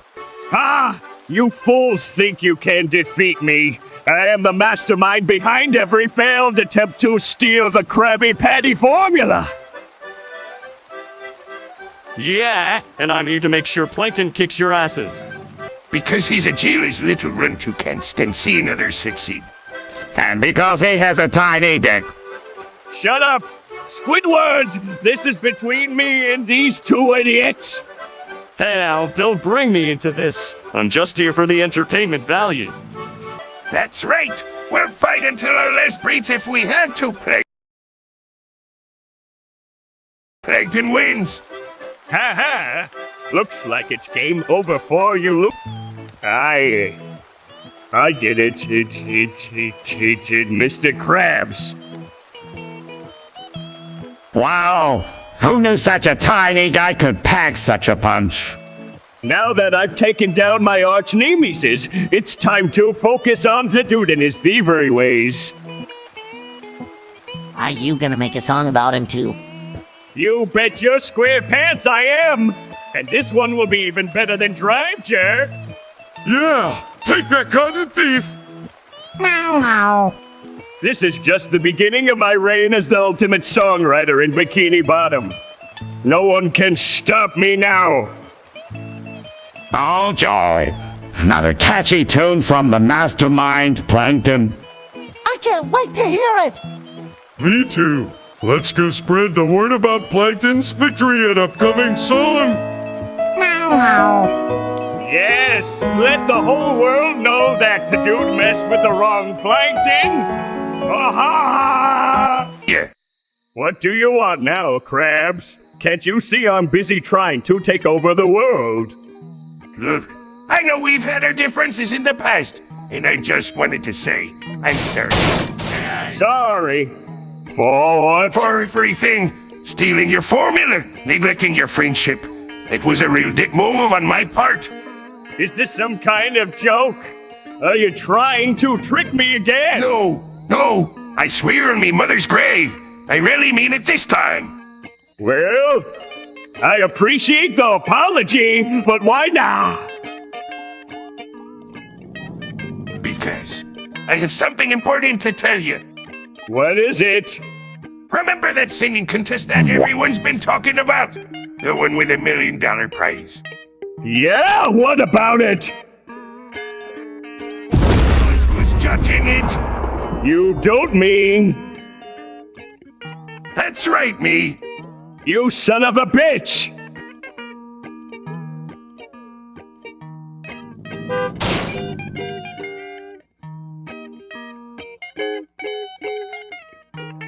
Surprise! Oh, this is gonna be so much fun. And the best part, I get to crush your dreams once again. Plankton! You'll pay for this, Krabs! Mark my words! Oh, I'm shaking in me boots. Now, if you will excuse me, I have a singing contest to judge. Wow! Mr. Krabs sure knows how to throw a surprise party. Now, surprising. At least we got free balloons. And sing. Hey, Squidward, have you heard about the singing competition Mr. Krabs is hosting? Oh, please. Like I would waste my time on such a childish event. Speaking of childish, isn't that what you for a living? Play clarinet for a bunch of sea creatures. Shut up, Squilliam. At least I have talent unlike you. Oh dear, hope no one gets hurt during this competition. Who cares about the competition? I'm more interested in stealing the Krabby Patty formula. All right, everyone. Let's get this show on the road. The winner will receive a lifetime supply of Krabby Patties. Oh, let's do this. Yeah, let's show them our amazing singing skills, SpongeBob! You got it, Patrick. We'll blow the...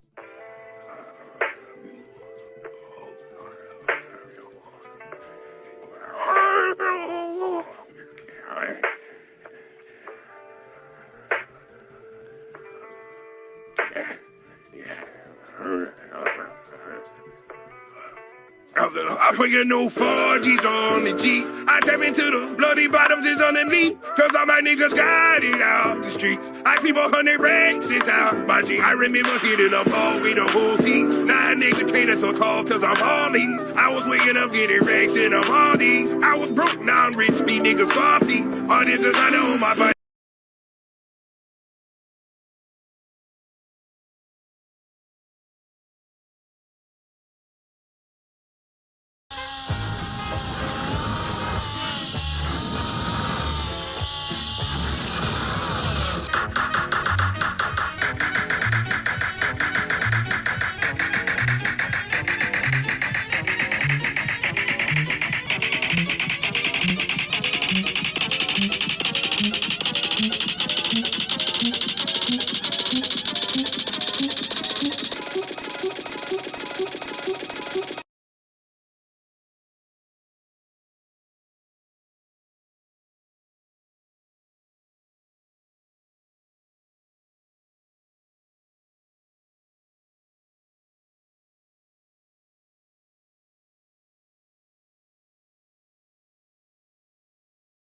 And we send Grahams Deluxe, deliciously filled with banana choco cream and choco bits. Try now.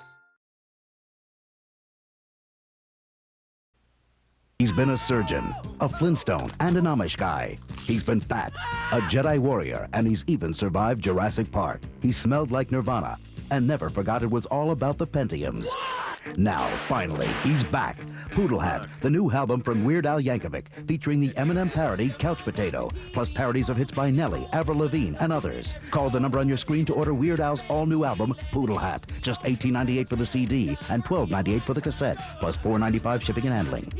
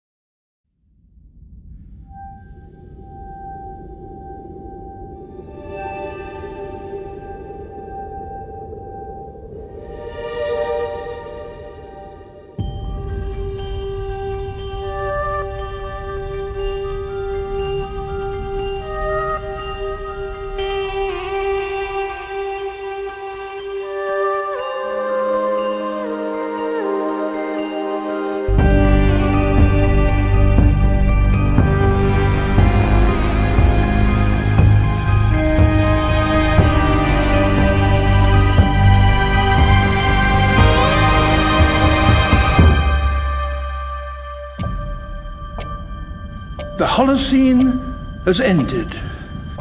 What we do now and in the next few years will profoundly affect the next few thousand years.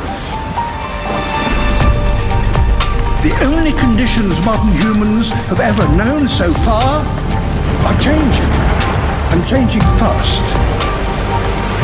Nothing stays the same on this planet. Everything changes.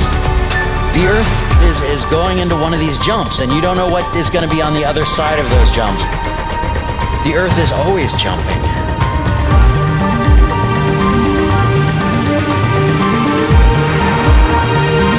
Things move on this planet.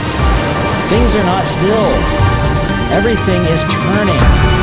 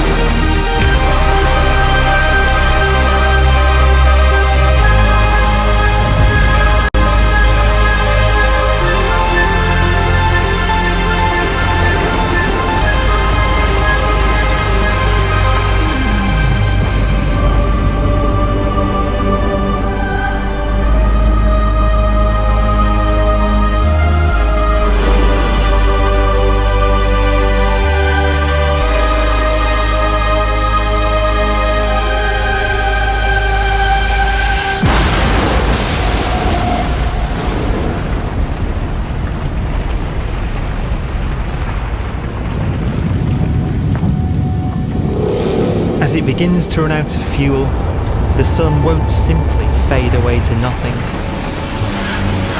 Its core will collapse, and the extra heat this generates will cause its outer layers to expand.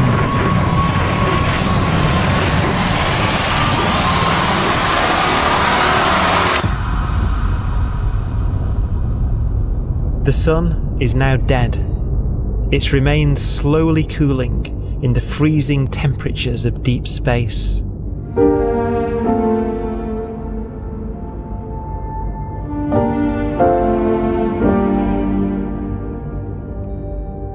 The fate of the sun is the same as for all stars. One day, they must all eventually die, and the cosmos will be plunged into eternal night. All stars eventually will run out of fuel. The temperature of the universe drops. The stars, one by one, in the night sky, will turn off.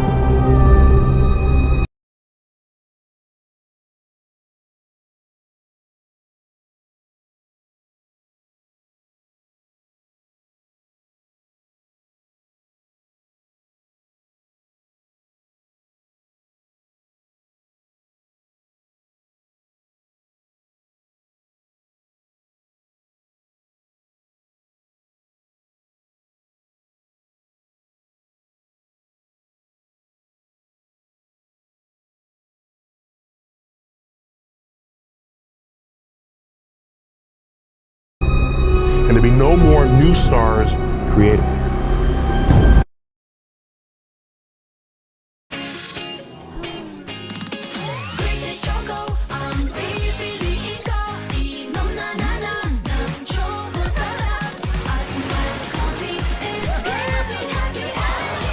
Try all flavors now. And so that the universe will end not with a bang, but with a whimper. And not in fire, but in ice.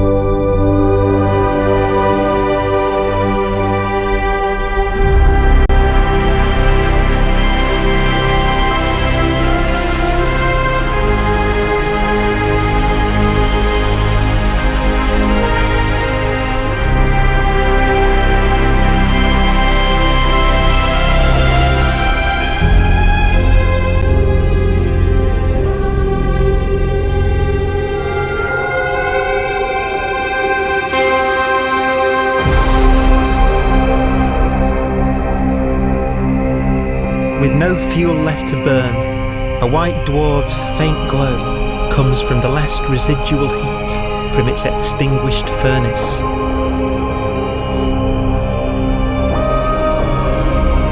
Looking at it from where the Earth is now, it would only generate the same amount of light as the full moon on a clear night.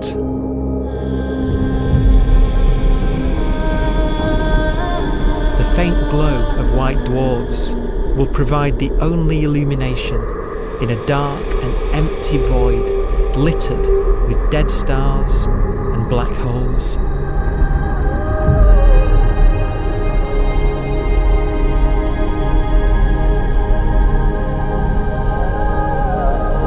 In some ways, it's kind of a ghost universe. It's the corpses, the zombie stars, that will take us into the future.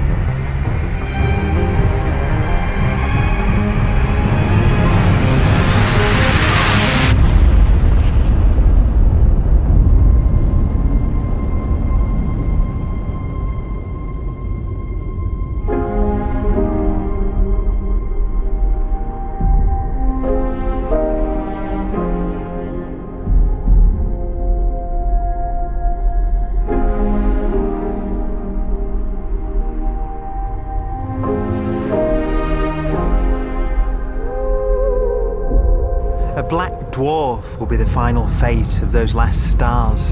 White dwarfs that have become so cold that they barely emit any more heat or light.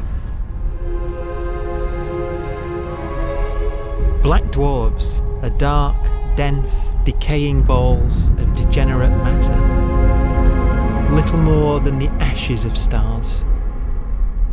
Their constituent atoms are so severely crushed that black dwarfs are 1,000,000 times denser than our sun.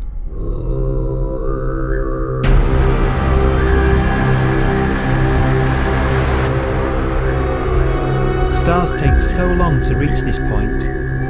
We believe there are currently no black dwarfs in the universe.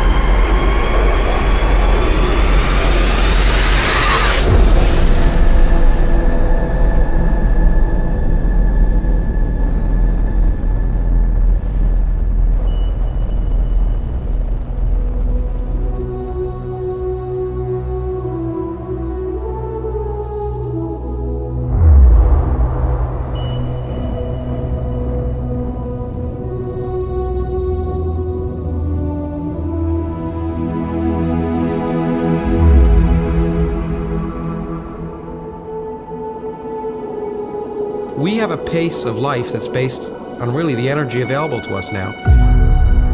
You could imagine living conscious systems which have a very different pace and therefore can extend out at least a lot farther than you'd imagine otherwise. You could have a living system where if it had a thought every 10 trillion years, that would seem normal. Even if our life dies out, one could imagine at some time arbitrarily far in the future, a fluctuation occurs which allows intelligent life to exist again for a little while. So you might have islands in time of intelligence.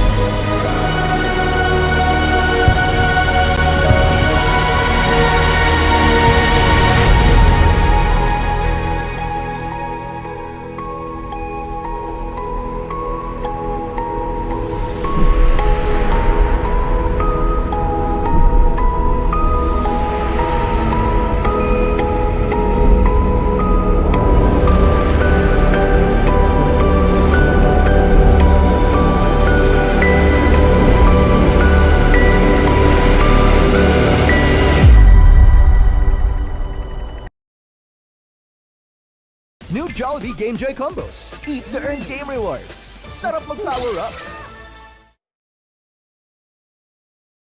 Help level up your health with extra energy from Enervon Z+.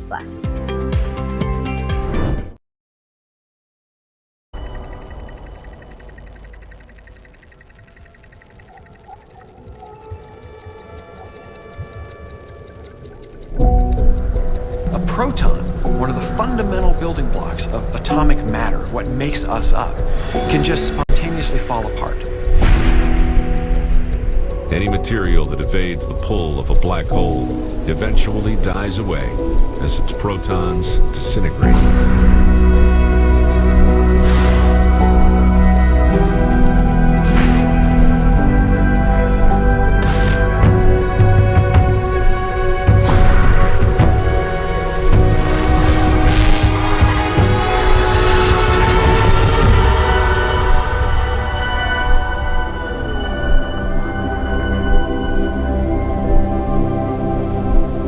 The matter inside black dwarfs, the last matter in the universe, will eventually evaporate away and be carried off into the void as radiation, leaving absolutely nothing behind.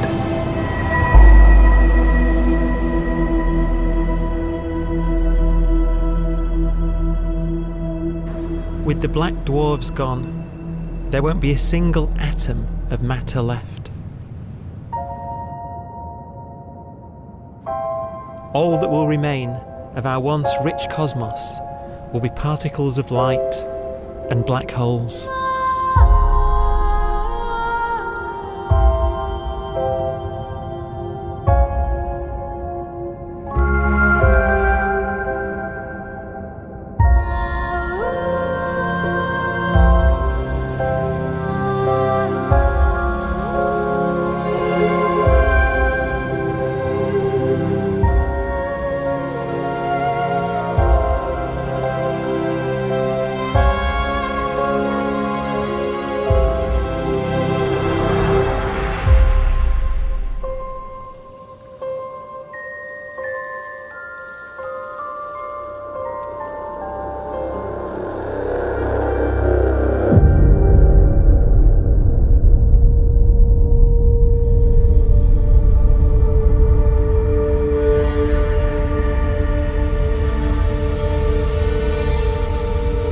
The arrow of time creates a bright window in the universe's adolescence, during which life is possible. But it's a window that doesn't stay open for long. As a fraction of the lifespan of the universe, as measured from its beginning to the evaporation of the last black hole, life, as we know it, is only possible for 1,000th of a billion billionth billion billion billionth billion billion billionth of a percent.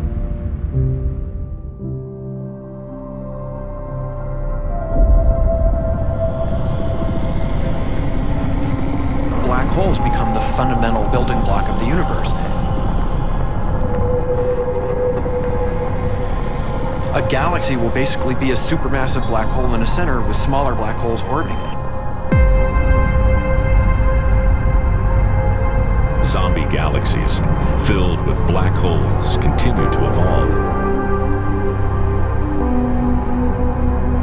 They'll eat each other and they'll get bigger, and maybe they'll fall into the supermassive black hole and it'll get bigger. The universe will still be an exciting, dynamic place. It's just that the timescales you're talking about are now trillions of years instead of thousands or millions of years.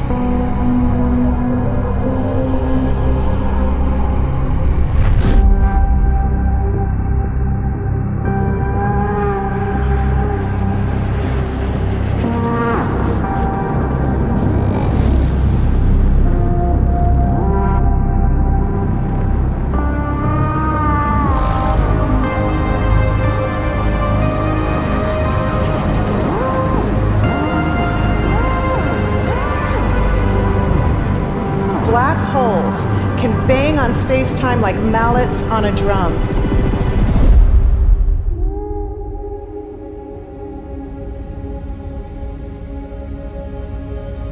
And they have a very characteristic song.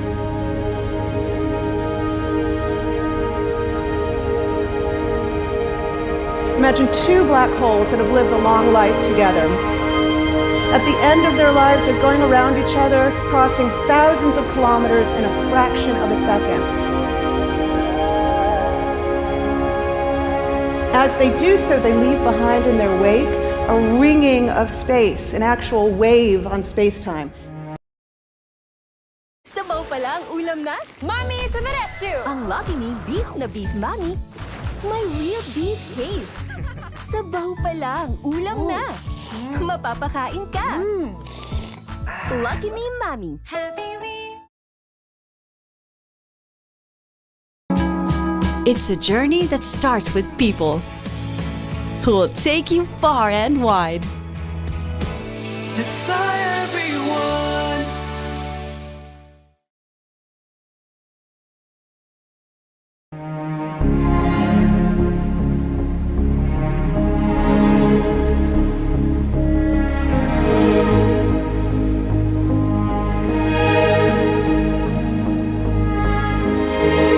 Space squeezes and stretches as it emanates out from these black holes banging on the universe. Those are the gravitational waves. They are literally the sounds of space ringing. And they will travel out from these black holes at the speed of light as they ring down and coalesce to one spinning, quiet black hole.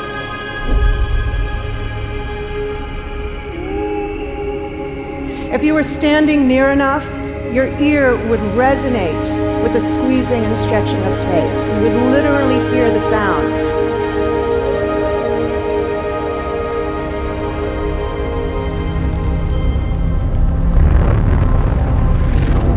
Imagine a lighter black hole falling into a very heavy black hole. The sound you're hearing is a light black hole banging on space each time it gets close.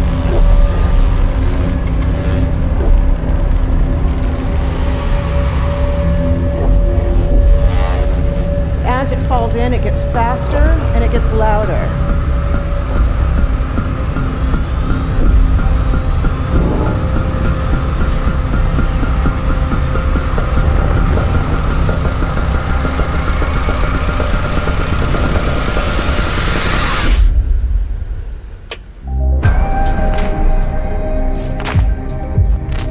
Scientists used to think black holes were immortal, but even these will one day die.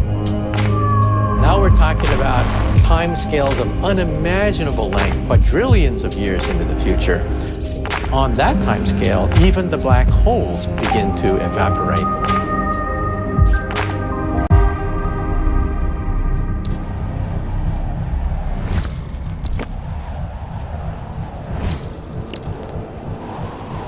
According to quantum mechanics, space is filled with virtual particles, antiparticles, that are constantly materializing in pairs, separating, coming together again, and annihilating each other.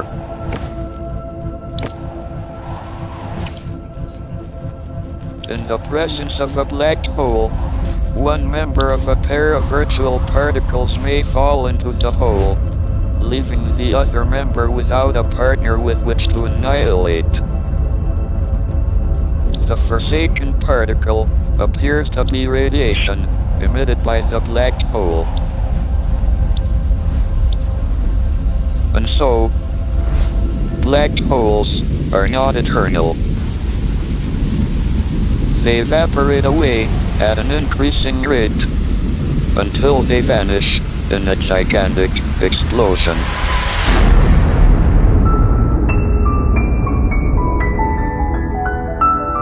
Quantum mechanics has allowed particles and radiation to escape from the ultimate prison, a black hole.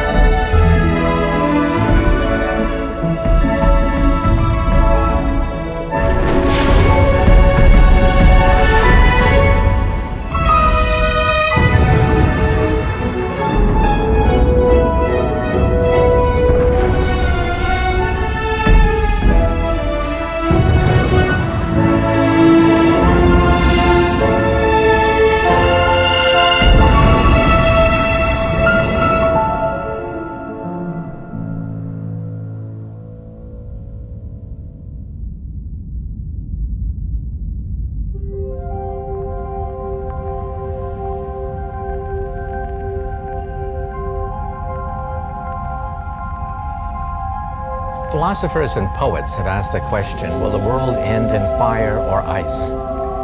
We can now give an answer. The latest evidence shows that the universe is not slowing down, but it's speeding up out of control.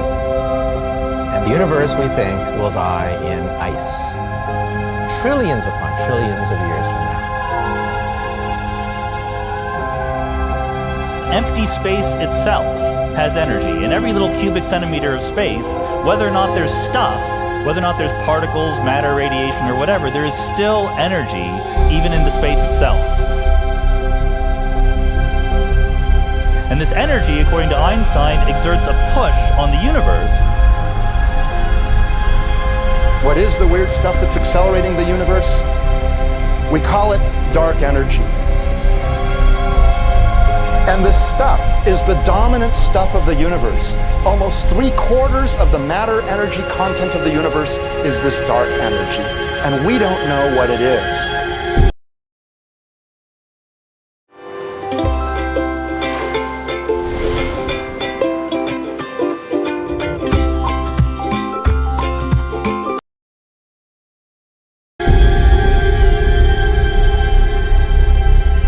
Dark energy, unlike matter or radiation, does not dilute away as the universe expands. This has crucial implications for what the universe is going to do in the future. So what will be the future of the universe? Well, if the dark energy remains dominant and repulsive, the universe will expand forever.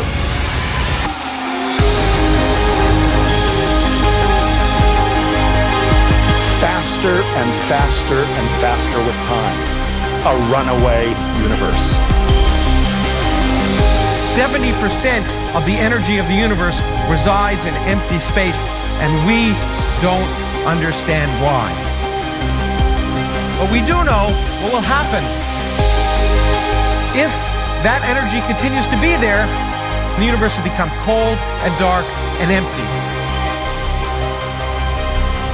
That's the future as it might be. We don't know because we don't yet understand the nature of dark energy. Until we do, we won't know the future. We won't even understand our own origins, and that's why we want to know and study this subject.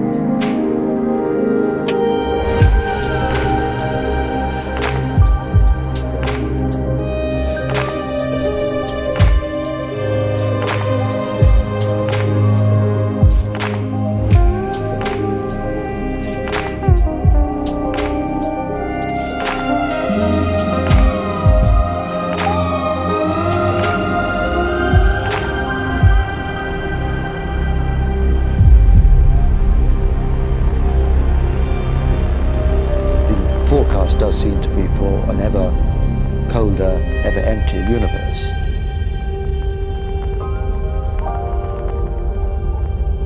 But then, of course, we have to ask, could that end lead to a new beginning? And there are ideas whereby what actually is the end of our universe could in some sense be linked to the beginning of a new one.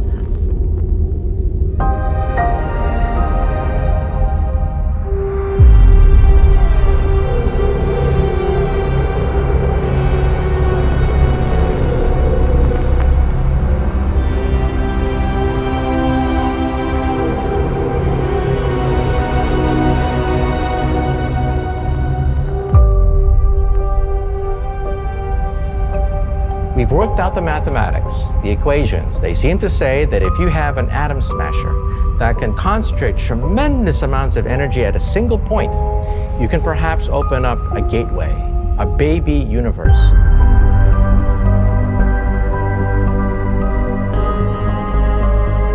Facing the death of everything there is, this perhaps is their only possibility of escape.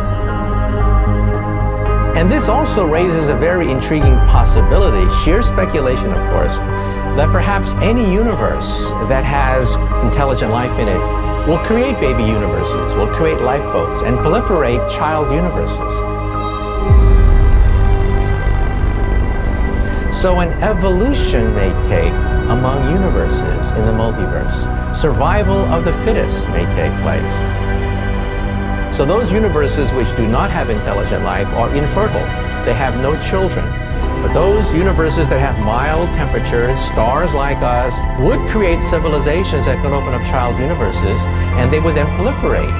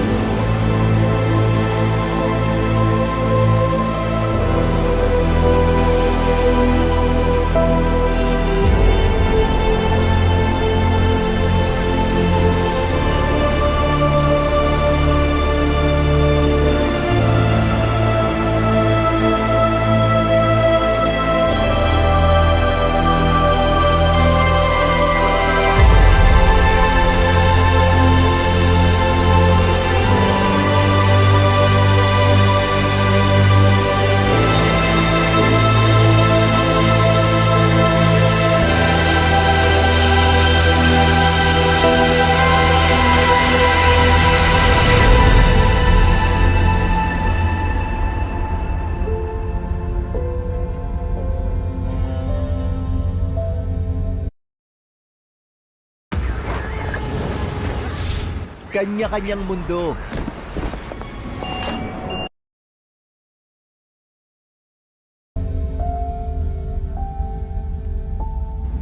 After an unimaginable length of time, even the black holes will have evaporated and the universe will be nothing but a sea of photons gradually tending towards the same temperature as the expansion of the universe cools them towards absolute zero.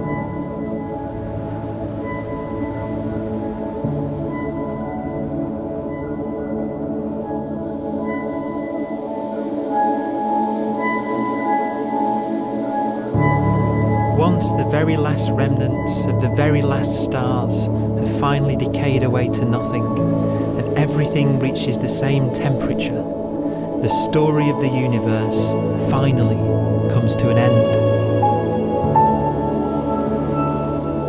For the first time in its life, the universe will be permanent and unchanging.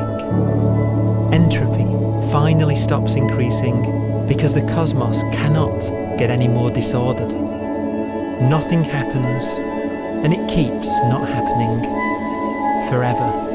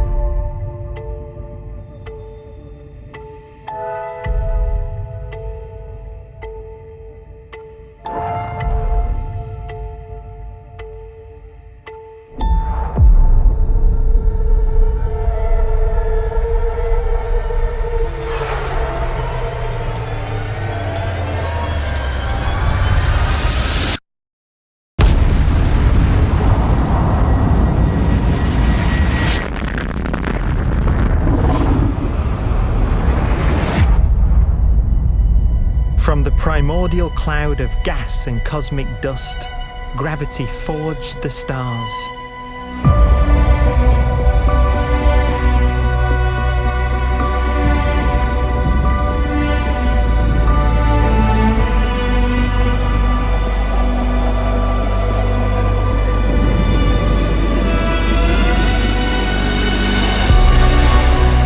Gravity connects star systems together in vast galaxies and steers them on their journey through unbounded space.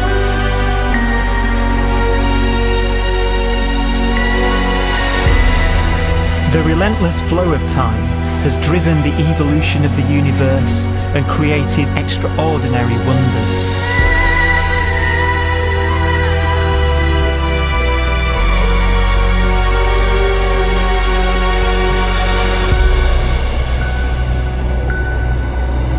Some galaxies form so close together that they're locked in a gravitational embrace.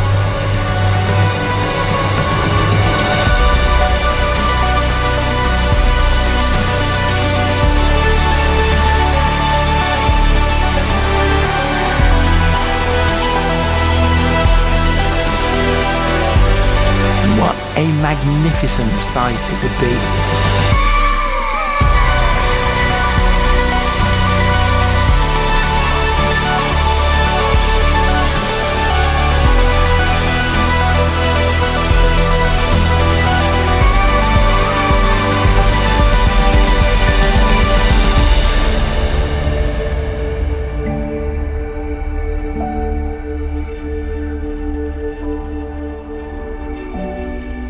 As it evolves, the universe passes through distinct eras. Vast ages whose beginnings and endings are marked by unique milestones. The births and deaths of its wonders.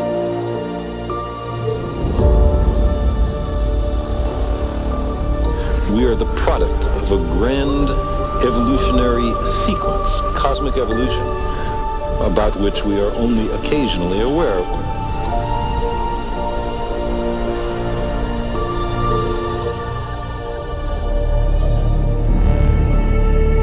Gravity is the great creator, the constructor of worlds. But gravity is also the destroyer, because it's relentless. When a star around 15 times the mass of our Sun collapses, all the matter in its core is crushed into an infinite void of blackness known as a stellar mass black hole.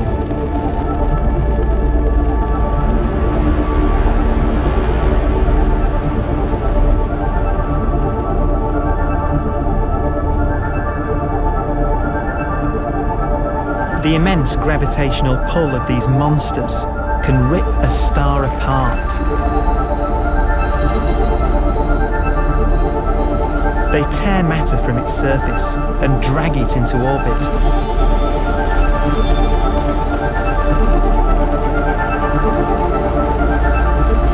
This superheated matter spins around the mouth of the black hole, and great jets of radiation fire from the core.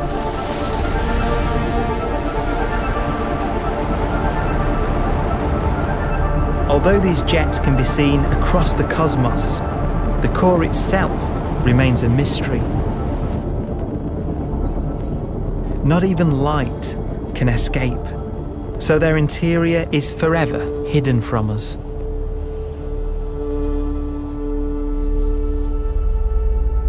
Throughout a star's life, there is a constant battle between energy pushing out and gravity pushing in.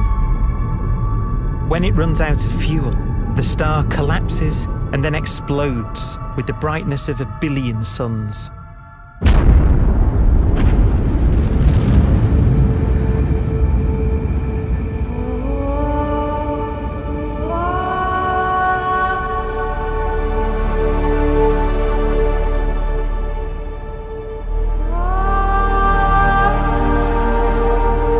As the star is torn apart, it will fire out into space all the elements that it created in its life and death.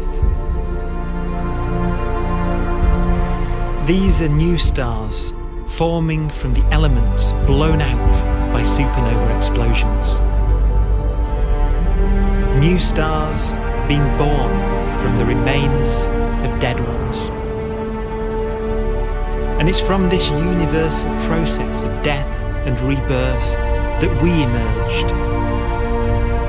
Because it was in a nebula just like this, 5 billion years ago, that our sun was formed.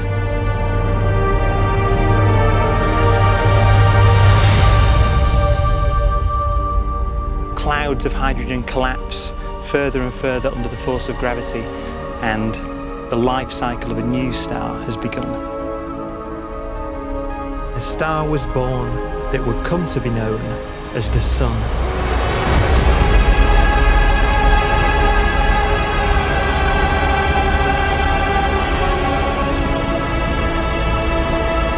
Around it, a network of planets formed. Among them was the Earth.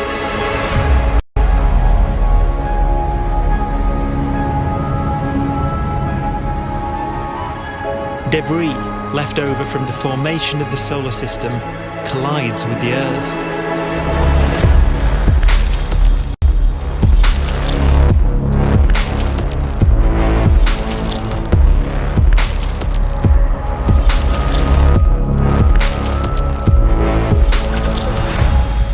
Earth began life as a molten hell.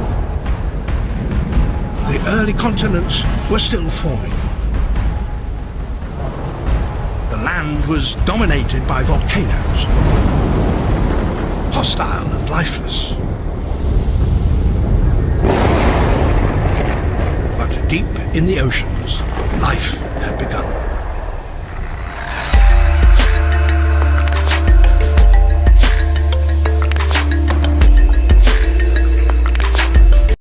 The latest theory is that chemicals spewing from underwater volcanic vents solidified and created the conditions needed for the first cells to form.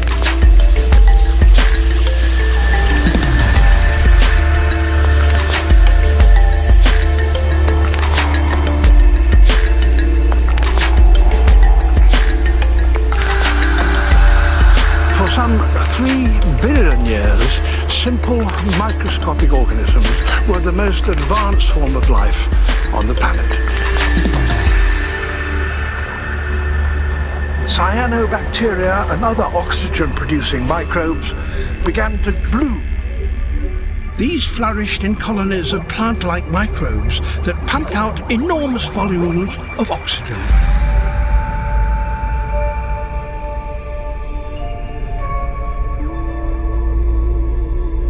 And it was this increase in oxygen that was the key to the rise of the animal kingdom.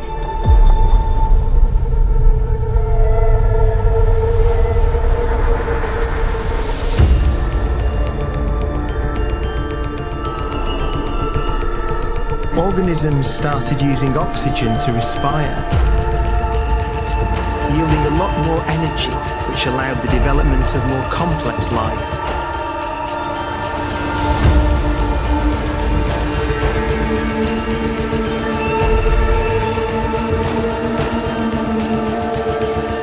Just before complex life appeared, the world was in the grip of the biggest ice age in its entire history.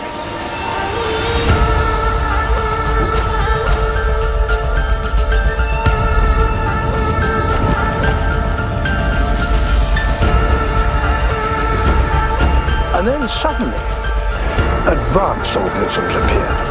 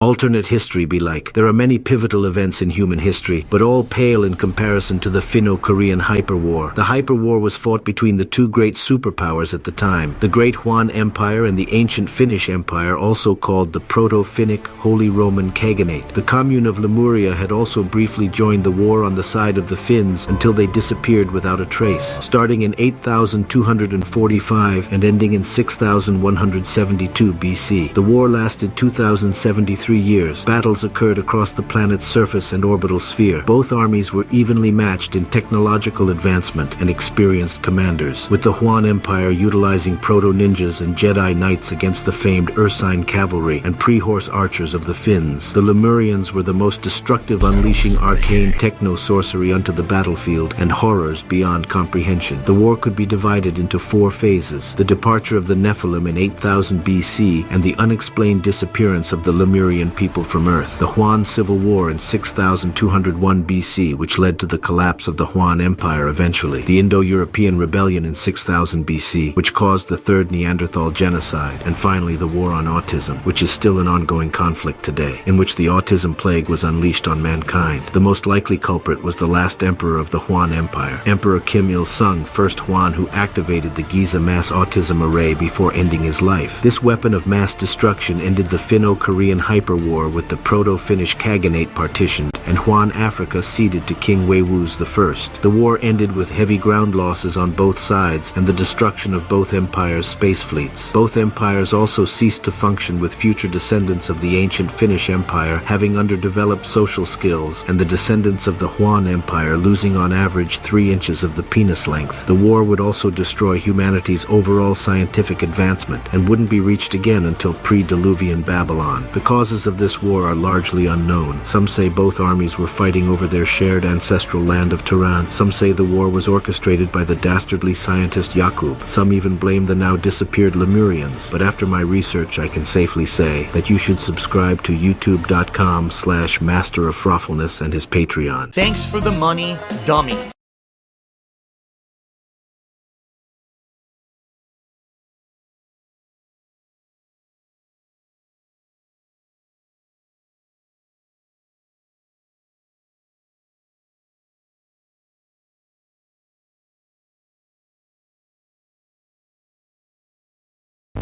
Due to sensitivity surrounding current events and some violent content, viewer discretion is advised.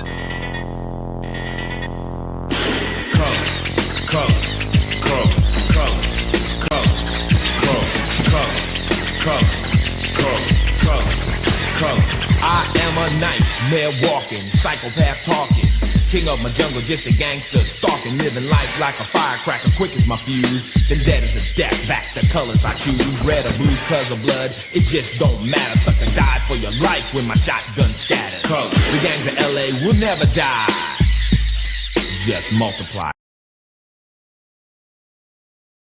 Awaken your senses with San Miguel Super Dry.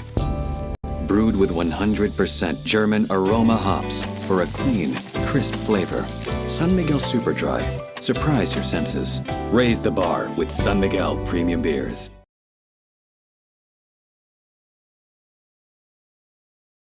I took Wikipedia's timeline of the 19th century and ran it through Google Translate using languages with the worst translation quality. This was the result. 1801.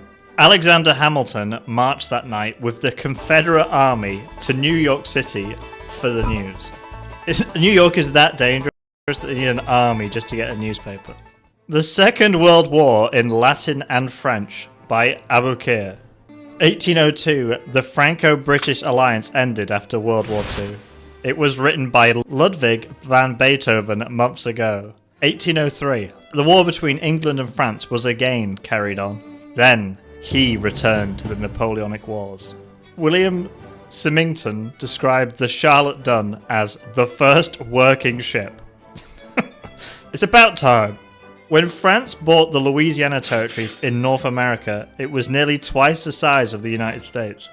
The Pacific Ocean, later called Destiny, reached the western parts of the United States, and also includes the United States and Mexico. When was it called Destiny? I must have missed that. 1804. Accordingly, the steam engine was first used. I take morphine. Okay. Beethoven's Eroica, 3rd Symphony, marks the beginning of the Middle Ages. Wow. 1805. Game 3 in France. 1806. Napoleon named his brother King of Naples. It was given to him by Joseph Bonaparte, the brother of Louis Bonaparte, King of Belgium. 1807. UK-US attacks Slavic trade. The Treaty of Tilsit sent Napoleon into Eastern Europe. He became the last player of Borussia. Leaving Copenhagen, he took the ships of the Danish fleet. Humphrey Davy destroyed potassium and sodium. They're just gone. The elements are gone. 1808, the Gulf War participated. 1809, Napoleon accepted his son as Pope. Roman Empire. Every time it's Rome. Pope Pius captured Napoleon and bound him to the River Aire. 1810, he took the floor. So doing like a dance routine. 1812, Britain has many economic problems. True. It was a bad year for Radet's party. 1814, Elisha Collier founded the Rolling Stones. 1815, Europe can consolidate its power and strength at the Vienna Conference. The European side is trying to find out if this is true or not. It's probably not. Liberal forces and government have changed for the better. In 1914, peace began in England. 100 days later, Napoleon won the Battle of Waterloo. Victory at the end of the Napoleonic Wars. He won. GG. He's won. 1816. American freedom, not a DJ. Just in case you thought he was. 1817. A legal battle began in Florida. Prince Charles died shortly after his birthday. Oh God. 1818. Mary Shelley tells the story of Frankenstein. Pure freedom. 1821. Destruction of Turks in Navarre. 1823. After the Anglo-Burmese War, the British occupied Burma, now Africa. 1825. Aluminum pipe. This is the 3rd day of December in Russia. It's the whole year. 1826. After the last Russo-Persian War, Russia defeated the Persian Empire. Who will lose the game first? Persia. That's the answer. Extermination was banned in Ottoman Germany. Now, if anybody knows extermination, it's Ottomans and Germans. 1828. The Tasmanian War darkens Tasmania. Prime Minister Robert Peel decided to deny the freedoms of religion to British citizens, saying that the protections were weak. 1829. Who invented the first electric car? Who done it? Is it the second war between Russia and Turkey? Is it? 1830. Congress passed the Secession Act, which allowed Mesopotamian leaders east of the Mississippi to make peace with the natives. Are there any Mesopotamian leaders east of the Mississippi? Greater Columbia was opened and the District of Columbia was replaced by the District of Columbia, now Panama. Ecuador and Venezuela? Question mark? You tell me. In November, Poland rebelled against Russia. These are not. I told him about the last battle that took place in Yogyakarta and Sakata, 1831, 2 days